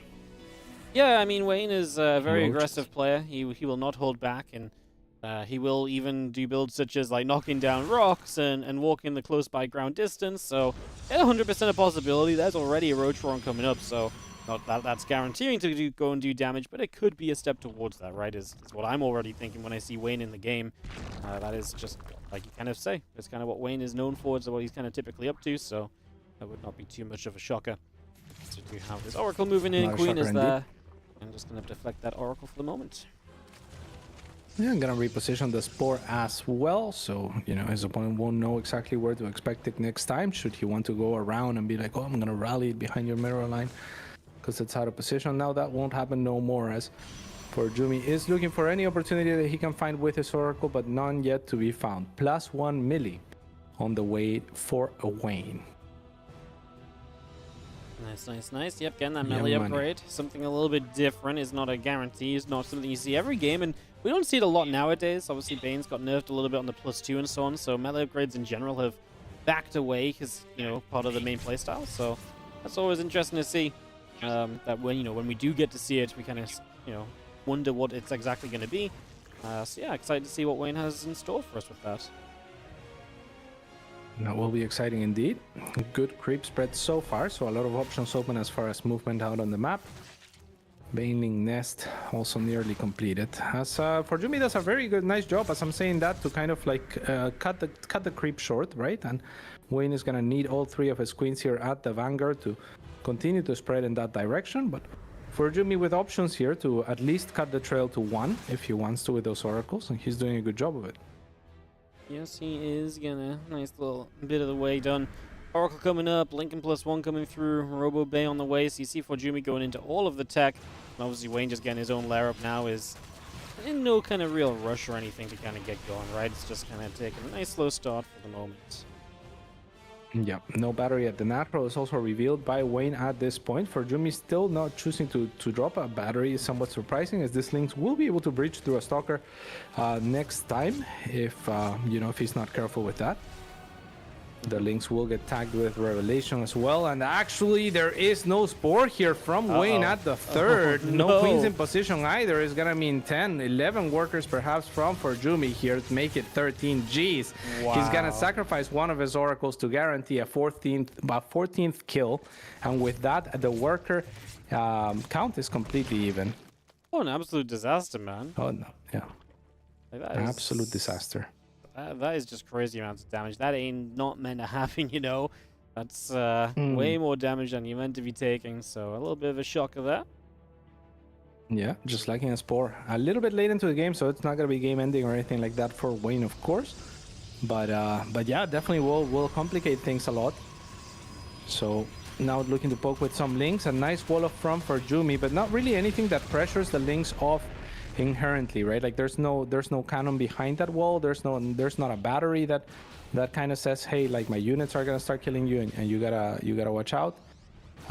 So the Lynx just very comfortably kill a building or 2 as the Overseer now makes his way into the main to try to scout what's going on. No speed on it, so it will likely end up dying. And on the other side, the Oracles do the same to try to keep tabs on their opponent.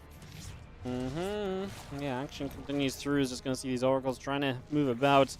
Wayne is, again, getting his roaches, his roach speed, Bane speed. I mean, he's pretty much set on the aggressive army if he wants to try and attack, but the question is, does he still have an opportunity? Like this. Man, this base is the bane of Wayne at this point.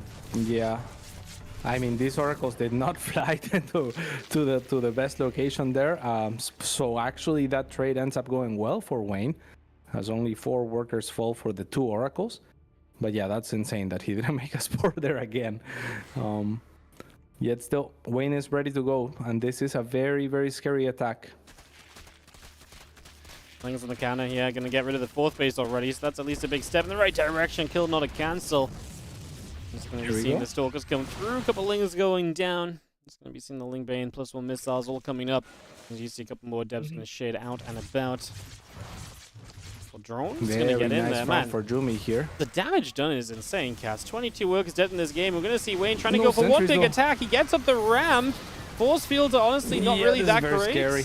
This is not terrible. Great. I mean, nice blink to actually make use of his force fields. One of the better blinks that I've seen ever, maybe. I mean, that was amazing, but I'm not sure if it's going to be enough regardless. The Colossus try to do what they can as they go on the high ground. He might just end up holding on the back of that. I mean, that was such a cool decision from ForJumy. I was very worried about the amount of force fields, but what great use he made of them. At first, they looked like they whiffed, and then he turned them into magic. Roach Ravager, Bane, Ling, all gathering up together. Disruptor plus Doom attack coming up. I mean, Jumi holds. He's still got a lot of the tech in store, right? So he's still got the Colossi up. Wayne has to go. He doesn't have the economy to kind of let this play out for too long. The tech units are going to be the saviors of ForJumy. If he survives his next wave, it's because the tech units are extremely powerful. Let's see if it's going to be enough. As Ling, Ravager, Roach, Bane all sets up. We get ready to go. We get ready to send it into this location. Yeah, it's so scary without force shields, without sentries, though, against this many banelings and a decent chunk of like just trickling units. Oh, here's the first disruptor shot, and it's huge onto a lot of banelings. Actually, that is one of the better clumps that he could have ever hoped for. The Biles are not even aiming for the army, but the Colossus are still left behind enough that they get taken down. And now ForJumy is being kited back into his natural. And it doesn't look like he is going to hold. It doesn't look like he's going to have enough, unfortunately. And Wayne should have this game in the back on the back of a very strong timing attack, what he is known for indeed. Yeah, he should. As this Colossus just shows up, dies as well. ForJumy is going to have to tap out GG. And that is going to give Wayne a victory here in game number 1. He is going to grab that opening map. As we kind of felt like, I feel like he saved enough of the tech units that he was going to have a shot at it. Obviously just didn't happen, didn't work out. And that is going to be game number 1, going the way of Wayne. It really feels bad with like 1 sentry and like 2 force fields to spare, right? Like against that many banelings. I'm not actually sure. Or do you find like, what's the better way, or what should he have had? Because when you looked at their armies going up against each other, it felt at the start that ForJumy just couldn't take a good trade. And then he made those 2 force fields into such a great location for him to actually take that engagement. So I'm watching it right now on the stream. That was so awesome. But it wasn't enough at the end. In the end, right? So what could he have done better on defense, you think? I think he did lose some probes. I mean, again, it's the force fields, right? Like the first force fields initially weren't great. Even if you protect some of the force, like if some of the probes the first time around, you have the tech units and the economy to buffer the tech units. I think as well the Colossus micro when it came to round 2 was not great because there was multiple points where the Colossus died and he could have probably kept it alive longer with the Prism. So I think that was the problem as well. That was definitely painful. Okay. Yeah, that is very fair. So a little bit better micro here and there would have also helped. What about disruptors instead of Colossus? Do you think that's ever an option? No, I mean, I think Colossi are actually very good on this map because... So I actually think one of the issues as well is ForJumy let Wayne to the high ground too easily. I actually think one of the bigger issues on Ghost River is actually it's very difficult to attack into the third because you've got to go up a ramp here, like a ramp up or a ramp to the right, but neither of them directly lead onto the base, so you've got to go up a ramp and round a corner. And I always feel like that's the trouble people have attacking the third, but Wayne got to the high ground, then he engaged, right? And I think that's kind of the defender's advantage, or some of the defender's advantage lost, because that's then an open space. So I think you maybe need to hold the ramp a little bit more defensively from the very... Oh, I guess aggressively in this case, like aggressively defend. Maybe that could have been the deal breaker as well. So, because I think that's what I see a lot in Ghost River. It's like, it feels like people should die on the third, but then actually, it's very hard to get up the ramp. But Wayne had no issue with that part. I see. Yeah, that makes sense. Needed to get some taxes out of a very strong position that ForJumy basically just forfeited. Yeah, that makes a lot of sense. And now we have game number 2. I mean, let's see if ForJumy can make some adjustments. He definitely had some very strong moments in that last game, and this time around he's starting against Wayne here in the top left-hand side by blocking his natural expansion. Bottom right for ForJumy trying to get a map here, as obviously this would be a rough start for him, because not only will he be losing out here if he goes 0-2, he already lost 0-2 to HeroMarine, so he would not have won a map so far. No one wants that to be that ESL regional experience, so ForJumy, and it looked hopeful, man. He started the game off killing so many workers. What do you do as ForJumy this time, Cats? Because like, it's not like you're going to get 15 workers, you know, given to you on a platter again. You couldn't make it work last time. I mean, that concerns me big time. Big time. That was a little later in the game though. Like like it wasn't like, you know, the first 2 oracles like on the perfect timing just hitting. So at least there's that. Like I feel like, you know, 15 workers then is like the equivalent to maybe like 7 workers earlier, which is still like really nice, right? Like I feel like he did get an advantage from that. But I don't feel like you know, it's like, oh, okay, like it's game over now. You got this in the bag, right? Yeah. I just feel like when it's 15, it's like substantial no matter when, right? So for sure. Yeah, no doubt. It was tough. Yeah, I mean Wayne did catch the oracles on the way back after, but yeah, I mean at that point it's 19 workers for 2 oracles, so you're completely right, Wardicho. That was kind of a dream situation for ForJumy in many ways. Like for me, like yeah, holding the ramp that you were talking about, like sentries would have also helped there, right? Like a couple extra force shields, yeah, just more than 2, I think could have gone a long way with that many Colossus. Yeah.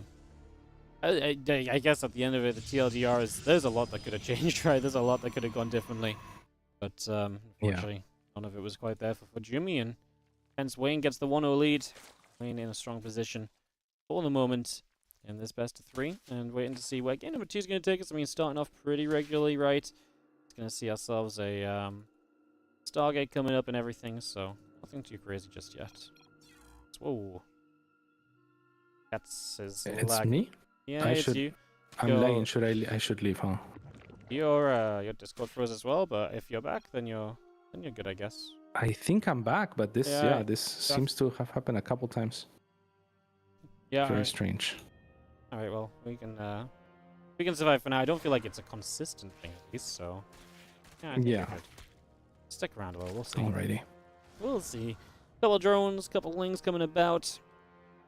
As we do have ourselves the well, again, Oracle coming up, Warpgate coming online. It's getting a little bit of all of this coming through for the moment. And that wing speed coming up as well, so a little bit of everything coming on. Obviously, waiting to see where the diversions may be or where the interesting parts of this may come about. Yeah, a couple of adepts for the moment just shading around and trying to see what they can do. Link speed is done, so they will try to grab a Ling, and Wayne knows that. You don't really want to try to surround adepts that are obviously about to shade away, so instead, ForJumy will use them to try to secure his 3rd as he tucks them between the 3rd and the pylon. And the Oracle is here as well to offer assistance on the high ground unseen should his opponent want to commit for this 3rd. Yeah, pretty reasonable so far then, as we just have a 3rd coming up. The Oracle again will help to defend. The Warp Gate's about to be done. Looking okay. Waiting to, again, really Looking see. not too bad. Okay, Rotron just came down, so this is a much later Rotron than last time as well. I mean, I say much later by 20 seconds, which is fairly substantial in this early stage of the game. So definitely suggests Wayne's going to be a little bit more chill on the Roaches and a bit more just defensive altogether. So, yeah. Yeah. The 2nd Oracle pops up on the side of ForJumy, and that's going to entice him to move out on the map. There is a decent perimeter set up for Wayne, so it's very unlikely that ForJumy finds the tiny gap, if there is one, where the Overlords are not going to spot these Oracles. And so he should be well warned and in position to welcome the 2 Oracles. There is still no Spore finished, but the Oracle will pay with its life for just the 2 workers, so that is, I mean, an incredibly good start for Wayne.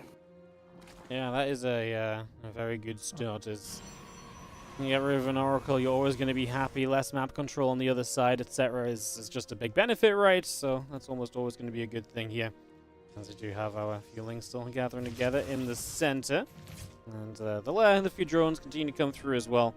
It's going to be seeing Evo Chamber along with a blink and +1 from ForJumy, so he will go into that style of play, which is going to give you a little bit of aggression and so on kind of throughout this. So that's going to be one thing we can check out as well. As the feelings move onto the map and the adepts move around as well. And we have that blink +1. Like I say, definitely going to be a big kind of dictator as to how the future of this game goes over the next little while.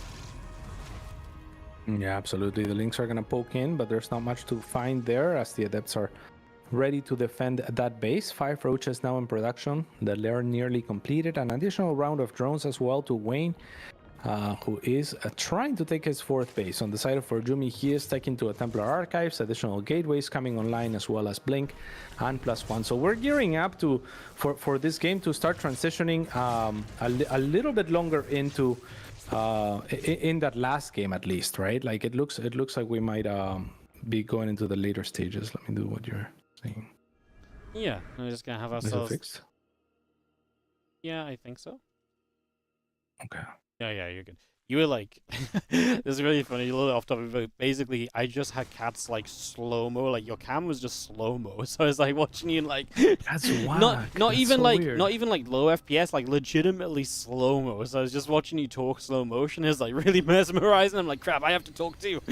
What? Yeah, it was, Really? It was wild, man, yeah.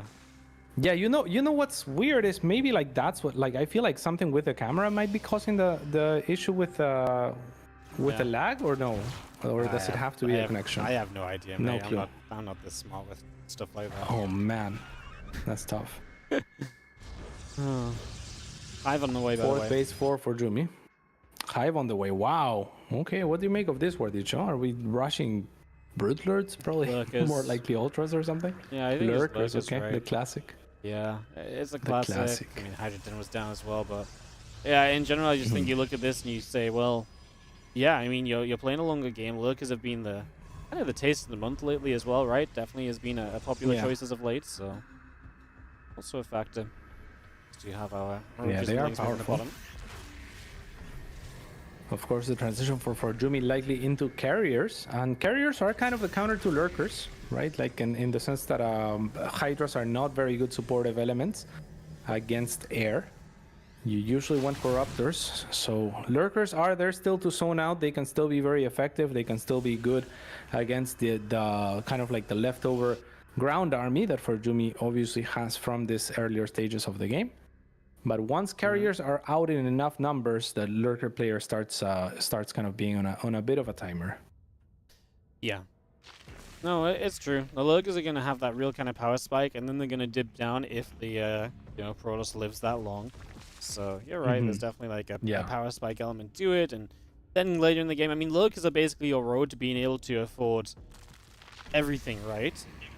As then you can kind of get the Spire up. You can afford a lot of Corruptors and just be able to actually fight in that late game with the spellcasters available, etc. too. So I think that's everything that kind of gets built up in that regard. Yeah. First carrier out on the way for ForJumy, who is finishing now his next Stargate as well. But it looks like Wayne is ready to go. The creep threat is very good. ForJumy trying to hold here at the top of this ramp, so he's trying to make use of that choke to tax his opponent on his way to him. 4 Zealot run by on one side, another set of Zealots, low Zealots of that on the other side, as he realizes, wow, these guys don't have charge. I should probably research that. Yeah, absolutely. Charge is a pretty good upgrade. Definitely going to help you, especially if you want to use those Zealots to kind of tank the lurkers and close the distance on them and get a bit of damage out of it as well. So, got to imagine that is somewhat part of the plan across the board here as well.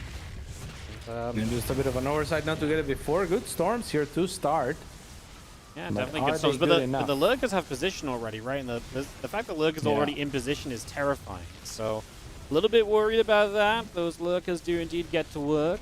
So they're going to put some work in right now. Just going to see the Zealots firing away, putting some damage out, and hoping to, again, kind of win this fight. Wayne is definitely holding position pretty nicely for the moment. Just going to be seeing these lurkers trying to step further forward. Roaches take a storm. Yeah, gotta be really careful with those Hydras not to get stormed, right? But at the same time, you don't want to expose the lurkers to immortal fire. So as the Hydras are baited into the army of ForJumy, the storms will rain down on them, and with that, the carrier should not struggle anymore to clear this.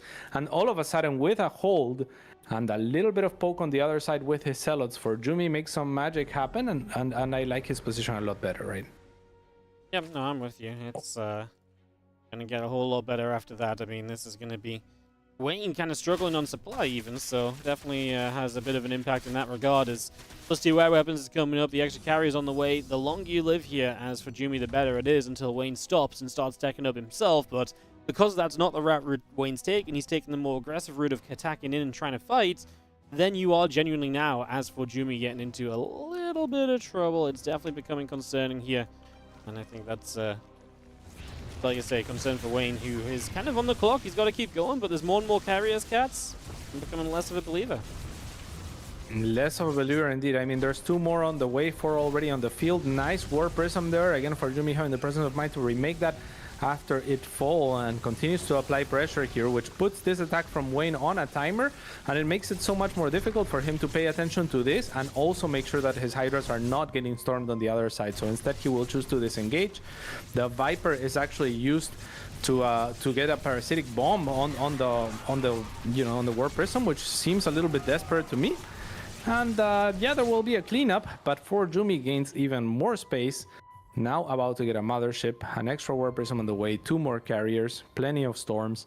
And no real sign of corruptors or any sort of transition on the side of Wayne. So starting to look very, very difficult for him. It's starting to look very difficult. Definitely getting a little bit tougher the further this goes. As we just take a few moments to stop and figure things out. Hydra's Lurkers on a little bit of a move around the bottom for a while here. We're just going to be seeing the Lurkers getting corner stasis. What I mean, Wayne has to again find a way, and he's finally going to start, by the way, to build into that that spire. So like looking towards the later stages, but I mean, I think it's way too late to start thinking of that now.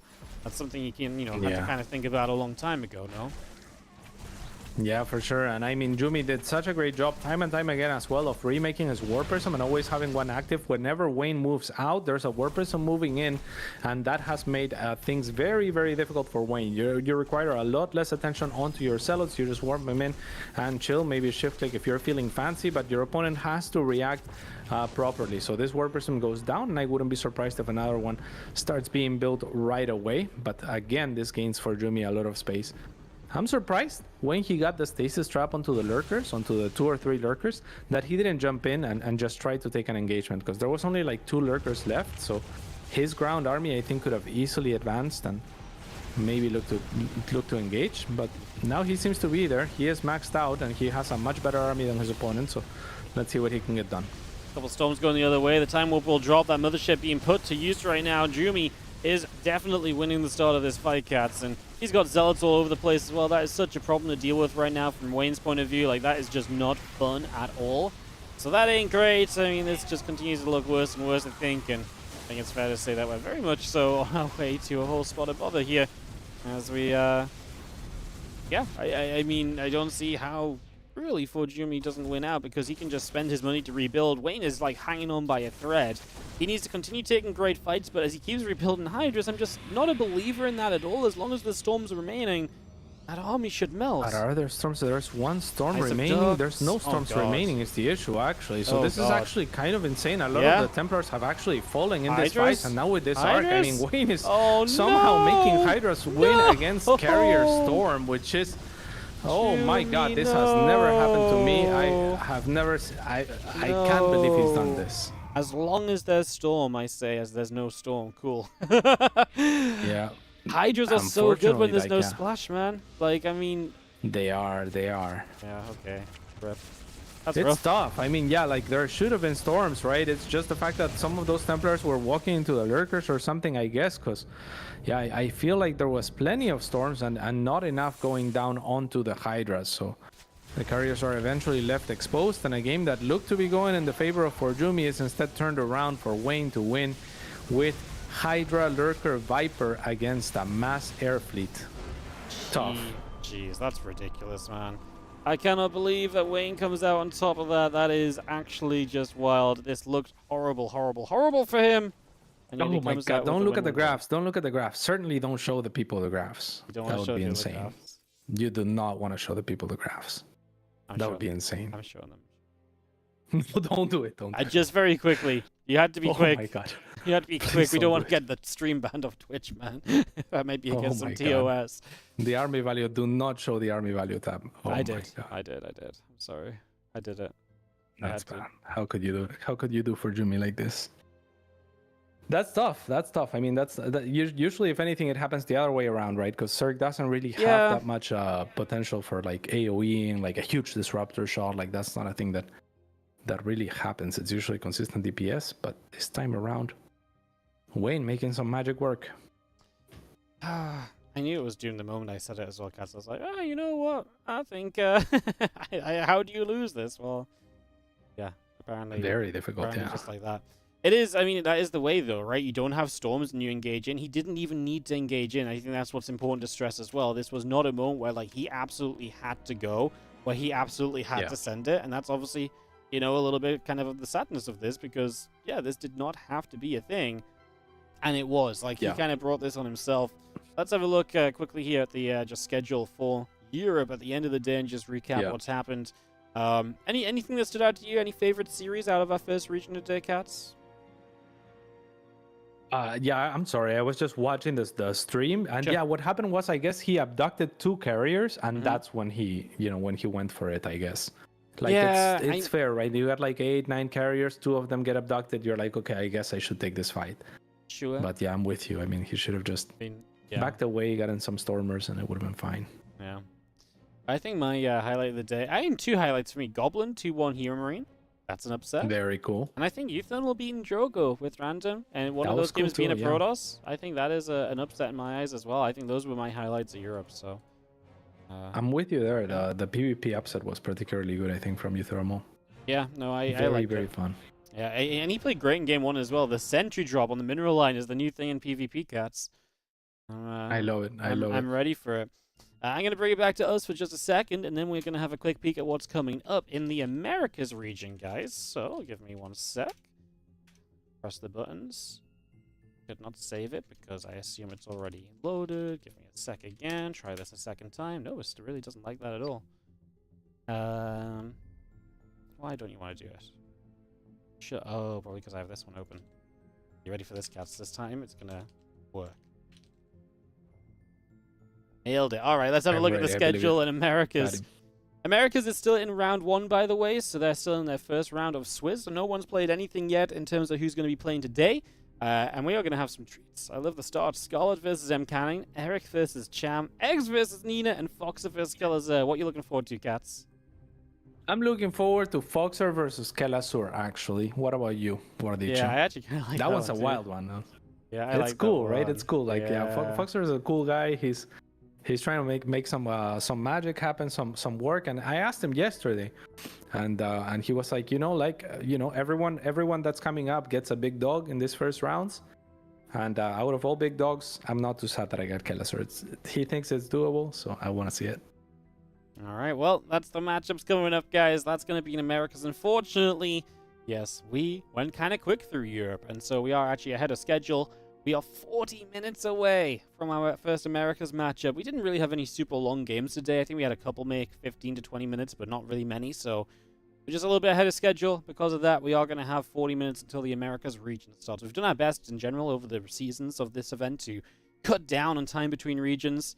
Unfortunately, this is just one of those cases where even though we've gone for a very aggressively placed schedule, this time today we're still ahead of it. So we're going to have a little bit of downtime. I'll leave you guys with the highlights from the games from Europe. Until then, stay tuned. We'll be back later on with the Americas region with Scarlett versus mcanning and other matches coming. That'll be in 40 minutes time.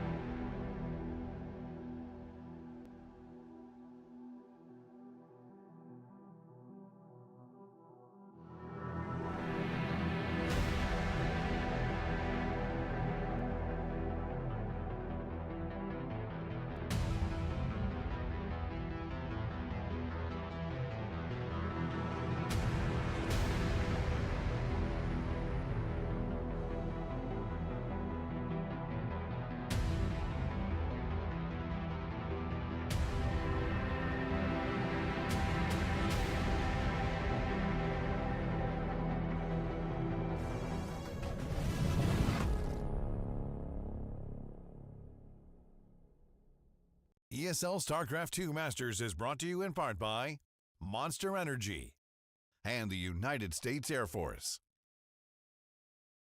That's Cardi's in the house, ready to go into some more SC2 action today. And Cats, it's my first time casting Americas, but you casted some yesterday. So how was that? It was pretty nice. It was pretty good. You know, like some American flair to it for sure. And yeah, we saw some Dolan builds. You know, we saw some of the good stuff. But nice. I might be a little bit more excited for today's matches actually. And this one, Scarlett versus mcanning. Mcanning is the type of player that will grow. You know, when there is pressure, when there is a spotlight on him, and he's done it before. He's had the upset in this one, so I'm excited for it. All right, well, yeah, I'm very excited for this as well. I think Scarlett mcanning, we always think back to that time mcanning beat Scarlett in one of these regionals. It was epic. It was great. It was the only time he's ever done it. But, you know, never say it can't happen again as we get ready for our first matchup here of the Americas regionals. It is Swiss round one still. So half the round one played yesterday. The other half plays today. And then tomorrow is a wild day because tomorrow we play the entirety of round 2 of Asia and the entirety of round 2 of America. 16 best of 3s tomorrow. It's a wild day of StarCraft 2. So make sure you hop back tomorrow if you... It's a lot. You know, if you like StarCraft. And otherwise, we'll hop into this game right now as we kick off into this best of 3. We're going to start off in the top right-hand corner of the map with the Shopify Rebellion Red Zerg player. This is Scarlett. And her opponent in the bottom left-hand side, it is the Blue Protoss player, the mcanning. Beautiful intro, Cats. mcanning. MC Anning. mcanning. Like, it's very difficult. Mcanning. It's mcanning, right? It's always been mcanning.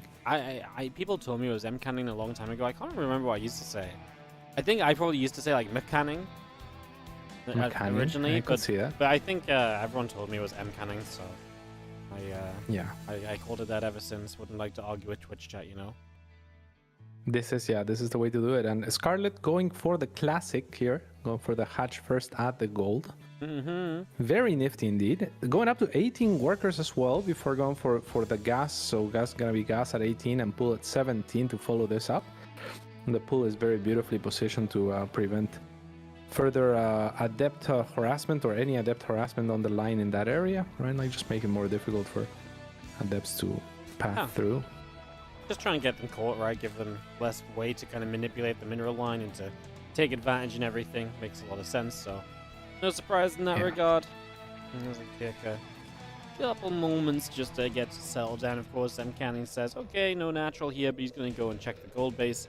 It's almost a guarantee at that point. The Zergs love that gold, so they are going to move, or he is going to move around over that just to double check. Is going to find that that is indeed the case, and away we will go from that one. We will go for that one. And yeah, mcanning, I mean, he's just going to check like you were saying. Scarlett is transferring the drones. They will get there at the perfect time to start mining. And mcanning probably considering a little bit of a chrono boost onto an adept or two as Scarlett now starts her link speed. But again, this is a pretty late pool, right? It's an 18 gas, 17 pool.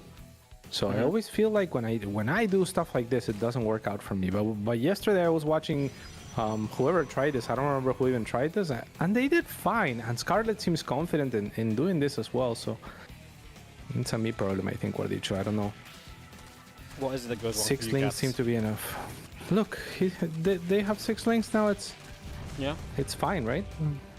I would say so. Maybe you just need the 6 things too. Yeah, maybe I need to get good.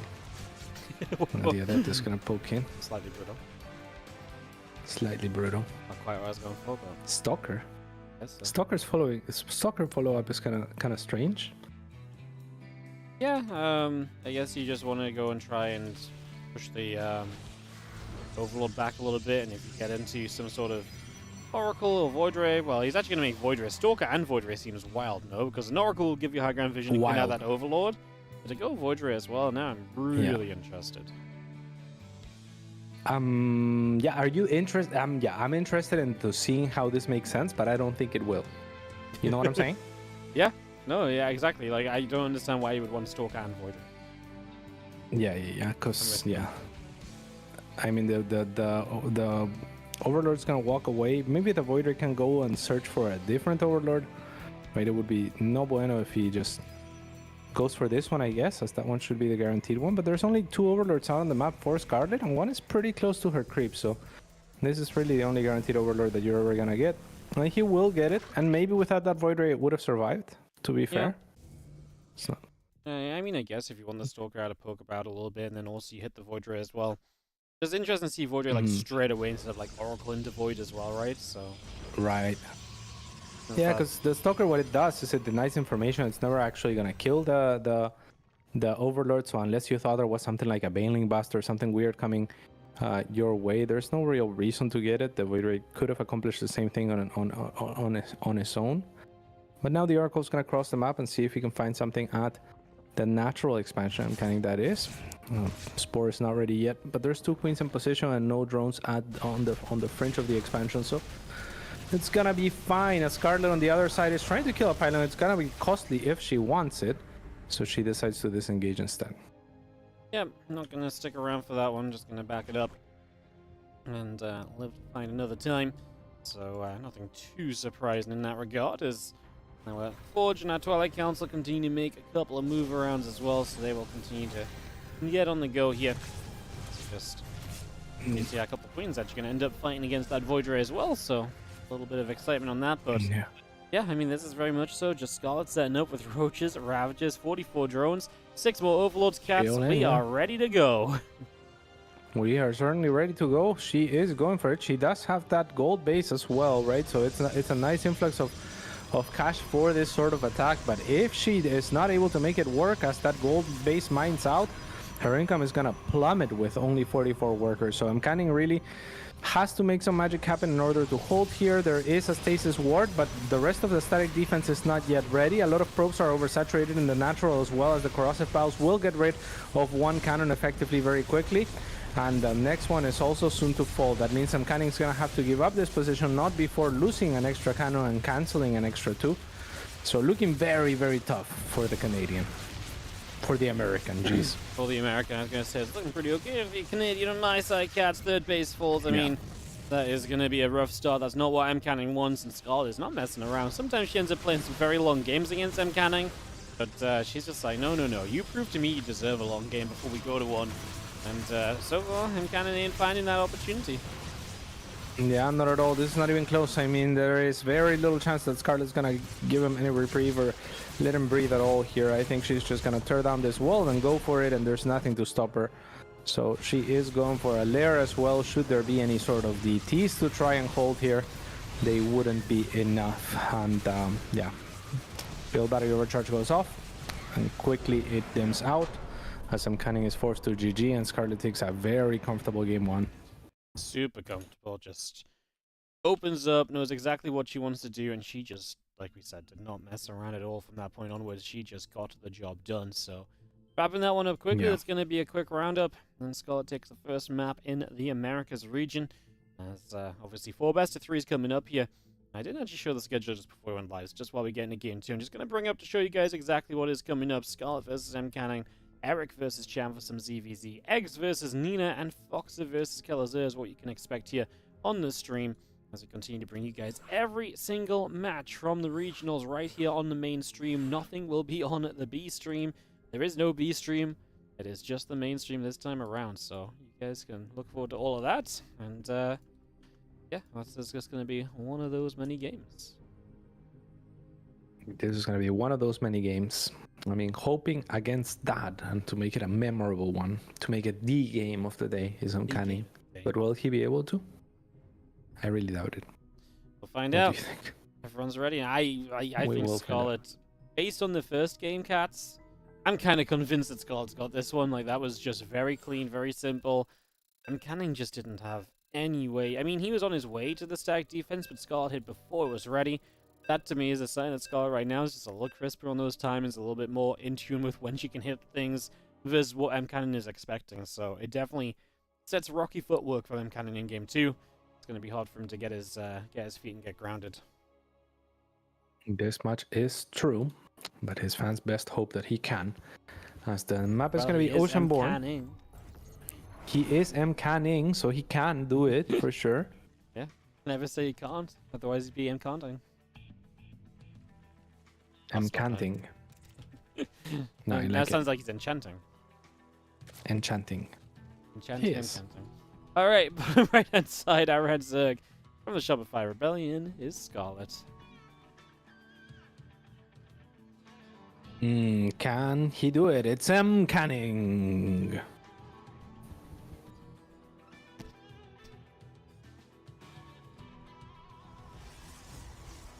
Pretty standard stuff here. Drop the gateway. You would almost hope for a forge or something like that. I'd believe more if I saw a forge. What about you? Believe more if you saw a forge. Yeah, at this stage, wouldn't you? It was a brutal actually game has one. a. Yeah, Scarlett actually thinks that forge openers are strong. I think against Zerg. Yeah. So, yeah, I think she does. I think some people do. I think some people think forge openers are the way, you know, and it's like, I mean, they are an opener for sure, and they can drop cannons after the fact in your face. And there are some very proficient cannon rushers, I feel like, out there. I know this They is can make some Americans, magic but happen. This is America, yeah. That's what. It's rare to see a good old cannon rush nowadays, man. It's rare. Bring back the good old And days yet- of the cannon rushes all the time. That was the dream. But this is America. It can happen. It can happen. You just gotta get one of those guys in, you know? And one of those guys has to break through the noise, and you'll see it all the time. All the time. That's what we need. All That's the what time. America's missing. It really is, actually. Cannon rushes. Make cannon rushes great again. That's what we need. What would you change to make cannon rushes better? You mean how would I buff cannon rushes? Yeah, say I don't know if I say would. cannon rushes are the future, and they're gonna save StarCraft 2. What would you do to make cannon rushes better? Okay. If that was the proposition, Mhm. cannon rushes are the future. I mean, there are certain things that are too obnoxious, like extra range you don't want, right? So Yeah, I guess build time, maybe buff the build time. buff the build time. Give it the bunker Yeah. treatment. Yeah, give it the Okay. bunker treatment. A bunker You know, treatment. feel a little bit better, make it a little bit more viable. You know, Yeah. sometimes oppressive. You gotta react a little bit faster. I wonder what Fear Dragon's answer would be. What would it be? No, I don't know. I'm saying I wonder. It'd probably be something like maybe the Nexus has an upgrade which lets cannons blink. That would probably be his answer. Yeah, and they're Yeah. also cloaked. Or something. It's probably more ridiculous than that, but yeah, that's about true for Ravi. Good old Ravi, catching strays. Actions. Is this Overlord from the Stalker? But he will make it to a high ground. And he passed it even. Good job, Overlord. He's away, man. He ain't sticking around He's to be found gone. afterwards. He ain't messing about. Yeah, I'm cunning again, going for the 1-2 combo of the Stalker into Void Ray, the classic. Well, he likes it. I mean, it's not crazy to see like a Void Ray early and stuff, I guess. Just definitely the less than usual build. And definitely kind of interesting to see it twice in a row, but like I say, we've seen crazier things in the past, cats. That much is true. That much is true. Void Ray is gonna clean up a single circling and looking for the order that was in this that was headed in this direction. So it's he's going south at the moment where the Overlord went north, but in going south you kind of guarantee that the Overlord is north in some sense. Whereas if you go north first, you might allow the Overlord to escape. So Yeah. it's nice in some sense. He knows that the Overlord must be north. Can find it. Surely. Stone hunting. Be interesting to see Scarlett play if she wants to play a more macro game at all. Obviously, just going to be one of those kind of interesting kind of things of how aggressive does she play? Does she play like aggro all the time here, or is she just going to be on a more normal map, happy to play the longer game? Drops the road on right here, but that's obviously not aggressively timed at all. So that's the good news. Yep. She seems to be chilling. Good crit spread as you might expect. Good positioning on the queens as well. Very efficient in the worker production. Hasn't really had to drop just the one spore, right? Whereas I would have dropped 3 just to try to be safe. She only needed 1 and hasn't taken any damage, so that's an extra few workers that she has for scaling if she's gonna choose to do exactly that, and that's what she's doing, taking a 4th. So very well done by her so far. Beautifully done. Cutting corners where she must, where she finds it possible, keeping tabs on her opponent as well. Corner cutting is a good technique to have. Indeed. 67 workers to 56 of the mcanning, who is now chrono boosting his first upgrade. That'll be nice when it finishes. Blink as well, the flavor of choice for him, whereas Scarlett is researching Overlord speed. Does have an Overlord all the way in the corner of the map. That Overlord was never found, by the way. And now it is going to morph into an Overseer, and with Overlord speed, by the time it gets there, we'll be able to scout the entire base of mcanning. What a redemption arc for this guy. No, really, seriously. Yeah. And that Voider was completely useless. Too true, man. Too true. Too true. it, You usually get nothing. $100 refund at least, right? From killing an Overlord? Not this time. Nothing at all.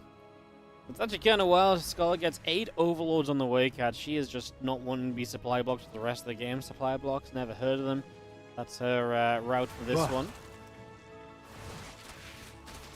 So Yeah. gonna fight the Adepts are going to make it into the mineral line. Satch, yeah. Yeah, I mean, nice to get a few drones though from Overseer. mcanning's point of view, right? Down a game. Good to kind of get back on track a little bit. Unless Scarlett doesn't let him, because she has had enough. She's bringing Sending it. Overlords as well to create a creep highway. She seems to be going for it. Just 69 workers. That's all she deems necessary here for a non-stop attack. It's kind of crazy how good her creep already is. Like, she's gonna creep highway, but like, that's actually only like 2 Overlords worth of creep that's needed. Like, that's crazy to me. Holy. Wow. Hitting a very sharp timing regardless. Here's the creep spread as well from the Queens, as a few roaches will make it into the main of mcanning. He is a little bit better prepared this time than last, and one of the Queens falls at the front. Maybe I even seemed like to some vials or something. So this is not going all that well for Scarlett as compared to last game. A lot of the links are trapped in a stasis. When they are freed up, they might be able to output enough damage to be annoying, but no, the second stasis and another one. Actually trapping a lot of units. The hold is looking very doable for the can here. He is holding on. The stasis definitely helping out, and that first fight not going the way he was looking for it.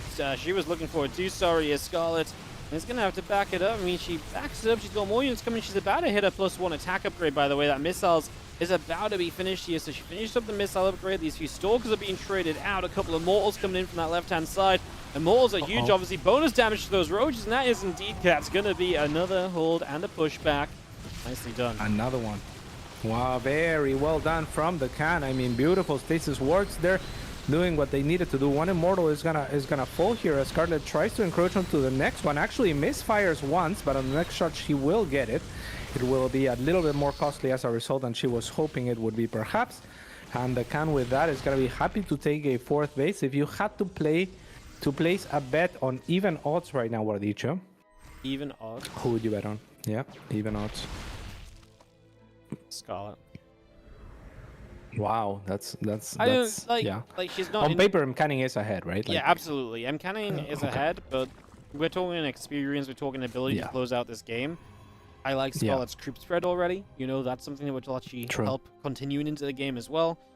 So yeah, mcanning's ahead, but you still gotta consider the fact that this is Scarlett right now, and that she is a very difficult player to close games out against. She's on her way to lurkers, so she can force an extension of the game.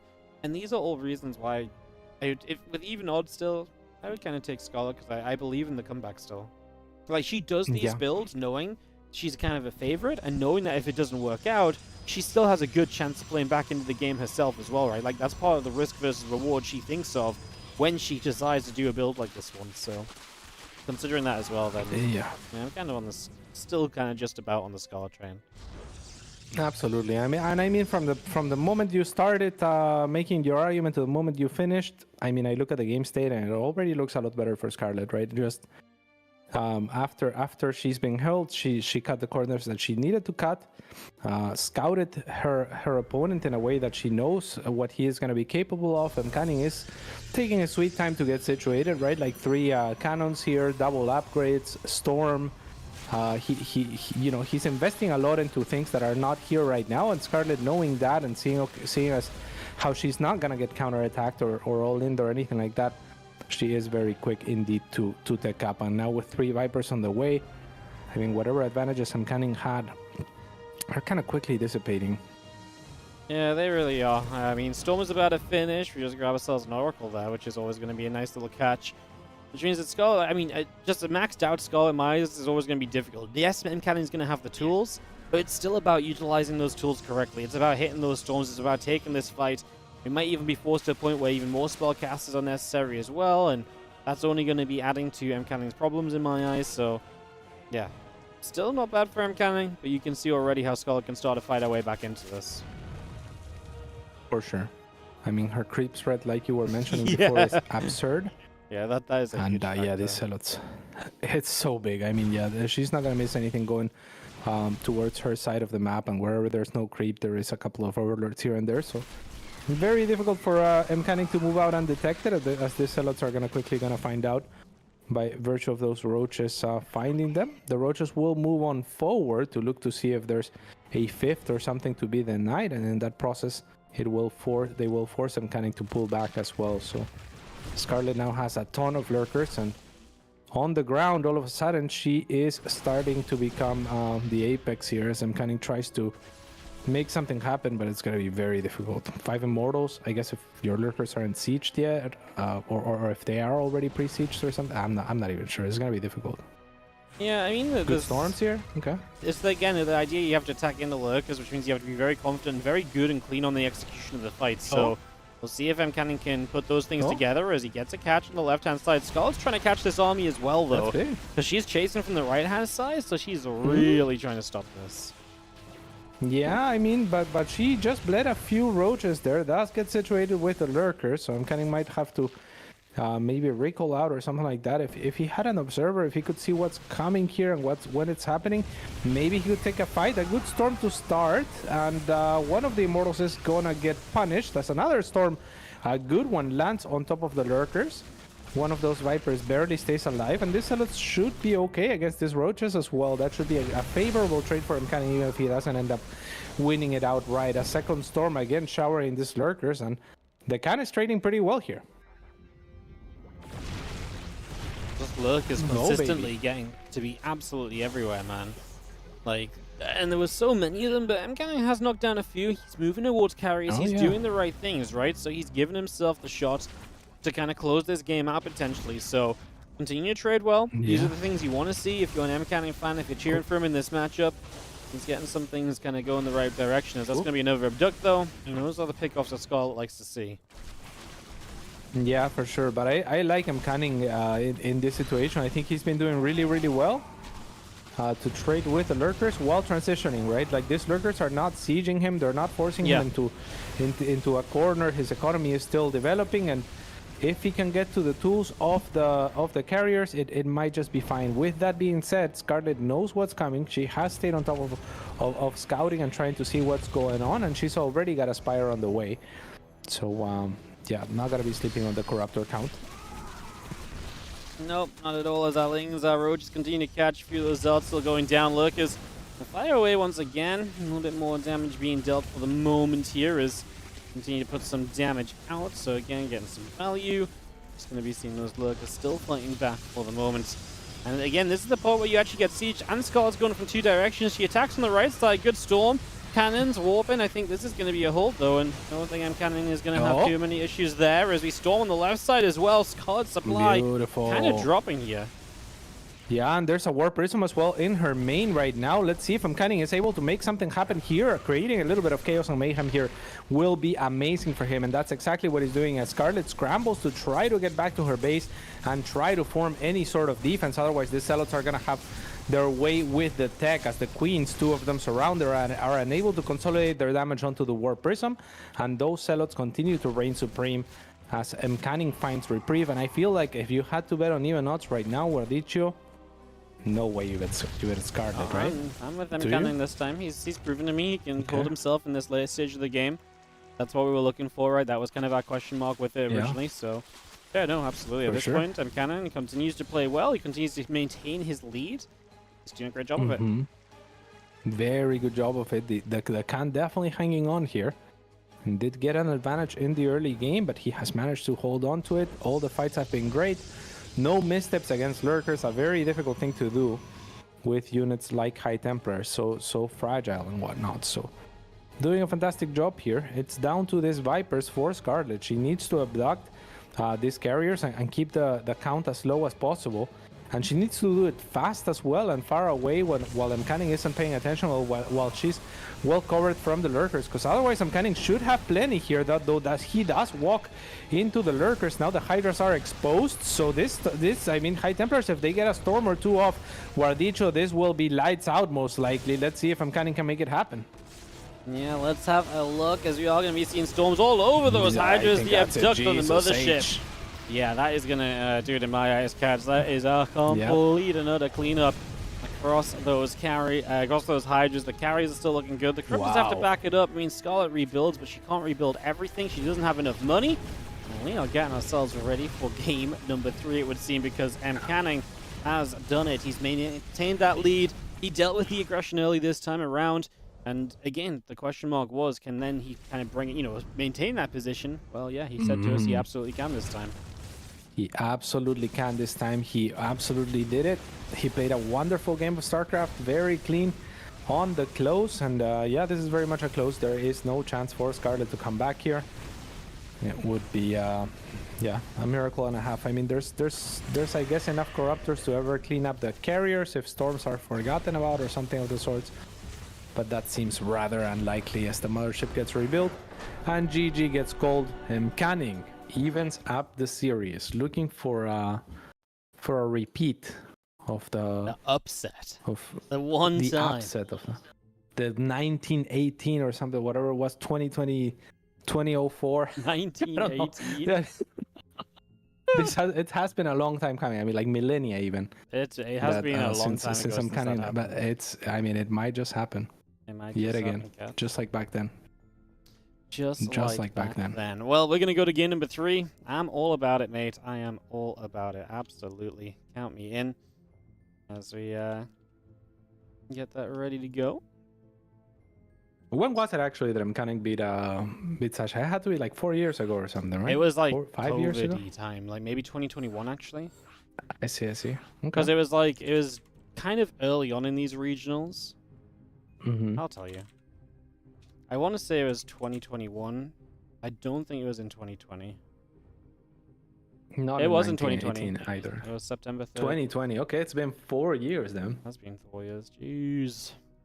Long time. We still talk about that game back then, and this one could last another 4 years if it happens for Dicho. Yeah.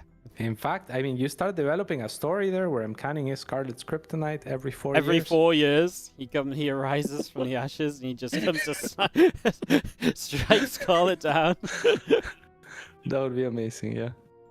Imagine if every 4 years it repeats itself, the cycle. 12 years from now, we're going to be like, oh, this storyline again? Can the script writers Not make something again, original? Yeah. Come on. Seriously, yeah. And yeah, 12 years from now, mcanning's the favorite. He hasn't won a match in years, but he is up against Scarlett. We know what happens in that matchup. All right, Side Delta will be the next map. Oh, lovely. Well, it's kind of like a Queen Walkie map in my mind. It's very possible to get aggressive in this one, especially with creep like Scarlett's. But then, do you want to do that when you just lost doing the Queen Walk? I would tend to say probably not, man. I would say probably not, but I think she might. I just do because it is a very Queen Walkie map. Yeah. Okay. Because it's like the distances on this map, for anyone wondering, like are kind of normal-ish, but a lot of them are blocked by rocks, right? And creep doesn't really care about those rocks, so you can actually get creep to your opponent's third relatively fast, and then if you break the rocks with your army, you can take advantage of that. So I feel like it is a Queen Walkie map, and maybe we'll see that again. We've seen it twice now. Alrighty, well, we are getting set up and ready to go. pick this off, get this on the go here, and see what will go down to get into side delta. It's ready to rumble. Love it. I love it. Someone in the chat thinks that they have that Scarlett has a secret strat for game 3. Yeah. And what makes them think that? That would be cool. When was the last time you saw a secret strat? A secret strat? Yeah, one that you've never seen before. Oh, that's actually a great question. I actually don't know. It's a tough one. However, I mean, maybe within the new maps we'll start seeing some crazy stuff. But we are here now on Side Delta, one of the more standard maps out there. So secret strats perhaps not abound, but a queen walk perhaps in the top left-hand side. It is Scarlett. Bottom right, blue Protoss player, the can man, mcanning.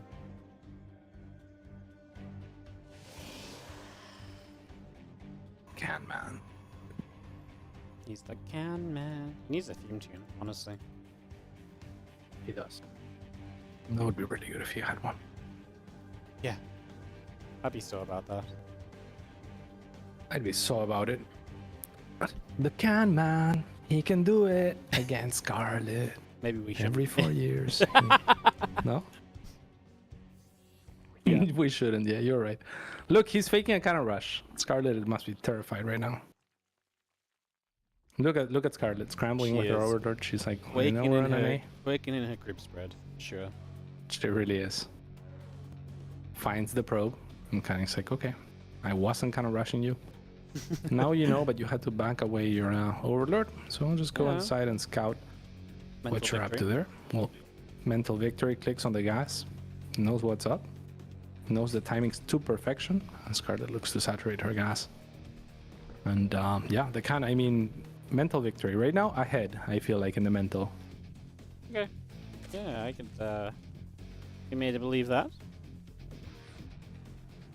The tiny little things. But if you had to bet, it's probably like 4-1 odds, right? I have no idea. I would say four times. Every 4 times the can wins this game. Are we living in that universe is the question. No. No. I think it's. I mean, it's unlikely. I mean, I want to see him play well from a position where Scarlett doesn't hurt herself early by being aggressive, right? Like, that's the question. Like, if Scarlett just plays for the longer game, I see. You know? Yeah. That's you want to see him win a game that's like we're delegitimizing his win just a little bit. It's like, I mean, he did hold, right? He held, but yeah, no, he played well. He did it correctly, but like, it's a very different game to if the Zerg just moves straight into that macro style, right? And then you've got to play against that macro style from the very start. It plays very differently altogether, right? So I think that's a whole new level of. For sure. To me, yeah, that's a whole new level of how you play and stuff. Of expectations for the can. That's how he rises to the next level. He's like, oh my god, that was an even game through and through, even macro game with Scarlett. Instead, the can is going to go for his signature Void Ray yet again. Will he find an overlord this time around? It looks like he might. Stalker is there to deny the information that will be awarded to Scarlett regardless in just a few seconds. He does that successfully, as this Adept will find a creep 2 more. Okay. But will lose his life for it. Probably not worth it. Probably not worth it. Yeah, that was exciting, and then it was very much so not as exciting. A big creep would be nice, because to be fair, Scarlett's creep is always crazy, right? So anything you can do to slow that creep spread down is such a good thing. But obviously, losing Adept is not exactly ideal, because now you lose map control from that. That's less that Scarlett has to worry about and everything as well, so yeah. Yeah, and there was a creep tumor right next to that one anyway, so it's not like, you know, she was very much slowed down at all. It's tough, as mcanning will follow up with another Oracle, so the third time in a row that he goes for the exact same opening. It has yielded mixed success. Scarlett makes 3 overlords at a time right now, wanting not to ever get supply blocked in the short vicinity of time. And the can will take a safe third. Beautiful stuff. As we just have ourselves a, obviously, couple lings coming across the skull wants to try and put some damage out, just trying to again get a little bit of something done, but well, drones died to the Oracle. I'm kind of sold on this Void Ray. I'm sold on the Void right now. I sold in it. Yeah, look, because you get your Overlord with it, and then you put it at the third, and then your Oracle can move out right away. Uh-huh. And then you never need to turn it on to defend the third. Kind of sold. Okay. That's it. That's the pitch. I mean, yeah. Because if you have an Oracle, you still have to leave it behind, right? Like if you go Oracle first, you leave it behind. Your second Overlord pops out. Then you go. And then you have to rely on a couple of Adepts, which mcanning doesn't have. He only made one Adept. He lost it and he was okay with it because he has the Void Ray. So it's, you know, I can see it. I can see it in his build, right? Uh-huh. Or no, you hate it? No, I like what you're saying about it. I like that you're selling me on it because we were not Void Ray believers a short time ago, Cats. We were not, but now I'm seeing it. I'm like, yeah, I could see it. DTs now, the choice for the can. Spire on the side of Scarlett, a little bit nasty. Blink now on the side of the can, +1 as well. Scarlett runs frantically trying to get any what damage she can find onto the probes of mcanning, but they are much too powerful and ready to fight. In fact, they will expose themselves. Scarlett will notice, but it was too late. It was bait. A taunt of sorts. A taunt. A taunt. Taunting over here. First Spire halfway done, so I mean, wait on that Dark Shrine. Gonna try and mix things up a little bit. Obviously, Yes, indeed. gives you options, gives you opportunities. Ooh. Okay, drone will go down. Very fast reaction from Scarlett there to not lose more than she did. But the drones actually come back out, and that could be an opportunity for the Adepts to cancel their shade. Instead, they're going to continue the shade onto a pack of Lings that are waiting for these Adepts. They still get 5 workers, so that's really nice for the That's camp. not bad. But yeah, but like you were saying, I mean, this is his greatest fear, right? This is Scarlett looking to gear up into a normal macro game, and she's already well set up at 84 workers. So yeah, you killed 5, but is that enough? Yep. I mean, she's powered up. I mean, the DTs are available, but ain't doing much right now. Now the mutas are coming out, and I'm worried that mcanning is not really going to be prepped for them in the slightest. Like that is a huge concern right now, right? Massive concern. If we look at the units tab, there's 5 stalkers out there. There is blink available, and there will be some stalkers that can be warped in. But I mean, 4 out of those 5 are here at the front, and the muta are start gonna making their way over to the side of the map of mcanning, who also has 0 cannons at the moment. And yeah, I mean, he has a starport, but he hasn't started producing Phoenix or a second starport or anything like that. So Yeah, this is going to be very difficult. And the problem is as well, Scarlett is powering into the ground army after, so the more you run around trying to deal with these mutas, the more powerful that follow-up is then going to be, right? Like, you know that that's going to start hurting, so I think that's going to be something to watch out here. You're going to start losing a few probes. We do have a few drones going down the other side. Nice little blink in. This muta's taking some damage. But again, they just want to run around and cause some trouble. Yeah, and they're causing trouble, right? On the other side, at least mcanning does kill 6 workers with his own DTs, but the muta are kind of just running around. Scarlett is maxed. mcanning somehow at just 100 supply comparatively, so without much having happened up until the muta, the supply kind of tells a tale of Scarlett just being a little bit cleaner and mcanning not really being able to slow her down enough. So just she does amazing here to get us as much of a lead of barely anything happening, and looking to close the game right here, right now. Yep, just sending it in, and you can already see the damage really being done, so it's already adding up in a big way. And it's definitely not looking too pretty for mcanning, who just didn't really have a way to... Well, I mean, honestly, I don't even think the mutas did that much, but then just the ground army just came in masses, and Scarlett just had way too much for mcanning to have an answer for. That's going to be doing it. GG Scarlett. Hexa 2-1 in the end. The 2 games she won, extremely convincing. The 1 game she lost, she obviously... mcanning played well, like I said, when put in that situation, when he got to that point where it's like, okay, here you go. Scarlett was super aggressive. You managed to get the hold. Good job. He took the opportunity and he ran with it. So that was great, but unable to really kind of follow up beyond that, unfortunately. And that's going to be the end of that one. Very such. And with that, we're going to go to a quick break before we come back with more North American fixtures.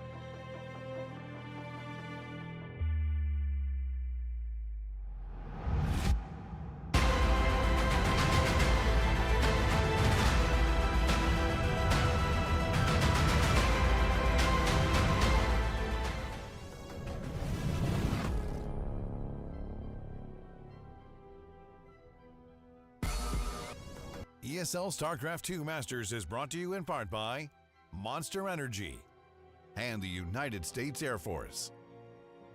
Welcome back, guys. I nearly give you a second dosage of the ESL shop ad, but you know what? No, we're actually going to give you a dosage of ZVZ. Why? Because I pressed the wrong button, cats. I mean, that wasn't meant to go down. So I could have just pretended it was a thing. What? You know, it is a thing. What are you talking about? Wait, what do you say? I thought you said why. No, I said what? You said you know what? And I said what? I was hyping you up like. Oh, you were hyping me. You were my hype man. Yeah, exactly, yeah. Well, you know what, cats? I didn't need a hype man. ZVZ hyped itself. Erik versus Cham. I know you like a little bit of Latin American action, cats. You hyped? I do love me some Latin American action. We've seen quite a lot of this picture. I guess you didn't get to cast that much Latin America back in the day, were did you? When it existed, like the region, right? No, I did some days of it. Yeah. Okay. I did a lot of hosting compared days to back then. that is true. I see. Yeah, that's true. I guess, but I mean, I saw my fair share of it. The thing is, Latin America also you need to be 1 week. If you watched one, you've seen them all as well. Well, I'm glad you said it. Yeah, I mean, Latin America used to be 1 week. The first 2 days was seeing who got out of the group in second place. If Cham and it would be Cham and Special or Cham and Kelor's there, and then you'd see who the fourth player is, and then day 1 of playoffs was pretty straightforward, and then day 2 playoffs was kind of interesting, and then kind of wild. Kind of wild indeed, but here we are. Spawning in the bottom right-hand side. It is from, spawning in the top left-hand side, going for a 12 pull and a very quick gas. It is from Cranky Ducklings and Brazil, Erik. He's very good at many RTS, by the way. Yeah, he is. He's the one that's one of these guys that's branching out into all these newer games popping up. It's been cool to see. Yep. There's Cham in the bottom right from the Starlight Twinkle. Yeah, that was my bad initially. I was in the bottom right, and then Nyal was in the upper left. So. I see. Yeah, Nyal hopped on. Oh, I see. So I found Nyal's camera just as you were doing the intro, and then aided you. Ah, I see. Because I clicked on your camera. That's my mistake. I should have clicked on Nyal's camera. Yeah, we got the observer, but bro. we have a very quick speed here. Very cool from Erik. So going for a 12 pull with a link speed to follow. There's going to be a bit of a flood to come. I wonder if he's going to save up links after sending the first 8 or 10 out, or what the plan is here. But I like it in any case.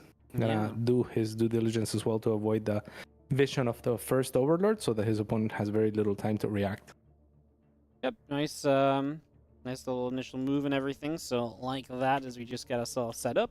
There's Droney on the move around. We're just going to be seeing these few lings on the move a bit as well. So far, so good in terms of information gathering. Those lings going to get across the bottom right and nibble on that hatchery. Yeah, it looks very, very, very good for Erik right now. Has to be really careful. Does get the angle into potentially picking off one drone. That Cham will now do the proper thing to send back. You know what I really like that a lot of players don't do here, where they is just grab 2 or 3 circlings instead of all of them whenever the the drones show up, right? Like there's no reason to stop all of your damage output like that, because if you just grab 2 or 3, you still threaten the one drone that they're gonna have surface area to kill.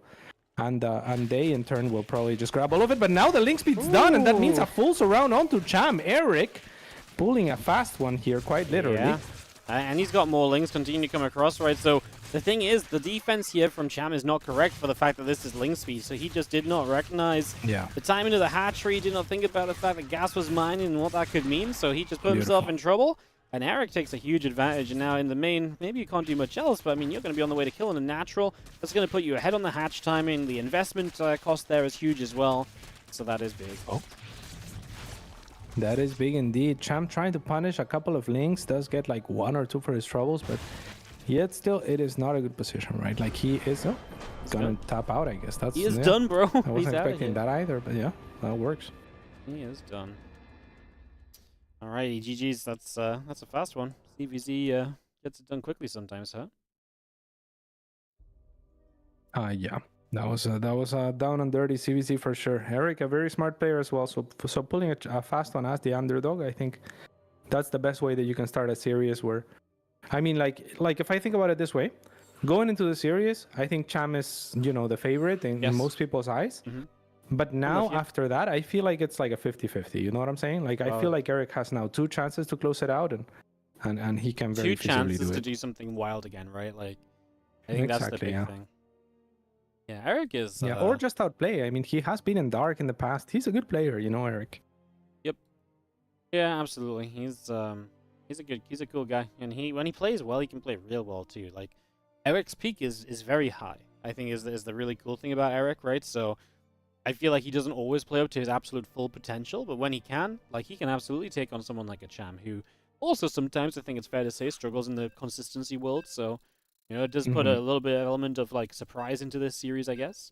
And we'll see if Erik can deliver on that surprise as we get ready for game number 2. As we just mentioned, coming up here in a second, Cats. We are going to go to Golden Aura. This map's a little bit bigger, a little bit tougher to be aggressive on. A little bit tougher indeed. Sometimes I'm clicking around, I click OBS, and then it takes my camera, and then it messes up my other camera. It's really annoying. Oh yeah, you're purple right now, bro.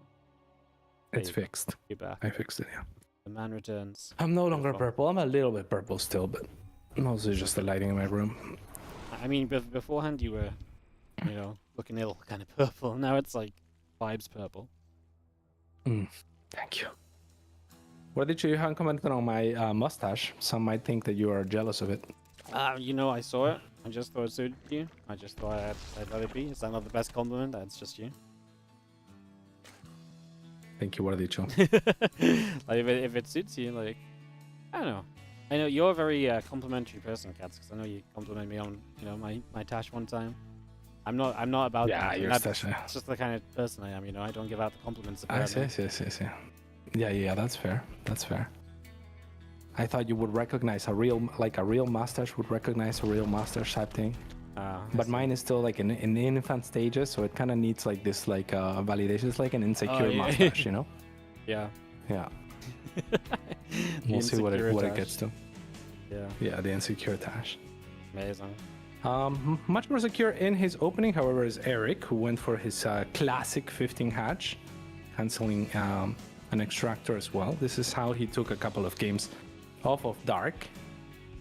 And kind of popularized this build order as well, not just in this matchup where it's perhaps the most widespread at this point, but also in other matchups, right? Like where you can guarantee that hatchery a little bit quicker against Protoss, or maybe like get a fast hatch and then queens out in time to deal with Reapers and skip links against Terran type things. Like small variations of ideas like this one are seen throughout. Yeah. No, it's one of the cool things, right, is just being able to kind of see these variations. Erik is such a creative player. He's always coming out with something a little bit different here or a little bit different there. So always good to see, always fun to see. A couple queens, lings all coming about. We get all of that on the way here as well from Erik and Cham. So just gonna, for the most part, start heading into very similar situations. Yeah, very similar situations otherwise. So Erik is actually one worker ahead, a little bit of gas behind. Cham will be quicker to the speed, but outside of a little bit of differences here and there, nothing out of the ordinary really. Cham now looking to move out with his 6 circlings, as Erik's hiding his 2 that he has available. And of course, because he has less circlings, has a couple more drones. And he's taking to a very fast hive for D2. Fast lab, but yeah. Quick tech coming up.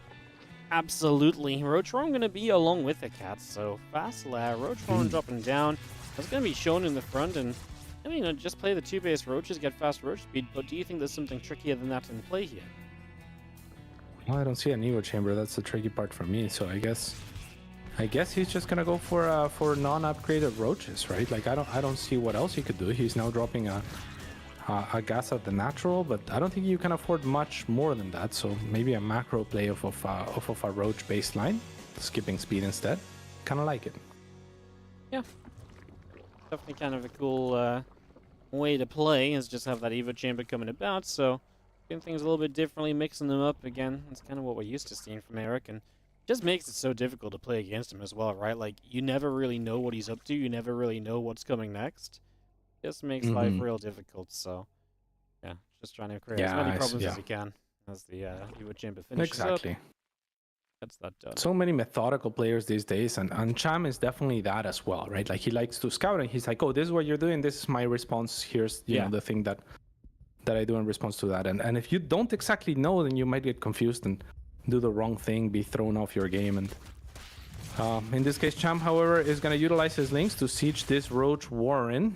So Erik will have to reveal a couple of his roaches, but not much more will come out of that. He's fine. A lot of overlords on the way as well, and roach speed almost completed. It's like about 80% of the way there.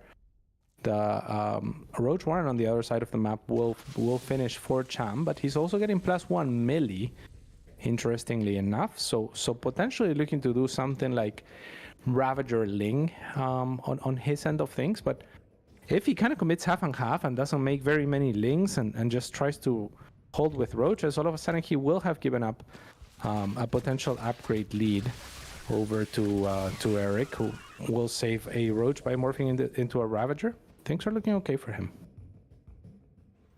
Yeah, he's ahead in workers too. Yeah, he's honestly in a pretty good spot. I was just taking map control is cute. I mean, there's so many Lings on the way though from Cham. Erik needs to back off. Like, the last thing he wants to do right now is actually be out on this map. Like, this is the worst thing he could be doing. Yep, absolutely. He has to be really careful. I mean, sees the circlings, I can understand how you're like, oh, okay, that's very few circlings. You know, if I see some roaches or enough roaches, I can back out. But nope, Cham is really relying on this circlings. He's gonna get this around, and that means a lot of biles are gonna go down in the middle of this army. But actually, the bile is a deterrent for Cham to continue to get this around. Regardless, he has way too much. Links with a +1 will make it easy for him on the cleanup there. While Erik, I mean, even more to your point, you're taking up to a Hydralist then and a third. You really have no right to be out there. And now Aspire, maybe cancel the Hydra then. Just going to be seeing the Ravagers firing up a couple more shots. Lings still coming over. Roaches and Lings getting chased away. Yeah, interesting set of decisions here from Erik, who's looking to try to get back inside his base. Yeah. But Cham looking to not allow him. He's instead going to pour in with everything that he has. Yeah. Looks impossible. It's going to be very tough. You're going to lose your Roachron as well, right? So there goes production. He has actually started a new one, so maybe that ain't so big of a problem. Spire, obviously, it's just everything so far away from being useful, and this army supply right now from Cham is already looking fantastico, and as he knocks down Evo Chambers, he's just going to play it slow. 3 bases to the 2. Cham has the advantage right now, and this ZVZ is looking lovely for him. Yep, and if he can get us around as well, it could get a little bit nastier with the biles, as they will connect instead onto a spine. Links continue to flood in, and this choke is not going to be enough for Erik to hold on. So game 2 will go to Cham. Erik with a slight misread there, right? Like, he was making a Hydra then, he cancelled it. So I think what his read was and why he moved out on the map is like, oh, there's Lings. Maybe he even scouted the upgrade somehow. I'm not sure if he did. But he anticipated Muta himself. So I think that's why he was going for the Hydra then as fast as he was. And as soon as he realizes it's roaches, it's not just that small squad of Lings into Muta, then he cancels the Hydra then and drops his own Spire. Right? So I think he kind of mind gamed himself a little bit there. all sorts of differences kind of going on during that one. As we wrap it up, and we go 1-1 again here, cats. These America's games won't just go the distance, even if it's not necessarily been the longest of action. It's definitely been some fun action, so fun to see. Absolutely. Getting to side Delta for game 3. Who you got? Who you got? What did you? You have to bet on Cham, I guess, right? If it comes down to it. Yeah, I think Cham's still the more experienced player. Like, you know, 50-50. Actually, 50-50, I guess I'd take Erik because I think he's the underdog a little bit, but I think it's just close, right? Like, it's hard to, yeah, it's hard to kind of go against him. It's a tough one. It's a tough one for sure. Side Delta. This map just looks like so many other maps, no? It looks like so. Which maps does it look like? I feel like there was a map that looked exactly like this, like almost the same tile set as well. Like, but I can't remember the name. Maybe less white and more green? Like Belshire Vestige? Belshire Vestige, maybe? Let me see. I'm checking as well. Belshire Vestige is pretty close, yeah? But no, I don't think that was it. Not the one I'm thinking about. No. Oh, well. Oh, yeah. In any case. I got nothing for you then, Gatsy. That was my one guess. My one and done. It's okay. Alright, let's go in again. So you feel like this is a unique, beautiful map? I like it, man. I like it. It's a nice tile set. Nice tile set. Yeah. I'm into it. I'm all about it. Let's see it. I'm all about it as well now. As Erik is gonna go for okay, just the classic 15 hatch again. In the top left-hand side for Brazil, Erik. In the bottom right-hand side, it's going to be Cham from Mexico. Mexico. Chamaco.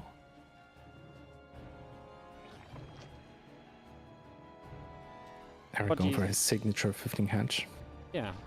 So he's going to get that. What sort of stars are you thinking we're going to see here, Cats? Get to make a bold prediction. I think that I'm going to boldly predict that Erik is going to go for Mutalisks. And Cham is going to go for Burrow Brooches. Mm-hmm. And then Erik will find a clump of 17 Burrow Roaches with an Overseer unsuspectingly. Cham will try to unburrow and pull back, but it will be too late for at least 6 or 7 of them. At which case Erik will start to snowball, switch into his own Roaches, counterattack, and Cham will GG out, with Erik winning at 13 minutes and 28 seconds in. What do you think? I think Cham's is going to take it. Yeah, on the back of some Roach. I think he's going to make some Roaches and win, Cats. I like it. It's like, bro, you forget we're casting CVZ here. We didn't need to go so deep. Yeah, this is the Price is Right a little bit too much. I mean, one of these days I'll get it right. It'll work. Let's see. How do you feel about Erik's opener, by the way, and the position that he puts him on? Because he's always going to be lagging a little bit behind in terms of speed, right? Like his gas is a little bit later, but otherwise he seems to be like a worker ahead usually, and he also has like the extra defense of just having his hatchery in the natural finish a little bit sooner, so very strong against early pulls and such. That's nice. I like it. I dig it. It's one of these things where it's like it's just layer. So. It's one of those just so in depth, right? Like it's cool. I like it. And he's going for a very fast layer yet again. So a very fast Roach Warren yet again. Same exact opening as last time, in fact. But knowing Erik, he probably has a different transition. Something tricky about this that signals to his opponent that he's going to do something and then does something else. At least that's what I'd like to see. No additional gases for the time being, though, so unfathomable that it would be anything other than Roaches or something strange like a Nidus, but there's not even link speed to speak of, so I think it'll just be Roach speed. What did you? Just Roach speed. Gotta be. Okay. Okay. On the other side, Cham cancels and remakes an Evo Chamber. I'm not sure if that was a Roach one or what he canceled, but remakes it in any case. And he now starts his own lair. Roach speed will begin on the side of Erik, as he will also look to start his +1 attack, which won't really kick in to make anything happen with the roach speed, at least not in tandem with it. So I wonder if there is any sort of timing that can emerge from this. Yeah, no, it's gonna be fun because these guys are also so creative, right? So then sometimes you see them kind of play these kind of weird builds, and it's like, well, what's the plan? And then they come out with like, well, this is my plan, and they hit the sick timing. So that's one of the things. So we kind of wait to see. Obviously, that roach speed +1 missiles versus a guy that's just getting to link speed here. Cham with that link speed, cats, so much control. Are we worried that Erik's just gonna be so late to that third base? Yeah, quite possibly. I mean, he's making more units this time around, at least. He's making a second... Oh, that second wave chamber is just for the wall-off, I guess. But yeah, I think if you're Erik, you're looking to move out with the roaches that you make until roach speed, and then maybe look to cancel a third, right? Like, he knows that Cham has a third.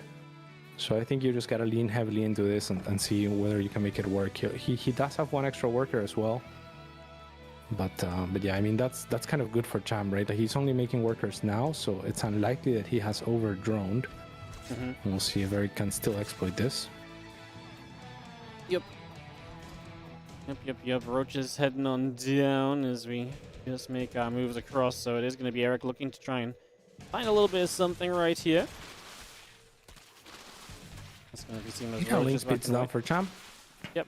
It's important that those roaches can kite the links at least a couple of times when they get engaged on. So Erik doing the right thing of poking at the hatchery, and Cham doing the right thing of waiting for Erik to poke at the hatchery to then come in when the attack is effectively on cooldown. We'll get a beautiful surround on the back of that as the links continue to make themselves difficult to get, and as a result, Cham gets a very, very clean cleanup without the need for roach speed. Just enough links to hold the roaches in place nets him a very favorable trade. And no third, taken down from the side of Erik, who does have still a couple of extra workers compared to Cham. So he's not out by any means. And +2 is still pretty even as well from both ends. So kind of an even game somehow.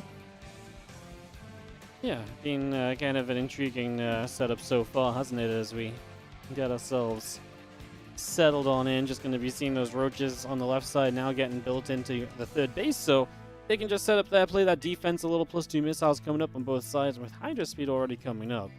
Just so interesting to see when we can find the time to build Hydras, because it's so vulnerable. If your opponent masters roaches and you're building Hydras, like, you're in for a bad time, right? I would think so, yeah. I think the thing is that if your opponent has the same exact economy and they're dumping their gas into Ravagers, they are going to be better damage output than the Hydras, because they also have their ability in the Corrosive Bile, which forces things to reposition and whatnot. So maybe in a very wide open space where Corrosive Biles are very low impact, then Hydras can be the better choice. Obviously, they can be really nice against Muta, but yeah, it's not often that you see people opt into Hydras just to have. I guess killing Overlords is kind of nice too. Again, Ravagers can do that too. Yeah. We have our Roaches Ravagers coming about. It's going to be dropping those Corrosive Biles. Oh wow, nice. That's a itself a kill. Actually a very nice little grab. Yeah, very well done.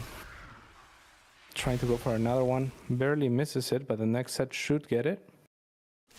And right here is Erik going to be finding out. This is actually a decent position for Erik to fight. The Corrosive Biles will dislodge his position just ever so barely, just for a second. And every single one of these Corrosive Biles forces movement to the army of an Erik that, if he is not perfectly synced with his attacks, he will struggle to damage to output all of his damage. With that said, the Ravagers are exposed and now might be taken down. Erik, after a good fight in a nice concave, actually manages to push back Cham convincingly. Yeah, is able to defend, push him back. Both players about to get that +2 missiles, and now a very different game coming up because we got Roach Hydra taking on someone trying to play Roach Burrower and so on in that Roach harassment style. So that's going to be two very different and very interesting kind of ways of this to go. So we look at that and we look to see how this is heading. Hey, fun, cats. That's I did predict Roach Burrow, I gotta say, with you, Cham. Well, that's because you're I did predict Roach Burrow from Cham. You did indeed. And I also predict that 17, I think, roaches will get caught by an overseer. This has to happen. Okay, I'm into it, man. I'm ready for it. I'm into it. It's happening. On the other side, we expect the Muta switch to happen any second for Erik, but for the time being, he is just moving about with his Roach Hydra army. Very unconventional indeed. We'll find an Overlord over here. And he can posture around this choke. He can go back if he needs to, or push forward if he feels like he has enough. As a set of battles is already used. The next set of battles is also there. And Erik is actually pushing forward, but forward a little bit too much to where some of his Hydras are actually exposed. And Cham, with a little bit of a flank, is able to mitigate for a lot of the damage output that Erik can otherwise output. It's looking very bad for Erik now, as the Hydras are gonna struggle to retreat out of creep. And nice hold from Cham. Yep, Roach Ravage is gonna go chasing back up the left-hand side, so he's just gonna go pushing over there immediately. Plenty of roaches coming up. And get that all on the way, and we just have ourselves the few roaches burrowing and gonna get move along as well. It is gonna be time for Cham to go take advantage on the back of this fight. He's gonna get through before the There's Overseer a group of gets. 17 roaches going into the natural right now. I'm just saying. Okay. I don't know if that's 17 though, cats. May need to redo the counting on that one. All right, well, in any case, there's a fight happening now at the third base, which is likely to determine the game here, or maybe not, as Cham will get pushed back this time around. So, yeah, a little bit of a reprieve finds Erik. However, he is taking a little bit of damage in his main and natural from the 17 roaches that did manage to sneak in. They haven't yet been dealt with, but soon to be. Yeah. Well, 11 roach drones go down, and that will be that. Yep. On the other side, I mean, there's a little bit of an arc there for Cham, and that's plenty for all of his roaches to output their own damage. Now the Hydras, much more expensive units, are gonna get caught as they retreat yet again, as the roach buffer has been dealt with on the side of Cham with his arguably superior roach ravager composition. But you gotta applaud Erik for believing in that something different can happen and be the best, right? Trying to set the meta of with a new unit to the matchup, basically. In 2024, you gotta respect. Yeah. To be fair, it's definitely not quite the norm, right? It's definitely not what you expect to see, but he gave it a shot. Yeah. He gave it a go. I'm just going to see the Roach Ravager coming back through. I'm just going to be seeing the back and forth continuing. Roaches coming up on both sides, but the numbers are just there for Cham. And looking beautiful. Looking absolutely beautiful. On the other side, Erik trying to get a hatchery, but won't even be allowed that Pyrrhic victory, as he is now forced to back away with his one roach. No, don't do it. It dies. He tried to turn it as well. You could see that it turned at the very last second, like, you know, made a sudden movement with his legs to try to sidestep, but it was just not enough. As a result, joins his brethren in death, and now Erik looking to do the same as he heads towards his doom at what is twice the army supply from Cham. Tough. I mean, it's basically impossible, right? I mean, getting a fight here. The numbers are absolutely there for Cham. It's going to be enough to get the GG. Cham does pick up the, expected victory. This was definitely up in the air, though. This was absolutely in no way a guarantee or anything of the sort. So, obviously, nice to see for Cham himself getting the win, which he will definitely deem as very important for his campaign here in the America regions. Obviously, wants a good start. This is just round one, remember, of Swiss for these guys. So, it's a long way to go. Across the course of this event, and plenty of games to be had still. So I've just broke the graphics, so give me a second and we'll show you guys the schedule for the day. Once I stop breaking things, cats, we'll get back on track with the fact that we're halfway through the NA region now. We are 2 matches down. Not bad. 2 matches to go. Let's have a look at that schedule, because like I said, I was just busy breaking it. Let's look at it right now. What's up next? Tell me. Up next is Eggs versus Nina, and then we've got Foxa versus kelor to round things out. So, what do you want to do, cats? Want to go to a break? Two classics. Yeah, let's go to a break. Okay, let's do it.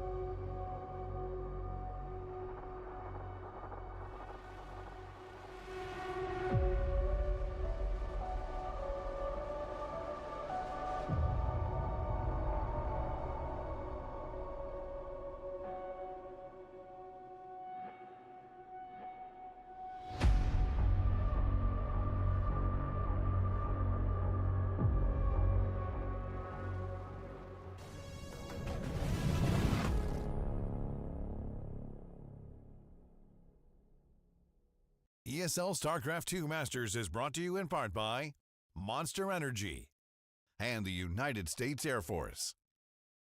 Welcome back, everybody, as we have Eggs and Nina on the docket for more StarCraft 2 action. Couple best of threes remain today. We're 10 best of threes deep on the day already. Cats, you still feeling good? You still ready for more? Oh yeah, you know it. I mean, during the break, I was talking to Niall about the memory of babies, and yeah, I think I'm ready for more StarCraft now.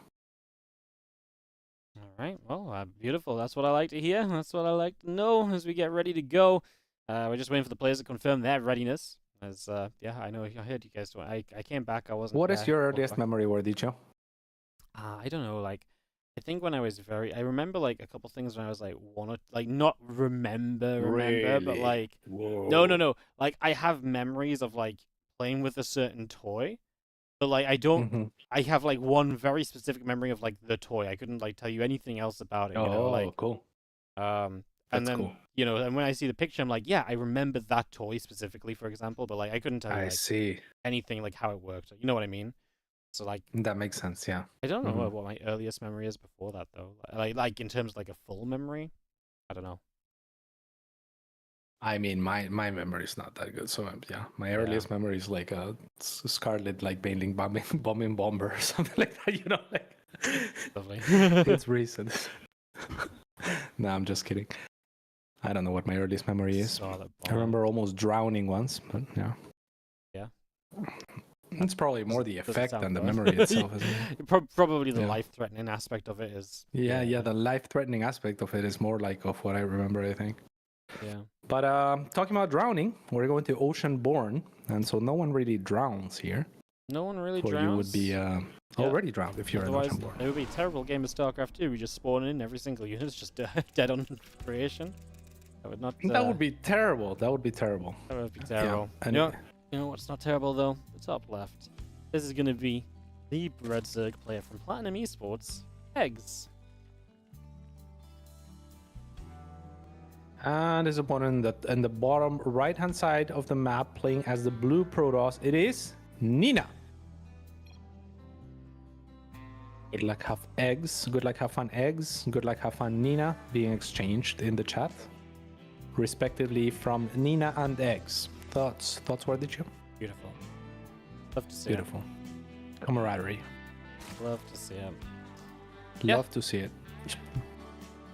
Beautiful stuff. Kind of very standard, obviously. Kind of bad.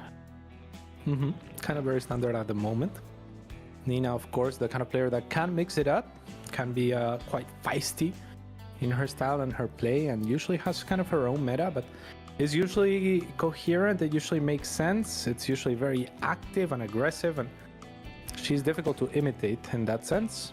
Players who watch Nina can only ever watch Nina, right? Like you can't be like, oh yeah, I'm gonna go watch Nina's stream and learn how I wanna get from platinum to masters. You know, it's probably not gonna happen. Yeah. Nina has such a fun play style. I love when Nina ends up playing like really scrappy games as well. Like I feel like she plays such a cool game when things start going wrong and she has to improvise a little bit and all that kind of stuff. I feel like it becomes very fun, you know. So I've always loved watching her play in that sort of regard. Always thought it was very cool. Yeah, for sure. And she's so micro focused as well. Has insane micro, and you know, can get value out of a whole array of units that most people often don't care for as much, or not in the same circumstances as she does. So a great multitasker, been in the scene for a very, very long time. Eggs on the other end, kind of an up-and-comer in some sense, but for a while now as well, right? He has been an up-and-comer for enough time that I don't know if it's fair to call him an up-and-comer, but he also never had that breakthrough, and he's always on the brink. I guess he just found his slot as a tier 2 in Latin America type player, right? I guess. Yeah, I know. I'm with you. Like, to me, I feel like Eggs had some really cool games, but again, one of these players who just didn't have the consistency, right, to really kind of deliver, kind of on a more frequent basis. And I feel like that is almost always the issue, right? Like, it's always feels as though we're just like, well, consistency, you know? You can be really good. You can be one of the very best. But can you do it consistently? Can you always be out there being really good, etc.? That's, I think, is a very, very difficult question. Yeah, I guess consistency is a pretty good metric, as X is going to try to make something happen with a couple of adepts. Yep, just gonna shade And in he here. is, that's Nina, yeah, she gets a couple of drones already. Very nice. Yeah, that's Make pretty it 3. decent. We take those, we take Very those decent. cats. Gets in, gets some Huge. damage done, already showing who's kind of the boss going into the start of this match, and just getting some But damage that's done unfortunate, early. right? We're talking about consistency, like we're kind of like building the underdog. So there we go, picks There off we an go. adept. This Eggs, Yeah. We're come building the back. underdog, and This is where Eggs all breaks. goes wrong. Yeah, you can't do that because you know you gotta de-hype X first. Be like, yeah, I guess he's just never gonna break through, and then he starts beating Nina, and people start getting hyped, you know, and they're like, oh my god, is he finally doing it after all this time? Like, cause he's capable, and then people are like, whoa, like look at his potential. Like, yeah, it's happening with each other. It's happening right now. Just gotta believe. Okay, honestly, it'd be such a sick start to the event for Eggs if he was able to take a win off Nina, right? Like that would actually just be huge. That'd be But awesome. we gotta start by not saturating your first gas with 5 drones and stuff like that. You know, like I Yeah, just checked yeah, this you base gotta and play do well. that. Yeah. Absolutely. Yeah. I mean, it's fixed now. It's fixed now, so that's good. All right, we're back on track. Back on track. We got this. Easy, easy. Couple overlords obviously about to finish producing here as well, so we get those wrapped up, and we get the Rodzyn dropping down, so we do prep for this next portion of the game as we just get all those runs coming, the Rodzyn coming through, and making it look good for the moment here. For the moment, it does indeed look good. Blink Stalkers on the way for Nina, so she's gonna look to maybe apply some pressure off of like a 3 or 4 base. She for a while liked to play really low gas, and now she's gravitating towards the gas heavier styles, I guess. So before for a bit she liked the hero style, like very raw, Yeah. like just. But now she's going back to a little bit more tech, I guess, as she drops a robo. That doesn't surprise me either, because like I say, that's very, I suppose that's very, yeah, I guess just Nina to me, you know?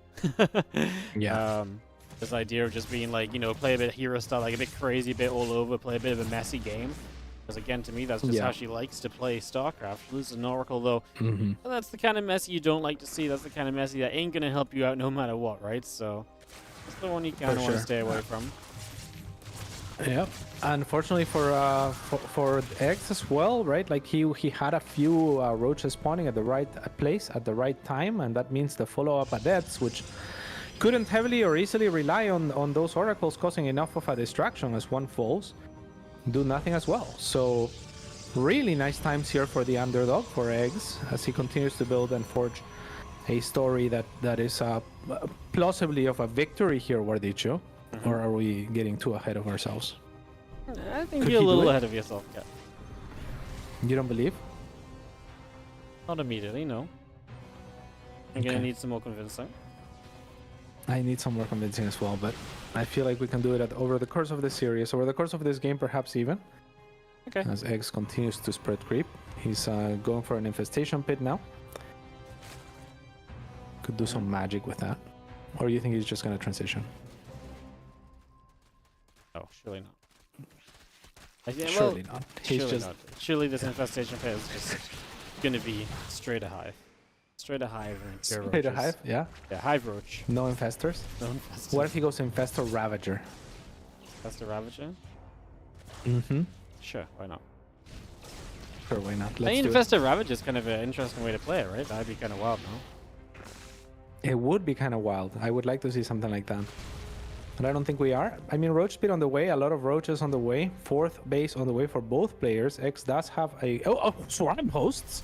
Okay, well, I didn't see that. I didn't even propose this. It crossed my mind, because it's the only other unit that you can make of the Infestation Pit. Yeah, I know what you mean, right? Okay. Like, it was kind of like, it's always a possibility, but do you really expect it? Kind of didn't, honestly. But especially, I mean, I guess it kind of makes sense, because he stayed on a lower drone count as well, so I guess the signs are there. I just don't know if I love this map for Swarm Host compared to some of the others, so interesting. Interesting indeed. I guess I saw a lot of roaches as well. I thought that's a lot of roaches. You do want map control with it, obviously, but this is a hefty chunk of roaches. And yeah, I mean, maybe this works. There's a Hydra there on the way as well, so maybe looking further into that transition into potential lurkers eventually, as the Lynx are gonna find their way into a mineral line at the 4th. The Roaches not too useful for the time being, and actually with 2 cannons and an overcharged shield battery, there's not much for those Lynx to find. No, not too much. I'm just going to be seeing the Swarm Host going to set up on that right side. Always feels like the start of these Swarm Hosts is so important. Like, it's so important to get a good start with them, you know, get some damage done early. If you don't get off to a good start, I always feel like it's going to be a rough time. So, we'll see what happens here. We'll see if we can make it happen. As we do have the Colossus firing up, already getting some damage dealt, it's already picking away a little bit. Yeah, this is not too bad for X. I mean, if he can disengage here, I kind of like the thing, what he's doing to set himself up, right? Like, it's pretty cool to go on the side with those armors. A lot of the time you try to pile up on the damage with the roaches and try to make something happen with a very heavy DPS locusts, but instead X is just looking to be annoying on the side while threatening with his roach army, which is pretty dangerous as well. You don't have a Nidus that you can easily evacuate with, so those swarmhosts ever get cut off, they'll be kind of gone. As now maybe they look to join with the army. Maybe not. Again for this base. He's going to be aiming for this natural expansion cats. He wants to try and work his way in over here to start us off. So here we go. Locust going to drop down and try and find some damage straight away. And, not nifty storm. Too much there. Yeah, very nice. I mean, Stasis Traps is kind of like the best counter to Locust in some sense. So, you know, they're going to paralyze him in time and then they're going to pop up and die. So, feels good to have that Oracle there, drop in Stasis if you're Nina. And the Locust didn't really accomplish much. And now you have a very supply inefficient army. I feel like if you are Eggs, I'm not sure how you end up solving for that. He's making some Hydras for DPS, I guess, Wardicho, but yeah. Will that be enough? I mean, Hydras are one of those things where it's like, okay, cool, I'm going to have the Hydras, but then you still need to deal with this air army, and a handful of Hydras ain't going to do it. You need a lot of Hydras. We saw earlier that ForJumy Wayne game. The only reason for Wayne won that is because he had that many Hydras and the splash damage wasn't there. That's not that right, you know, the right amount of Hydras just yet. Now, getting rid of the Colossi would open the doorway to the Hydras being, you know, staying alive as well. And these couple of fights in general are going decently, so that's all right. I like it. I like it. I like it. I like it. I can't believe it. But I like it. I mean, it's going okay for Eggs up until this moment. I think he does well to retreat here. That wasn't the worst trade in the world, and I was looking promising for a bit. Nina's still kind of like just on 4 base, right? So there's that going for Eggs as well. Yep. A lot of that coming through here as we just get settled down. We have How about some Vipers, no? The Vipers? Yeah, absolutely. Vipers. I mean, any sort of tech, right, realistically, is what we want to be heading into here. We want as much tech as we can get. Crack it all in, cats. Crack it all in. Crack it all in. Let's do it. I honestly, I mean, spellcasters really are, like, king at this point in the game, though, right? Like, the more spellcasters you have, the better off you're going to be, the happier you're going to end up. So you just got to send it, right? Like, you're going to get to that point and just, yeah, get to all those spellcasters. I mean, that's going to be a big part of it. Maybe then you can make the Hydras work. I feel like we're just so far away from being at the tech we need to be on. Like, to me, this phase of the game, like, Nina's so advanced in her tech compared to where she should be at. I think that's what's getting me, right? She was so quick to the Stargate units. Yeah, and you just lost 50 supply as well if you're X, right? Like, that can't be good either. So, it's tough. I mean, Carrier's out now. Nina just lost a whole bunch of Hydras, or rather X just lost a whole bunch of Hydras. It's not like he can switch to Corruptors very easily here, Wardicho. I think he's just drawing dead at this point. Yeah, being pretty as a couple Locusts drop in, cannons will be taking a couple of shots. Colossi firing on the Lings once again. Look as Hydras continue to move around, and we just have ourselves the little abduct action. We hit the feedback on the next one though, and then we got a couple storms coming out, so that's going to be a good turnaround in the end. These are the kind of dances we're going to keep on seeing.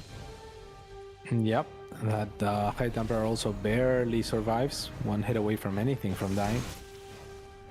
So yeah, Heg's still in a lot of trouble, right? He never had that insane economy either, so It's like right now he needs to be trading cost efficiently. Like he doesn't need to be surviving or something like that, like you're often seeing from the Zerg. So, you know, sometimes a fight looks like okay, like, you know, like that was kind of a wash, and that's good for Zerg, or you know, like that was kind of even. Maybe it was slightly better for Protoss, but that's kind of good for Zerg because you got that economy running and whatnot. Here it's the opposite, right? Nina can take a bad fight and it's still fine. Yeah. No, she's just, like I say, so far advanced in this game. I think is the problem that we're kind of at right now. So, gotta do something here as Eggs figure that out. Because, yeah, I don't know. Like, to me, the army just isn't there for Eggs at all. Like, we're building lurkers, but every lurker we build just seems to get shot down immediately. Like, we're never getting to a great lurker count, you know? We're never getting to a super cozy count, you know, amount of tech or anything like that. So, yeah, it's rough.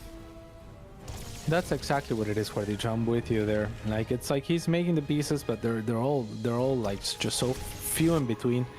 As these Swarmhosts, I mean, they have an opportunity of a lifetime to actually do something with their lives, and if they just choose to drop their locus onto that base, there will be a cancel. Got him. Okay. Could be a kill. Wow. Now they die for their sins. Yeah, and that was it. Thank you so much, Swarmhosts. Thank you so much, Swarmhosts. They really didn't do much. Great trade, guys. They were lackluster, to say the least. Yeah, for sure. It was strange. It was so few as well, right? It was very few. Yeah, we never really. It felt like he never committed to them, but then he had the economy to commit to them. Like, you know, his economy wasn't amazing either. It's a very strange way of kind of working through that mid game. As you're gonna see a couple of ducks coming through now. Carriers getting knocked down.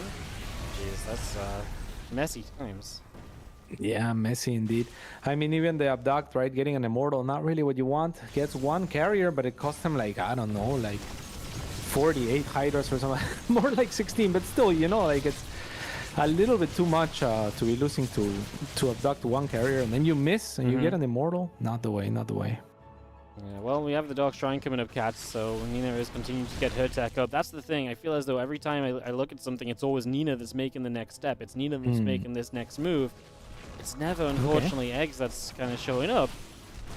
But now, Ultras? I mean, if he starts... Yeah, I feel like if he stops bleeding here, he's gonna hit some timing where he's actually gonna have Corruptors, Ultras, Hydras, right? Like a sort of competitive army, I feel like.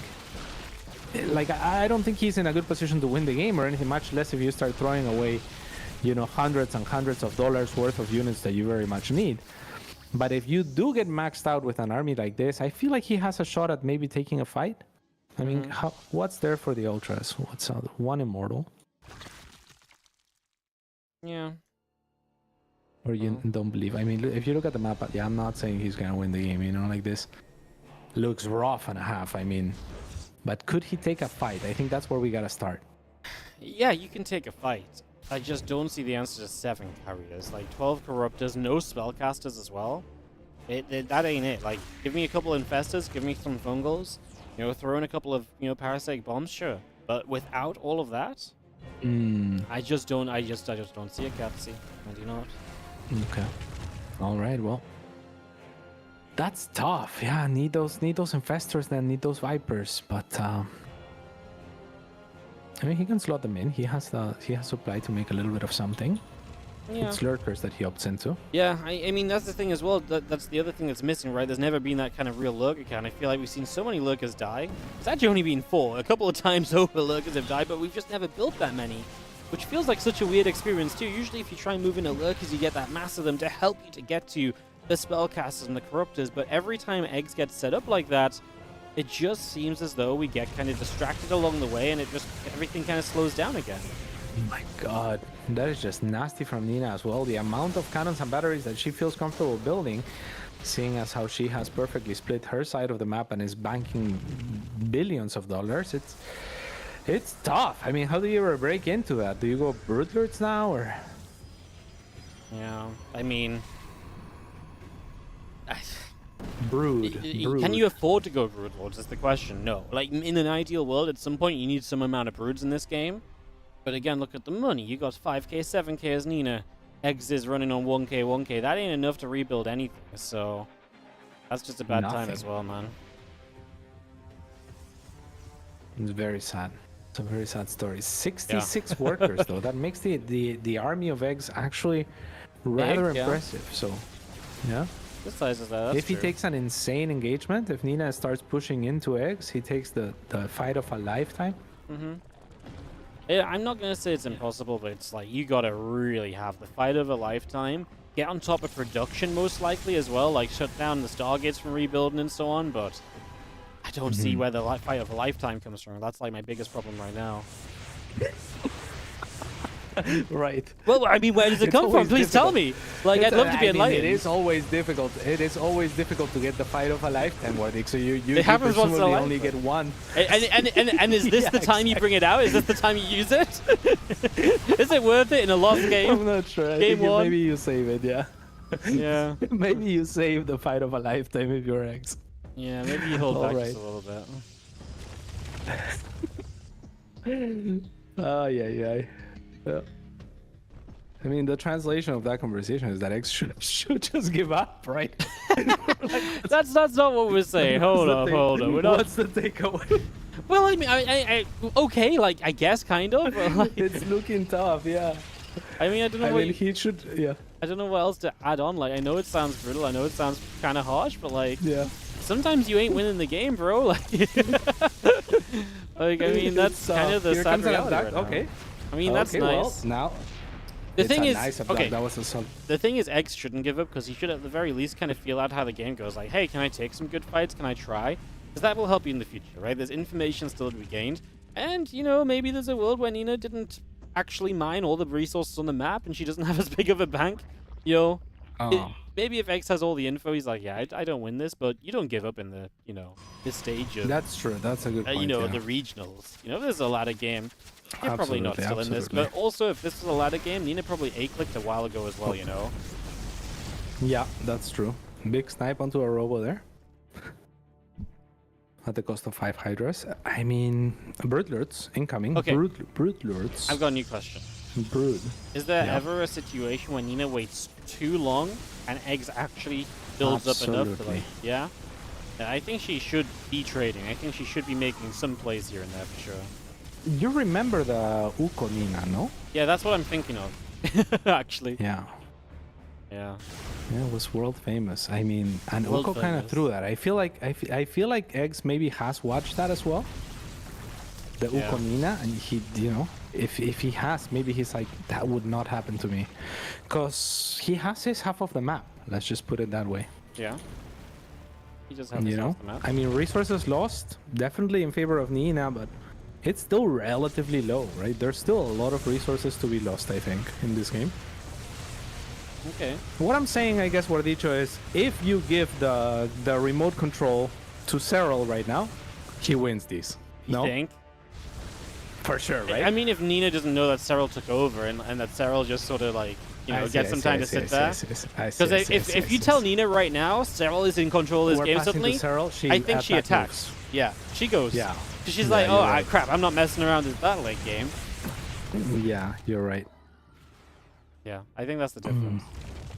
But without notification, I feel like Cyril wins these. Without notification. Yeah, I Yeah, can if you believe don't that. tell Nina. If you don't tell Nina. Sure, I can believe that. Like, if you didn't tell Nina right now, and we put Cyril on X's spot, who do you bet on, is the question, I guess. It is an 11k. I guess Cyril, but Cyril is just something else, man. Like, he's just like... he You takes would put Cyril? That's nuts. That's well- insane. She has 11k in the back. Yeah, I of know, each but... resource. But if Nina doesn't know and she's just chilling and Cyril gets a I chance see, to... I see. I mean, don't get me wrong, the army isn't exactly beautiful, but Cyril starts out in some... I mean, okay, what if you Some give magic, Cyril yeah. a little bit of money so you can craft the army a little bit himself as well? Because right now he's got no gas to build anything with. I see. You give him a refund of like 5 minutes. Just give him like a couple thousand or give him a few spellcasters. I could believe it. Mm-hmm. Like, I I don't could think believe it happens every single time, but like, yeah, well, every now and then, absolutely, why not? Yeah. Whereas in this game and where we are and from what we've seen, the chances are just pretty much gone, right? Like just Yeah, it's at least not pretty. I mean, it's tough. yeah, I know we're theorizing putting the best player in the world to kind of be like, hey, how would he win this game? Could he? The greatest player of all time. Would I he mean, win? this And might we're like, this might seem like very unfair casting towards Eggs, but like his but it's money super just over, isn't yeah. there. And Nina is only sitting back because she knows that Eggs doesn't have what he needs to be able to do anything about it, and that she can work on the left side if Eggs ever attacks on the right, right? No, this game is giga. It's being giga over, right? Like it's like, yeah.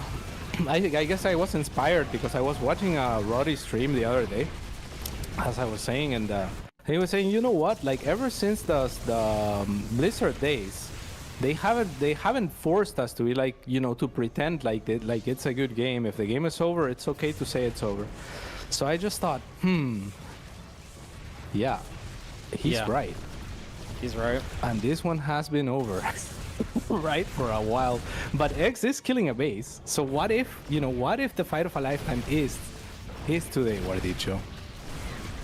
Bro, he's got like 32 corruptors and nothing else. He just sniped the observer though. Maybe there's a lurker here somewhere. Yeah. Look at that. Forcing the recall, we'll say. Forcing the recall. Forcing the recall. An expensive warp in there from Nina to get maxed out. Yeah, Puts her bank down to 25,000 resources. It's rough, right? Because when you go to 25,000 resources, you really got to think, what do I spend my money on? Yeah. Can't afford to make many more of those mistakes. At least not more than 2,500 times. Man, it's our longest game of the day, and it's just like not even. It's tough, yeah. Oh my. I mean, that's a lot of corruptors. I think that is a true statement. On the ground, we just have Zerglings for the moment. True.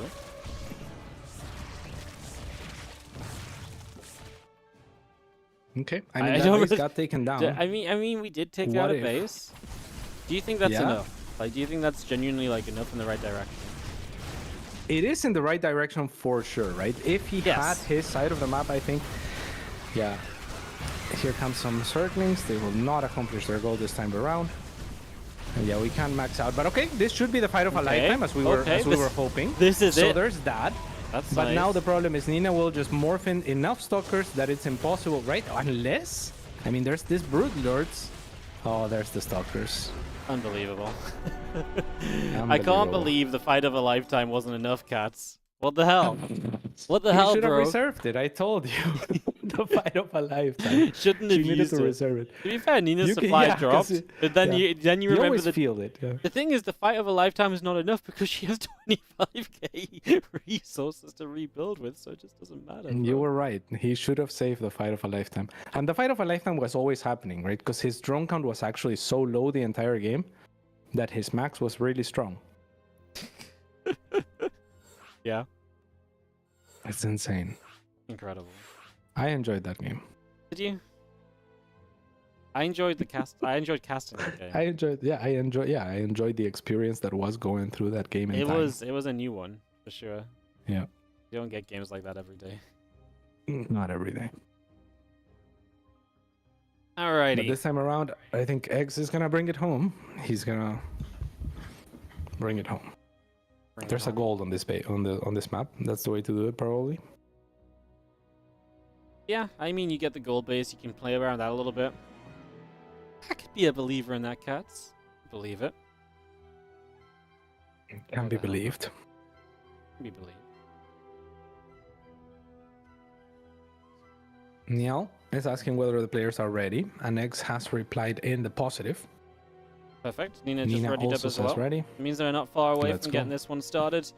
I'm just going to be kicking this off in a moment, guys. Game number 2 of Eggs and Nina. That was our longest game of the day, cats, so it was pretty... That was a very long game. Yeah. It was indeedy. And so we got GLHS, ready's being called. We'll be off into this in just a momento. See whether Eggs can bring it back. I mean, it felt like his early game was kind of a bit everywhere. Like, into the mid-game, like the Swarm Host never really got to great numbers. Then he tried to build Lurkers, but he never really built enough Lurkers, right? I feel like there was just all of these little question marks kind of wrapped around kind of how it was going, so... Definitely be Yeah. interested to see how this one goes. Because it's like you're saying, I think with Swarm Host, like the first wave is so important, right? Yeah. And so like you want to pack a punch in your first wave. So the Roaches and Ravagers do make sense in the sense that you make Roaches and Ravagers and then you move out and they're strong enough, you know, that your opponent is pushed back. But he made so many Roaches and Ravagers that it was like a Roach Ravager all in, and then he barely had any supply or money, so that he could only afford like his 4 Swarm Hosts and five Swarm Hosts, whatever, and then you know, the first wave fall flat, and then after that, you're maxed on Roach Swarm Host. So what can you do, you know?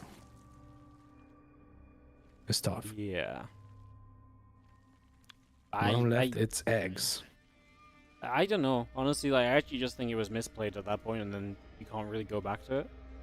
Like, you know, like, sometimes if you just, like, at the end of the day, what Nina did was incredibly greedy, and if you don't have a timing to punish that greed, to me, your build wasn't right, you know? Because his build wasn't greedy. Like, if his greed was super buildy, so Nina got away with it because he also, like, rushed the hive, had Viper Infestor, had 20 lurkers, had all the bases, then sure, you know? Yeah. But this was not the case, right? Like, the way that this actually went down was that, you know, plain and simple, like, he kind of did something ineffective. He did something aggressive, but not completely all committed to, and so Nina got away with greed, and so her position in the game was just untouchable for the rest of the game, to the point where we're memeing about it because there was just nothing really else to say. Because she was just in that good a nothing to spot. say in that game. That's crazy. Yeah, for that was the thing about that game, right? It's like the game was won like 4 minutes in, and it lasted 27. Yeah, I mean, a lot of that is also Nina just being like, "Hey, this is the regionals. I'm not gonna mess this up. I'm not taking any risks." That's a lot of it. Yeah. And that's She okay. could have closed it. You know, that's okay to play That's out like good. that. You know, and that's probably the right thing to do in the regionals. Like, if you know, the easiest way to guarantee a win in that game is to just sit there and keep on building economy and stuff, right? There's just no need to do it any other way, so... Yeah. I mean, well played by Nina. Like, obviously, it's a frustrating one to cast in a way. It's a bit weird, but I think she did a lot of the right things. It's good. I want to see Eggs just kind of be a bit more committed to whatever he wants to commit to this time around. So, let's see. I agree. Yeah. Be greedy or be aggressive. But the 50-50 is probably not going to work out that well against Nina. Especially because she is a min-maxer, right? Like, she likes to play, like, on the edge of things, so...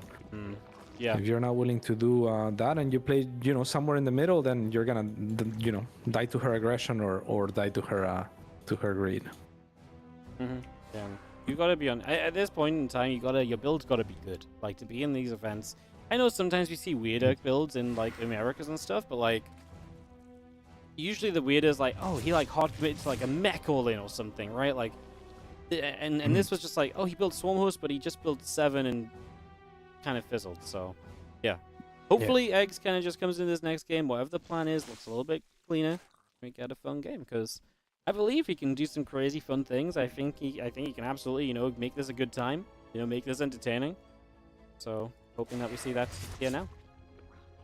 I think we will. There's an oracle on the way now for Nina, as 6 links are on the way for Eggs to complement the already existing 6. So he will have a decent bit of circlings on the map to get himself map control, maybe threaten that third, maybe at least force the first oracle back. Yeah. Or not. Well, Oracle gonna head down bottom left. Or I mean, second Oracle's halfway done. Do you think it's enough things to apply the pressure? We go after the Adept, which slips into the corner. I mean, that means that we can just wait for this Oracle now. Fine. Yeah, but this is nice, right? Like, I think that Oracle should have pulled back if you're Nina, playing a little bit with fire. And I mean, a good now job from X here. and to now it did as capitalize. well, by the way. So it turned around halfway and then went back again. So it's kind of, it's not even across the map quickly now. My. So now that absolutely is a mistake. Yeah, because it feels bad, right? Like when you start going across the map and you're like, oh yeah, I'll deal with that with my Adept and good positioning, and then you're like, actually, no, that was the wrong assessment. I should have turned around right away. I should have respected this, and then it feels bad to turn around. But X also overcommitted a little bit, ran it a little bit deep into Nina's natural, which is gonna allow Nina, I think, to secure this third a little bit easier than it needed to be secured. Yeah, went up very easy, right? Yeah, one Oracle does have energy here. X needs to move away. Run, XZ, run. Oh my. They all die, sadly. Overlord will be condemned to death here. A good start for X, but he is lagging 5 workers behind now. He is going into a lair. He has 6 roaches, which are puzzling to me. What are the 6 roaches for? I have no idea, man. Maybe it's a roach drop. He has Overlord speed. Yeah, then... Yeah, maybe we just send it. Got There's drop the links on loads the and we way. send It is, it. yeah, there's drops. Yeah, Good yeah, pull, okay. Cats. Yeah, we're Good sending it. I like it. identification. Nailed it. Good identification of the facts. We're going for the classic German taxi. This is like a Krefeld taxi, though, from what I've heard. Because yeah, because it's a bit weird on the From way what in. I've heard. Yeah, but it might just work. You know, it might just make for a nice venue. Let's see. The venue, of course, will be the 3rd of Nina, as now Eggs will arrive with everything he has. And really, there's not enough defenses here for Nina. There's just the shield battery, so she's going to choose to evacuate right away. Now, Wardicho, the question of your Eggs is, do you commit? He is committing, by the way. Or do you make drones and kind of run away with the advantage? And I wouldn't have minded that, but he is, well, he started committing and now he's not. So I'm not sure what's going on right now. Yeah, this is not Drones, pretty. okay. I mean, the Queen's trying to get in range, but like, this is a whole bunch of time just giving up, no? Like, this Void Ray got a bunch of free damage where you probably expected to just not be able to just hit that non-stop, so... I think it's going to come across. If this survives, goes I will down. be really upset. I mean, that 3rd has no right to live whatsoever. I don't know why the Lynx are ever going after the Stalkers, right? It should just be the Roach Ravager Queen at the front and the Lynx just focus on the base. You don't need to bleed any Lynx unless you're looking to take a full-on engage, which now X is, and it is working out pretty well as he does catch a lot of the units of Nina right outside of her gate. So that is really, really nice. And Eggs, I mean, behind this, I don't know why he's making more links, kind of mixing in links and drones, a little bit indecisive. I think at this point, you got to decide, where is my advantage? And just lean heavily on that. So now back to drones, after making a few more links.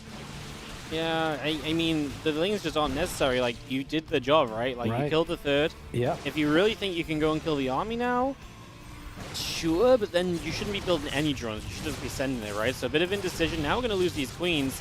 He's going to have a lot of supply coming out of this, Cats. Up 15 workers, just needs to get the base kind of back online. And we are talking.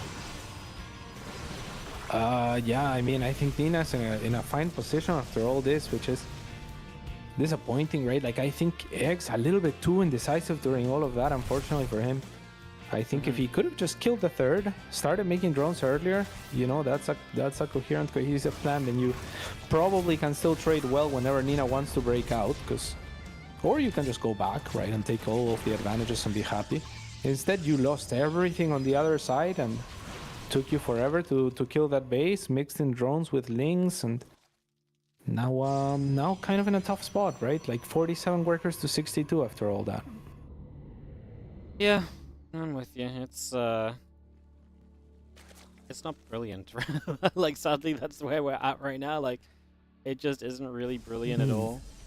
So, yeah, not ideal. Unfortunately, not ideal this time around. And Nina's gonna cross the map and try to make something happen on her own accord. I mean, X is going into a lurker. Then you gotta appreciate that. This little poke of Lynx is really nice.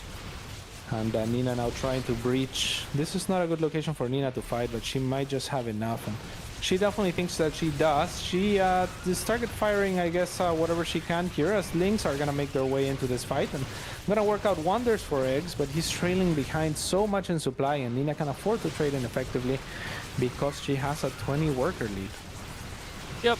Just going to be continue to trade out, continue to go back and forth. At the end of the day, this is just a question mark of... this is just a question mark of, can Eggs ever get enough army up? And I think the reality of this situation is pretty much just no, you can't really get enough army up right now. That's the sad reality. Yeah, very unfortunate indeed. I mean, maybe Eggs, you know, getting the nerfs, getting the better of Eggs or something of the sort, but unable to really execute this time around. He is in all sorts of trouble, right? Like, don't want to sound too grim here, but the chances that he wins this game are very, very low already. And yet, I mean, we could see Nina, you know, just take a 4th and a 5th base right now, and I would not be surprised. Yeah, just super expand. Just super expand. I mean, you gotta do something, right? And yeah, I'm not sure. It's not. It's just. It's, I mean, I'm looking at the game. I mean, Nina's on her way to Colossus, so the Hydras are like one thing right now, which are like potentially kind of Nice cool. catch. Could be neat. But yeah. Yeah. Yeah, we lose this location, but with the Colossus across the map and everything, I just don't really see how we. I just don't really see how we don't just push in here and just win the game. I mean, Hydras are getting knocked down. That one Colossus just adding a bit of splash does so much. It's actually crazy. Nice focus firing. Yeah, we get rid On of the it, side so of that X, and helps. he's- Yeah. But I mean, the thing is, Nina's still ahead on workers behind us, right? Taking a 4th base top left. So Right, she continues right, to be yeah. in a good spot. So even if this doesn't quite end it or whatever, Yeah. the issue still stands. No, for sure. I mean, this is not, yeah. You look at that fight like this, and it's like, it's very difficult to be excited and be like, oh my god, like barely wins He's the held, fight. It's yeah, like, you know, Eggs like, is that was so- held! And that you was look at so the close. numbers. Yeah. Yeah. Really, I mean, she's taking a 4th, likely a 5th, right? And we're just watching a very slow death again, but he is pretty much dead, right? He's Unless- more unless dead he pulls this off a time. miracle at this point. Yeah, he's more dead this time than last game, that's for sure. Well, I was going to see if healing's showing up. Recognizing that that 4th base is there, just seeing that straight away is some information. Yeah, and here comes Nina. Okay, so she is willing to end the game this time around, and it will happen. She's Yep. done it. GG. GG, well Well played. played. Unfortunate for Eggs. Because if you really look at it, right, he did execute like you asked of him in some sense. He did. He hit the commit timing. to something. Like, he hit the He timing. hit the timing It was- successfully. It was forced then an evacuation. indecisive. Because Like, then, yeah, exactly. imagine It's if like, he like just Nina builds decided, drones. okay, I yield, right? Like Nina saw it. She was like, you know what? You got me. I yield. And then still, he somehow managed to emerge behind from a situation like that. You just needed to kill the 3rd. Stop making units. Just make drones. Or go for the kill all in. It's fine too, right? But again, the indecision, I think just- got the yeah. best of him in those moments. Because if Nina's given herself up, she's saying, okay, sit back, I'm out of here, you know, I'm done for now. You just got to Yeah. say, okay, cool, I did it, I succeeded, drone up Yeah. from here. And even then, that's not 100% a great position for Zerg, because the Protoss, if they give up the 3rd straight away, sometimes that's fine for the Protoss. But there's no Because gain. they save all the probes. Yeah, but there's no gain by forcing a fight into these Stalkers that are now defensively positioned on the natural, because then you're trading badly on top of all the rest of it. And that's where all the problems come from. So, Erev time. Exactly. And that leaves us with one matchup Tough left, times. cats, as we are going to go into some TVT Fox servers. kelor will be up next. We'll see you guys in a few to wrap up the day.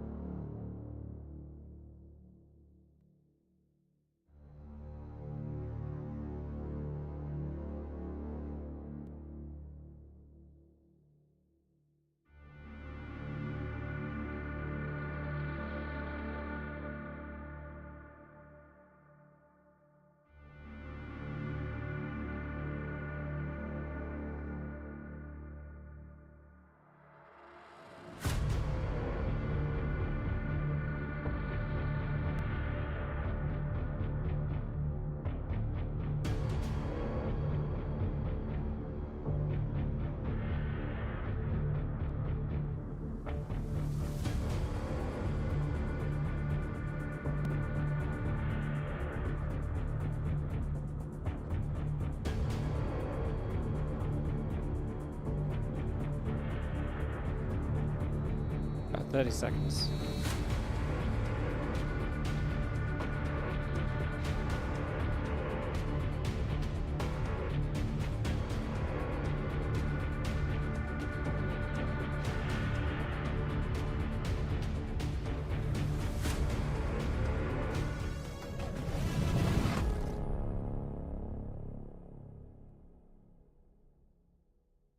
ESL StarCraft 2 Masters is brought to you in part by Monster Energy and the United States Air Force.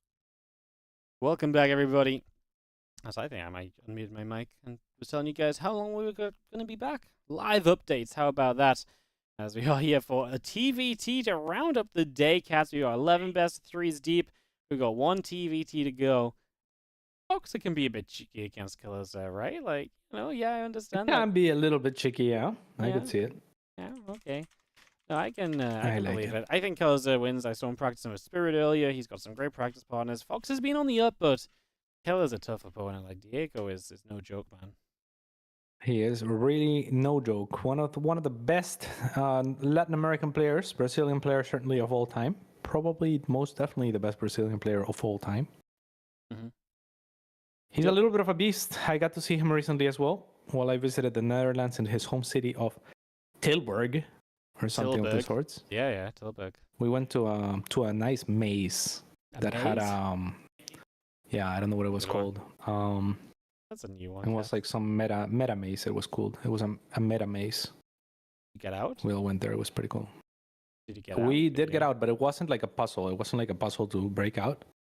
It was more like you go there and you just chill. You just explore the rooms, and it's nice. Okay. Yeah, Nice. Fun. it was cool. Sounds like a good time. And I'm sure this TVT is going to be a good time as well. It's the one and a final best of three today. Has been a long one, not super long, obviously. We were pretty quick in Europe, so we're on time coming into Americas. As we get into this in the top left-hand corner, the Red Terran from Berserker Esports is Foxer. And his opponent in the bottom right-hand side, it is El Diego Kelor.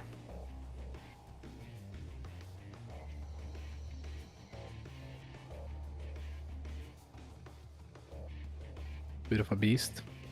It's SUV, okay? Down the bottom of the map. Is that second barracks? I think so.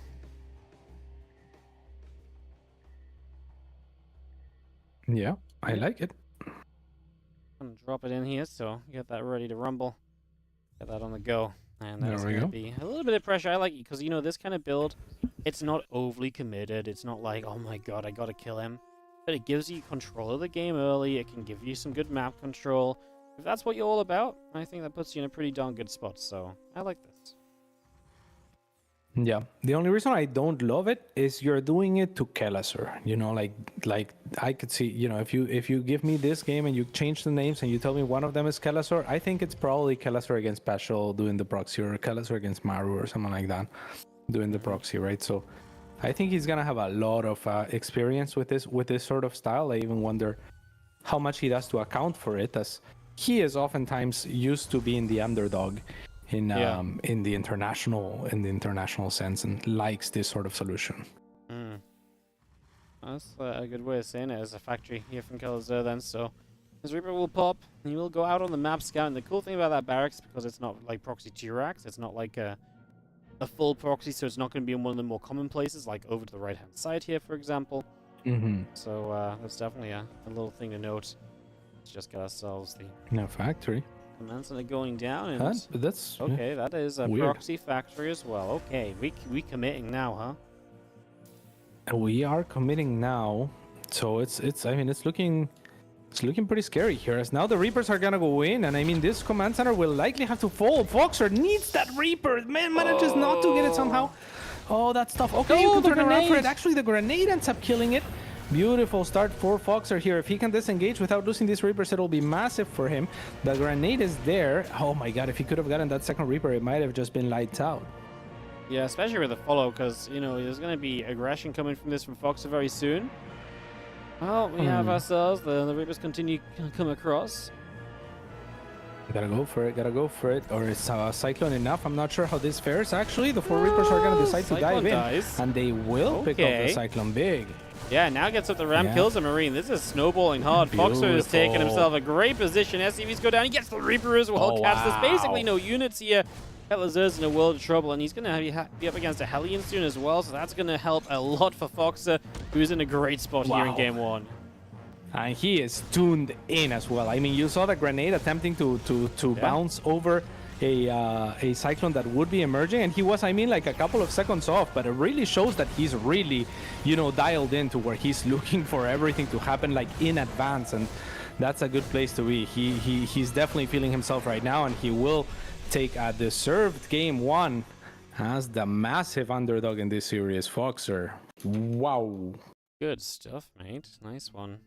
Nice to Good get stuff, that, mate. That was, yeah, very nice. Yeah, I like that. That was cool. All right, so Foxer comes in, and he's going to be able to grab himself a first game victory, Cats. So we already have a little bit of an upset on the table as the opening match of America's Fox for these guys. Obviously, we're 4 matches deep, but Foxer goes 1-0 up, and kelor is going to have to show us what he's got planned. And obviously, Foxer is now, you know, just saying, hey, I'm going to get into this game early. I'm going to disrupt. I'm going to be not letting him play his game plan.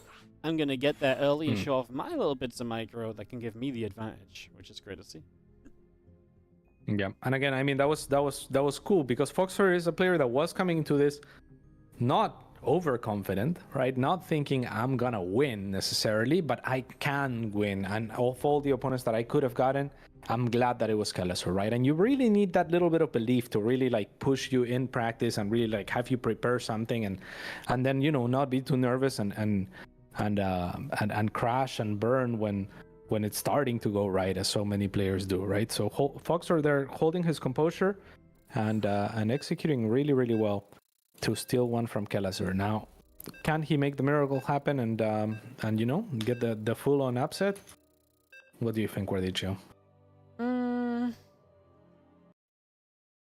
Can you get the upset?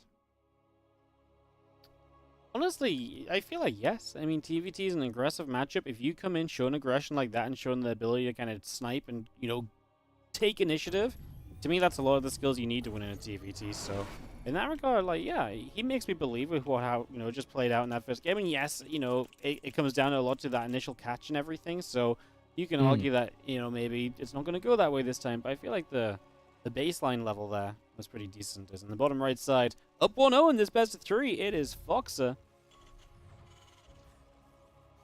And looking for a comeback, it is in the top left-hand side for R8 Esports, Diego Schwimmer kelor.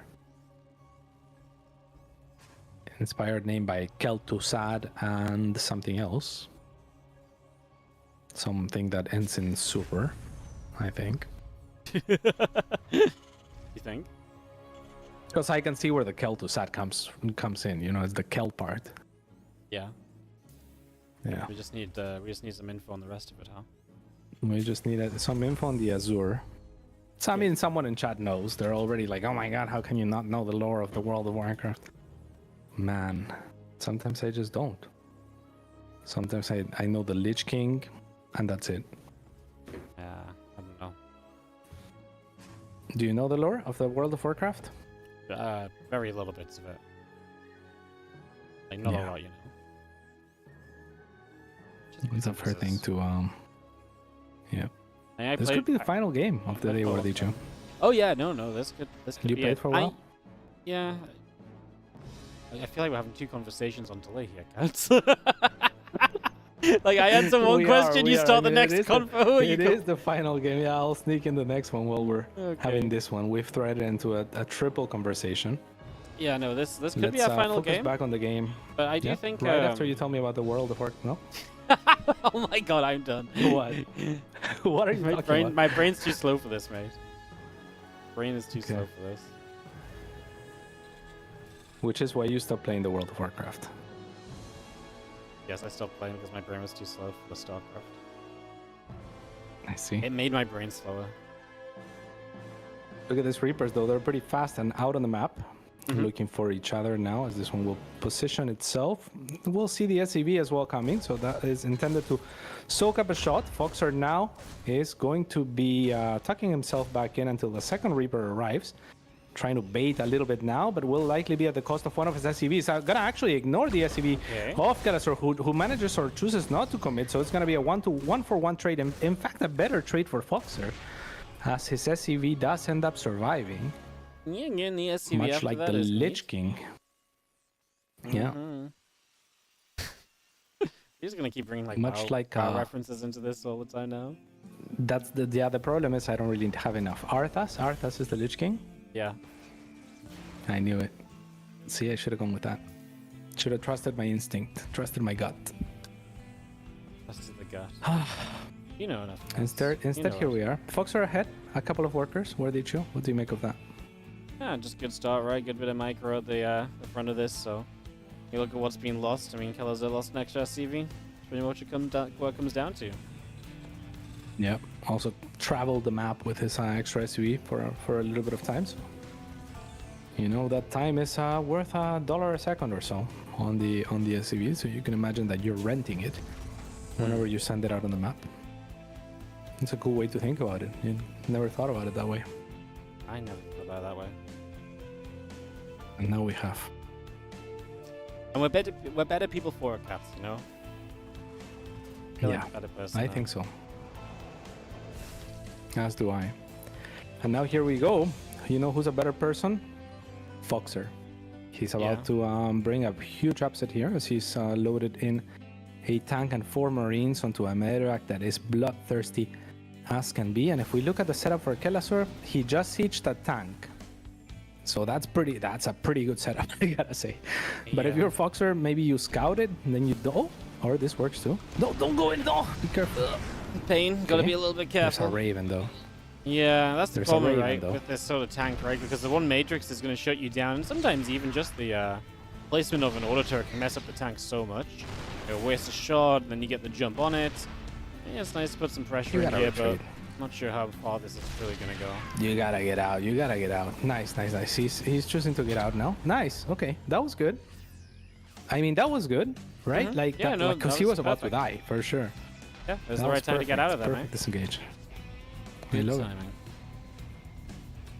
Well, CC is He dropping really down. is dialed in. I'm really believing. kelor just went straight to that third CC, mate. He's just like, oh, you were just here? Cool, I'm going to put my third CC in the front of it all. Lovely. Oh, I like this siege position. So conservative, right? Like, not looking to overextend, to cover too much ground. Just saying, you know what? That's a free supply depot. I'm gonna take it. I like it. Take those. Vikings now angling to poke at the Ravens. We take also a pretty nice move. That's a nice little position, right? A couple tanks just kind of come to the front. The Vikings all gathering together. Just getting settled down as we do see that stim pack coming up as well. So we continue to bring that into play. I'm liking the word you chose. I mean, could we get a Liberator out? Oh, I mean, Liberator starts! Yeah, with Liberator starts, the air control is good because we got this double starport Starcat, so we can really put the pressure on. So he's going to keep the action up. You know, I really felt like this was a mistake from kelor building this CC here. Like, why would you build a CC there when your opponent showed that you wanted to be aggressive? Mistake, and that's going to lose him the third base advantage. Oh, kelor's making a mistake. Oh my, is it happening at 2-0 of all things? Is it at all possible? But now the Ravens have actually had enough. And now they are dropping the auto turrets. kelor manages to completely decimate this breaching. Unfortunate for Foxer. I mean, if he could have mirrored those Ravens with the Vikings, maybe, you know, kill one before, or at least kill a couple by the time the attack has been executed. But unfortunately for him, he is dislodged without any notice. And kelor now in a very strong position potentially. Here comes the very nice Liberator that his air control should have bought him. But not in the position that he wanted it to be. Trying to shoot down those Ravens from afar is a neat play, but it does look as though kelor just going full force across the map right now. Combat Shield has started up as well for kelor, so he's going to continue through. And the problem is for Fox is so much of this was kind of reliant on this push, although I guess he still counts to the third base, gets his own third up behind this, so they're still playing here, right? We're not in too much trouble. Yeah, those Ravens are kind of useless for now as well, and they're very likely to die to a poke here if the Vikings can find them. Foxer has to continuously continue to look for those pokes there, because any one of them will be a unit dead, and it's actually killing a unit that's better than your Vikings. But the Marines do offer nice coverage. Yeah, you gotta stay covered here right now. Gotta be real careful. Oh, here we go. Ah, thought that was gonna be a Raven. Click it. These Ravens are low, by the way. We're Okay, gonna get he clicked one. it. We're gonna get two. That one didn't get a another spell one. cast off, but there's a matrix Okay, the across tank is everything. saved. That's enough. A huge save onto a disabled tank. I mean, that he has a Liberator, right? Yeah, if the Liberator can live through and siege up on those tanks, he can Oh. clear this position, but he needs to win in the You have skies. to. No, the Liberator goes down. Oh, Yeah, he's losing so many That's so SCVs sad. as well. And no. Yeah, the Keller's, tank is also not being tended to right now, sadly. Yeah, Keller's A had little to bit, come yeah, across and do something. discombobulated. Yeah. Oh man, this kind of still felt close. We're Oh. gonna go for the tanks, which we will get rid of. We're gonna get rid of the last few Marines, but you're 20 workers down. You got to go across the map now, Okay. as Foxer. Like you got to send it. I think so. He's Yeah, building you a have to force, send though. it. You I don't just think he killed a lot. does. Okay. He I mean, could, he just wanted to spend his money, I guess. he could just try and build back into this. Maybe that isn't the worst thing in the world. Mm-hmm. Just not sure I 20 love SCVs that. behind. Yeah, I mean, his economy is in a rough position for now. He had 40 army supply to the 25, so I'm completely with you. And he is sending a little bit of a contingency here, but it's nothing to write home about. Nothing that I think will do too much. But you know what? If you kill, like, say, 7 SCVs or something like that, I start believing. You know, honestly, like, I mean, 20 workers is a lot, but he is going to have a faster fourth base. He is on the stronger army because he's playing mech as well, so Mhm. I could kind of, like, believe in it a little bit. Like, Kelazar has to do a lot of army catch-up right now with the initial bit of building. If he loses a couple of SCVs here as well, I'm not completely believing Fox is out of this. I actually think this could be okay. You said 7 SCVs, Cats. He's going to get pretty close to 7. He's going to get up to 6. He's going to get 7. Oh my god, Cats, you knew. You knew what he needed. I He told knew you, as well. I told you. This is exactly perfect. Yeah, it's just as I called the 17 roaches that got caught by that overseer. I don't know if you recall. Yeah, I remember that. The A 17 couple of roaches. games, 7 roaches turned 17. Yeah. yeah. It's been a great day for And that was predictions. 7 SCVs just as predicted, as written, as foretold. That's foretold. Beautiful. As foretold. Beautiful. Vikings are gonna patrol the area here. I mean, I really like what Foxer has been bringing, right? All jokes aside, he's been playing a really good series so far, taking it to Kelazar. Mm-hmm. Not Yeah. an easy thing to do. I think that's what's impressive, right? Like, he's been competitive. Obviously, won the first game. He's very competitive in this game. Maybe just needed to Yeah. back it up before he got a couple more reinforcements and then really kind of dig in the siege. I mean, even then, the siege initially was great for him. And he was very close to Yeah. holding on the other side of the map. You know, if the fight goes slightly differently, if he gets the Ravens slightly Yep. sooner, he might have been able to do a lot. As Keller's obviously now trying to push into position, seeing what he can do. Yeah, or if that Liberator doesn't die to the Vikings and stuff like that, like the fight resolves a little bit better for him, then we're talking even. As it stands, he's a little bit behind. But yeah, certainly not without opportunities. And he got discombobulated at some point, right? Like units kind of derping around for a second or two, but then he just gathered up his forces and still managed to kind of like consolidate to clear and push back Kelazar towards the tail end of the engagement. He's been good. He's been dialed in, and he's been trying to make it happen. I think that there's a solid chance, especially if the Vikings are in the right spot for this. Mm-hmm. This plague is scary. I mean, you're gonna have sensor towers, so They're you gotta be not. really careful. He's gonna move Uh-oh. out. Perfect opportunity for Kelazar just to Tough. send it. Then, yeah, this is bad. Yeah, I mean, this might just be it. you're gonna break through basically your biggest weakness. Your biggest weakness being the lack of ability to kind of attack into your opponent. That's just gonna be fixed right now. Yeah. That is so tough. Yeah. Good play, Kelazar. Great one. Good job. Yeah. I mean, there's very little that Foxer can do from this position, right? Like the main is under siege. It's going to be expensive to dislodge. Yep. And Kelazar is more than happy to trade Marines of all things. He's even going to insult to injury, carpet bombing the tank line of Foxer, as he knows there's not going to be anyone home at the third. Yeah, he's done it. I mean, what a way to close it out in style, this game number 2. But I am pretty happy that we go to a third. Yeah, I'm very happy to see another one, obviously. I think been having some good games here, and it's clear Foxer is competitive because this one obviously got a little bit out of reach, a little bit out of control, but, you know, again, he's standing up to Kelazar when I think a lot of people expect Kelazar to come in here and be bopping his face in a little bit. is not the case in the slightest. So in that regard, I've got to be happy. Yeah, for sure. That was really well done. I really feel like the attack that kelor dislodged with the Ravens as well. Maybe, I don't know, like there must have been an opportunity for a slightly better positioning on the Vikings, and obviously kelor is gonna be looking to bait him out to, you know, to take the opportunities afforded to him. But I felt like that position was strong, right? Like I felt like he was in a good position and a good entrenched pretty well there. No, I'm. Should have been more difficult, more expensive to break out. Yeah, it was just the Raven usage, right? And it was at the right time too, because the Lib was on the way, and we definitely saw how things were going in the near future, right? So, yeah, that's true. It was very close to being the perfect window. Yeah, it was the great choice by kelor to go in that moment, take advantage when he could. Exactly what he needed to do.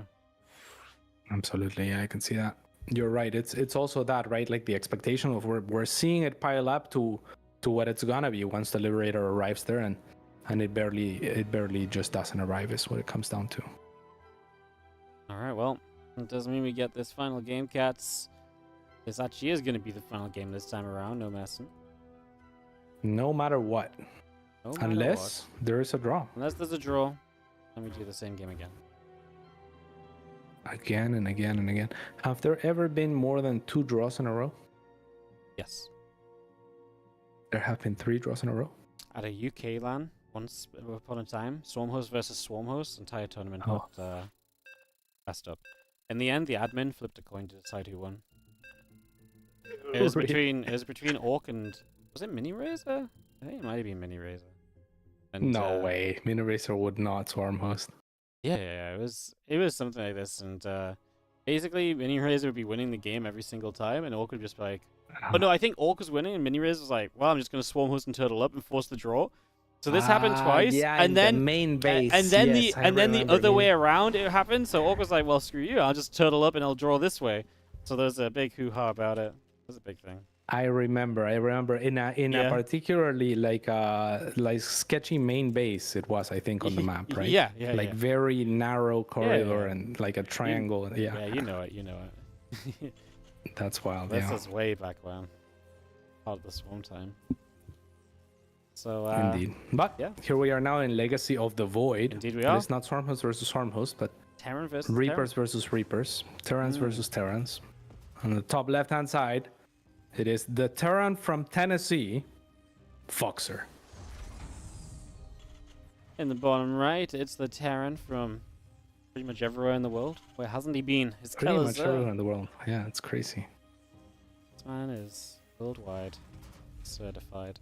Worldwide, indeed.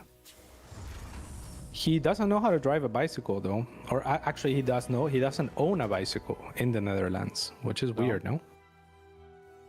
Do you know that there are more bicycles than people in the Netherlands? I couldn't believe it, mate. You're not gonna believe that? No, I could believe it, honestly. Oh, okay, good. But I could also understand if you didn't grow up there, learning to like ride a bike there can be kind of scary because like it's freaking busy and they just ride bikes all over like real quick and everything, you know. Like, I see. Like they're good at riding bikes. It makes sense. Yeah, exactly. Right? So if you're not used to it, like I feel like it could be pretty daunting. Right, you don't start driving on a highway, right? You go through like the easy streets first. Yeah, exactly. Yeah. I gotcha.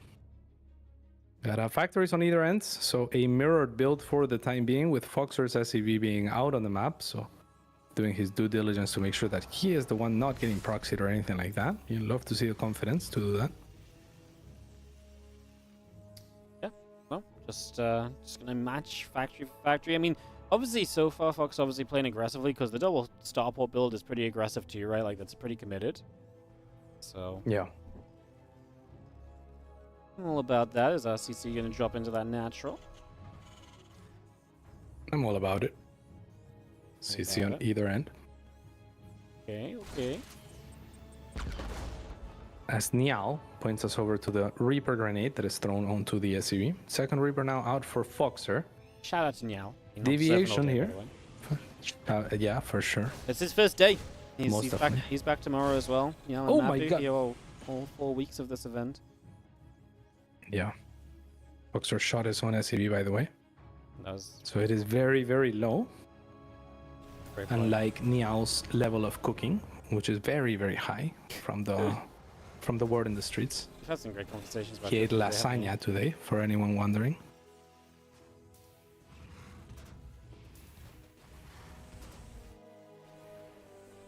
I thought you were going to expand on what else he's been in, but Oh no, he just ate lasagna. No, He that just was ate the full lasagna? amount of information. sorry, I I mean, honestly, we've had all sorts of information, yeah, with Niao. I really Every thought break there we was have. something more coming. I was just waiting for you to tell me more. I see. Yeah, that's fair. Yeah, maybe Niall could tell us more, but he'd have to unmute himself. That would be a little too wild. I don't think that people are ready for it. I have now muted. I'm not gonna lie. Doesn't matter what he does. At least I think I do. Don't You test have him him now. muted? Oh, Yeah, for just in case. For Niall. No, to help him out, like see, just I in see. case he accidentally unmutes or something, right? Like Oh, I see. saving That the would make potential sense. problem. Yeah, I could see that. I could definitely see that. Like, if I was on Observer, I would probably be unmuted all the time. All the time. Oh, probably at least a couple of times per broadcast, I would think. And it's like, and then I would try to fix it. It would make it worse. Two Reapers going into the main here, as Kelesor is trying to fix himself out of a potential loss as the overdog. Not something that anyone enjoys. And on the other side, it's going to be Foxer applying a lot of pressure here. So that's why the two Reapers are no longer tended to, is because Foxer is microing like a madman out here, and he does manage to micro out like a madman indeed as he picks up Beautiful. the tank to escape by the skin of his teeth. Was that enough, Ordicho? It was beautiful, but was it enough? You know what? I mean, it was a nice little something, right? 31 to 32 workers. The game is very even still. We're looking okay for now. It seems okay to me. It was. I like it. I really like what Foxer did as well. He said, oh, I'm going to grab enough SCVs that I'm not, if you want to micro your Reapers, best of luck. But he kind of grabbed the right amount. It was like 8 or 9 SCVs, right? And it's like, okay, this should do it. And I'm going to focus my micro on the other side. So then he kind of forced Kelesor to look, because if he wins on that side, he's going to do a lot more damage than the two Reapers can ever do in time. So very cool, attention allocation and just multitasking and choices there from Foxer. As a Reaper goes back into the main, looking for a weak SCV, they will find it too. Nasty. Yep. That's going to be cheeky right there. Uh-oh, this no. could go very badly wrong if No. you're not careful. Matrix on the medevac does not go down. I thought that would have been the disaster point there.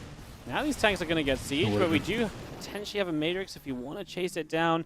That's still Oh a nice my little God. catch from Kelesor, man. I mean, that's units you're losing. There's Fox that you just didn't ever want to lose. Yeah, he just wasn't expecting to be taking engagement there at all. He was looking elsewhere, and it starts a little bit unfavorably for him as he is forced to pull back. Can he actually hit the gas here? I guess he can. Very cool.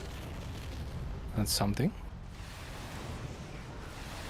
There's not enough Vikings here. Yeah, I mean, air control is obviously a big deal. And to be aggressive, you kind of need air control. So the fact that Kelesor is just holding that is really great for him. Puts him in a very good spot. And this is very scary indeed, as the Raven's gonna go to the backlines and drop its turrets to isolate a lot of these Yeah, units. nice The catch. Vikings also land to make sure that he can continue to kill everything. And Kelesor moving across the map unopposed, where Dicho, I think he is just about to do it here. Yep, he's just going to As drop he these need to be Vikings full. down. He's going to make a bit of a move right here. This is going to be his play. And let's The just have tank's barely ourselves... out of position. I mean, pushing into the natural expansion is obviously a great position to be in as well, so it's in a good spot, and it does look as though this is going to be a great spot for Kelesor as he just forces his way across the map, catching those no. units. Made a hell of a Yeah, difference. really needed that Viking. That really needed that Viking, because that's the one that made the difference in terms of like who had the air superiority. But after losing it, now Kelesor is the one with the advantage on every single front. So yeah, it's looking near impossible now for Foxer. At some point, I could see what he was thinking, because he had a Liberator in production and he had 7 Vikings landed as they continued to wait for their, for the next Viking to have enough. But then one of them got picked off, and then it was even numbers. He was forced to go out to defend his command center, and now it looks very overworthy.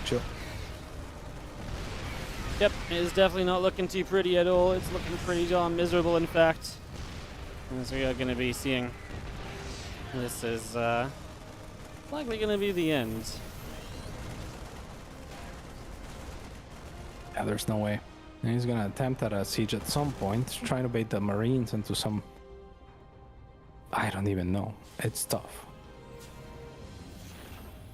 I mean, there is a position to siege those 2 tanks, right? From up here, maybe. And then just fight for air superiority, where the Marines can't really participate. Yeah. No, I mean, you got to try everything, right? You're in game number 3. Like, if you're gonna try something, you might as well try something, you know? Yeah. No, I mean, you got to give it a go, right? It's your opening match for Americas. You're not going to give it up easy.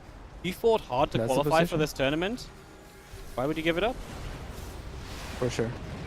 Nice. Enough Vikings to one-shot here, but the Marines are also in position to get rid of the Liberator or not.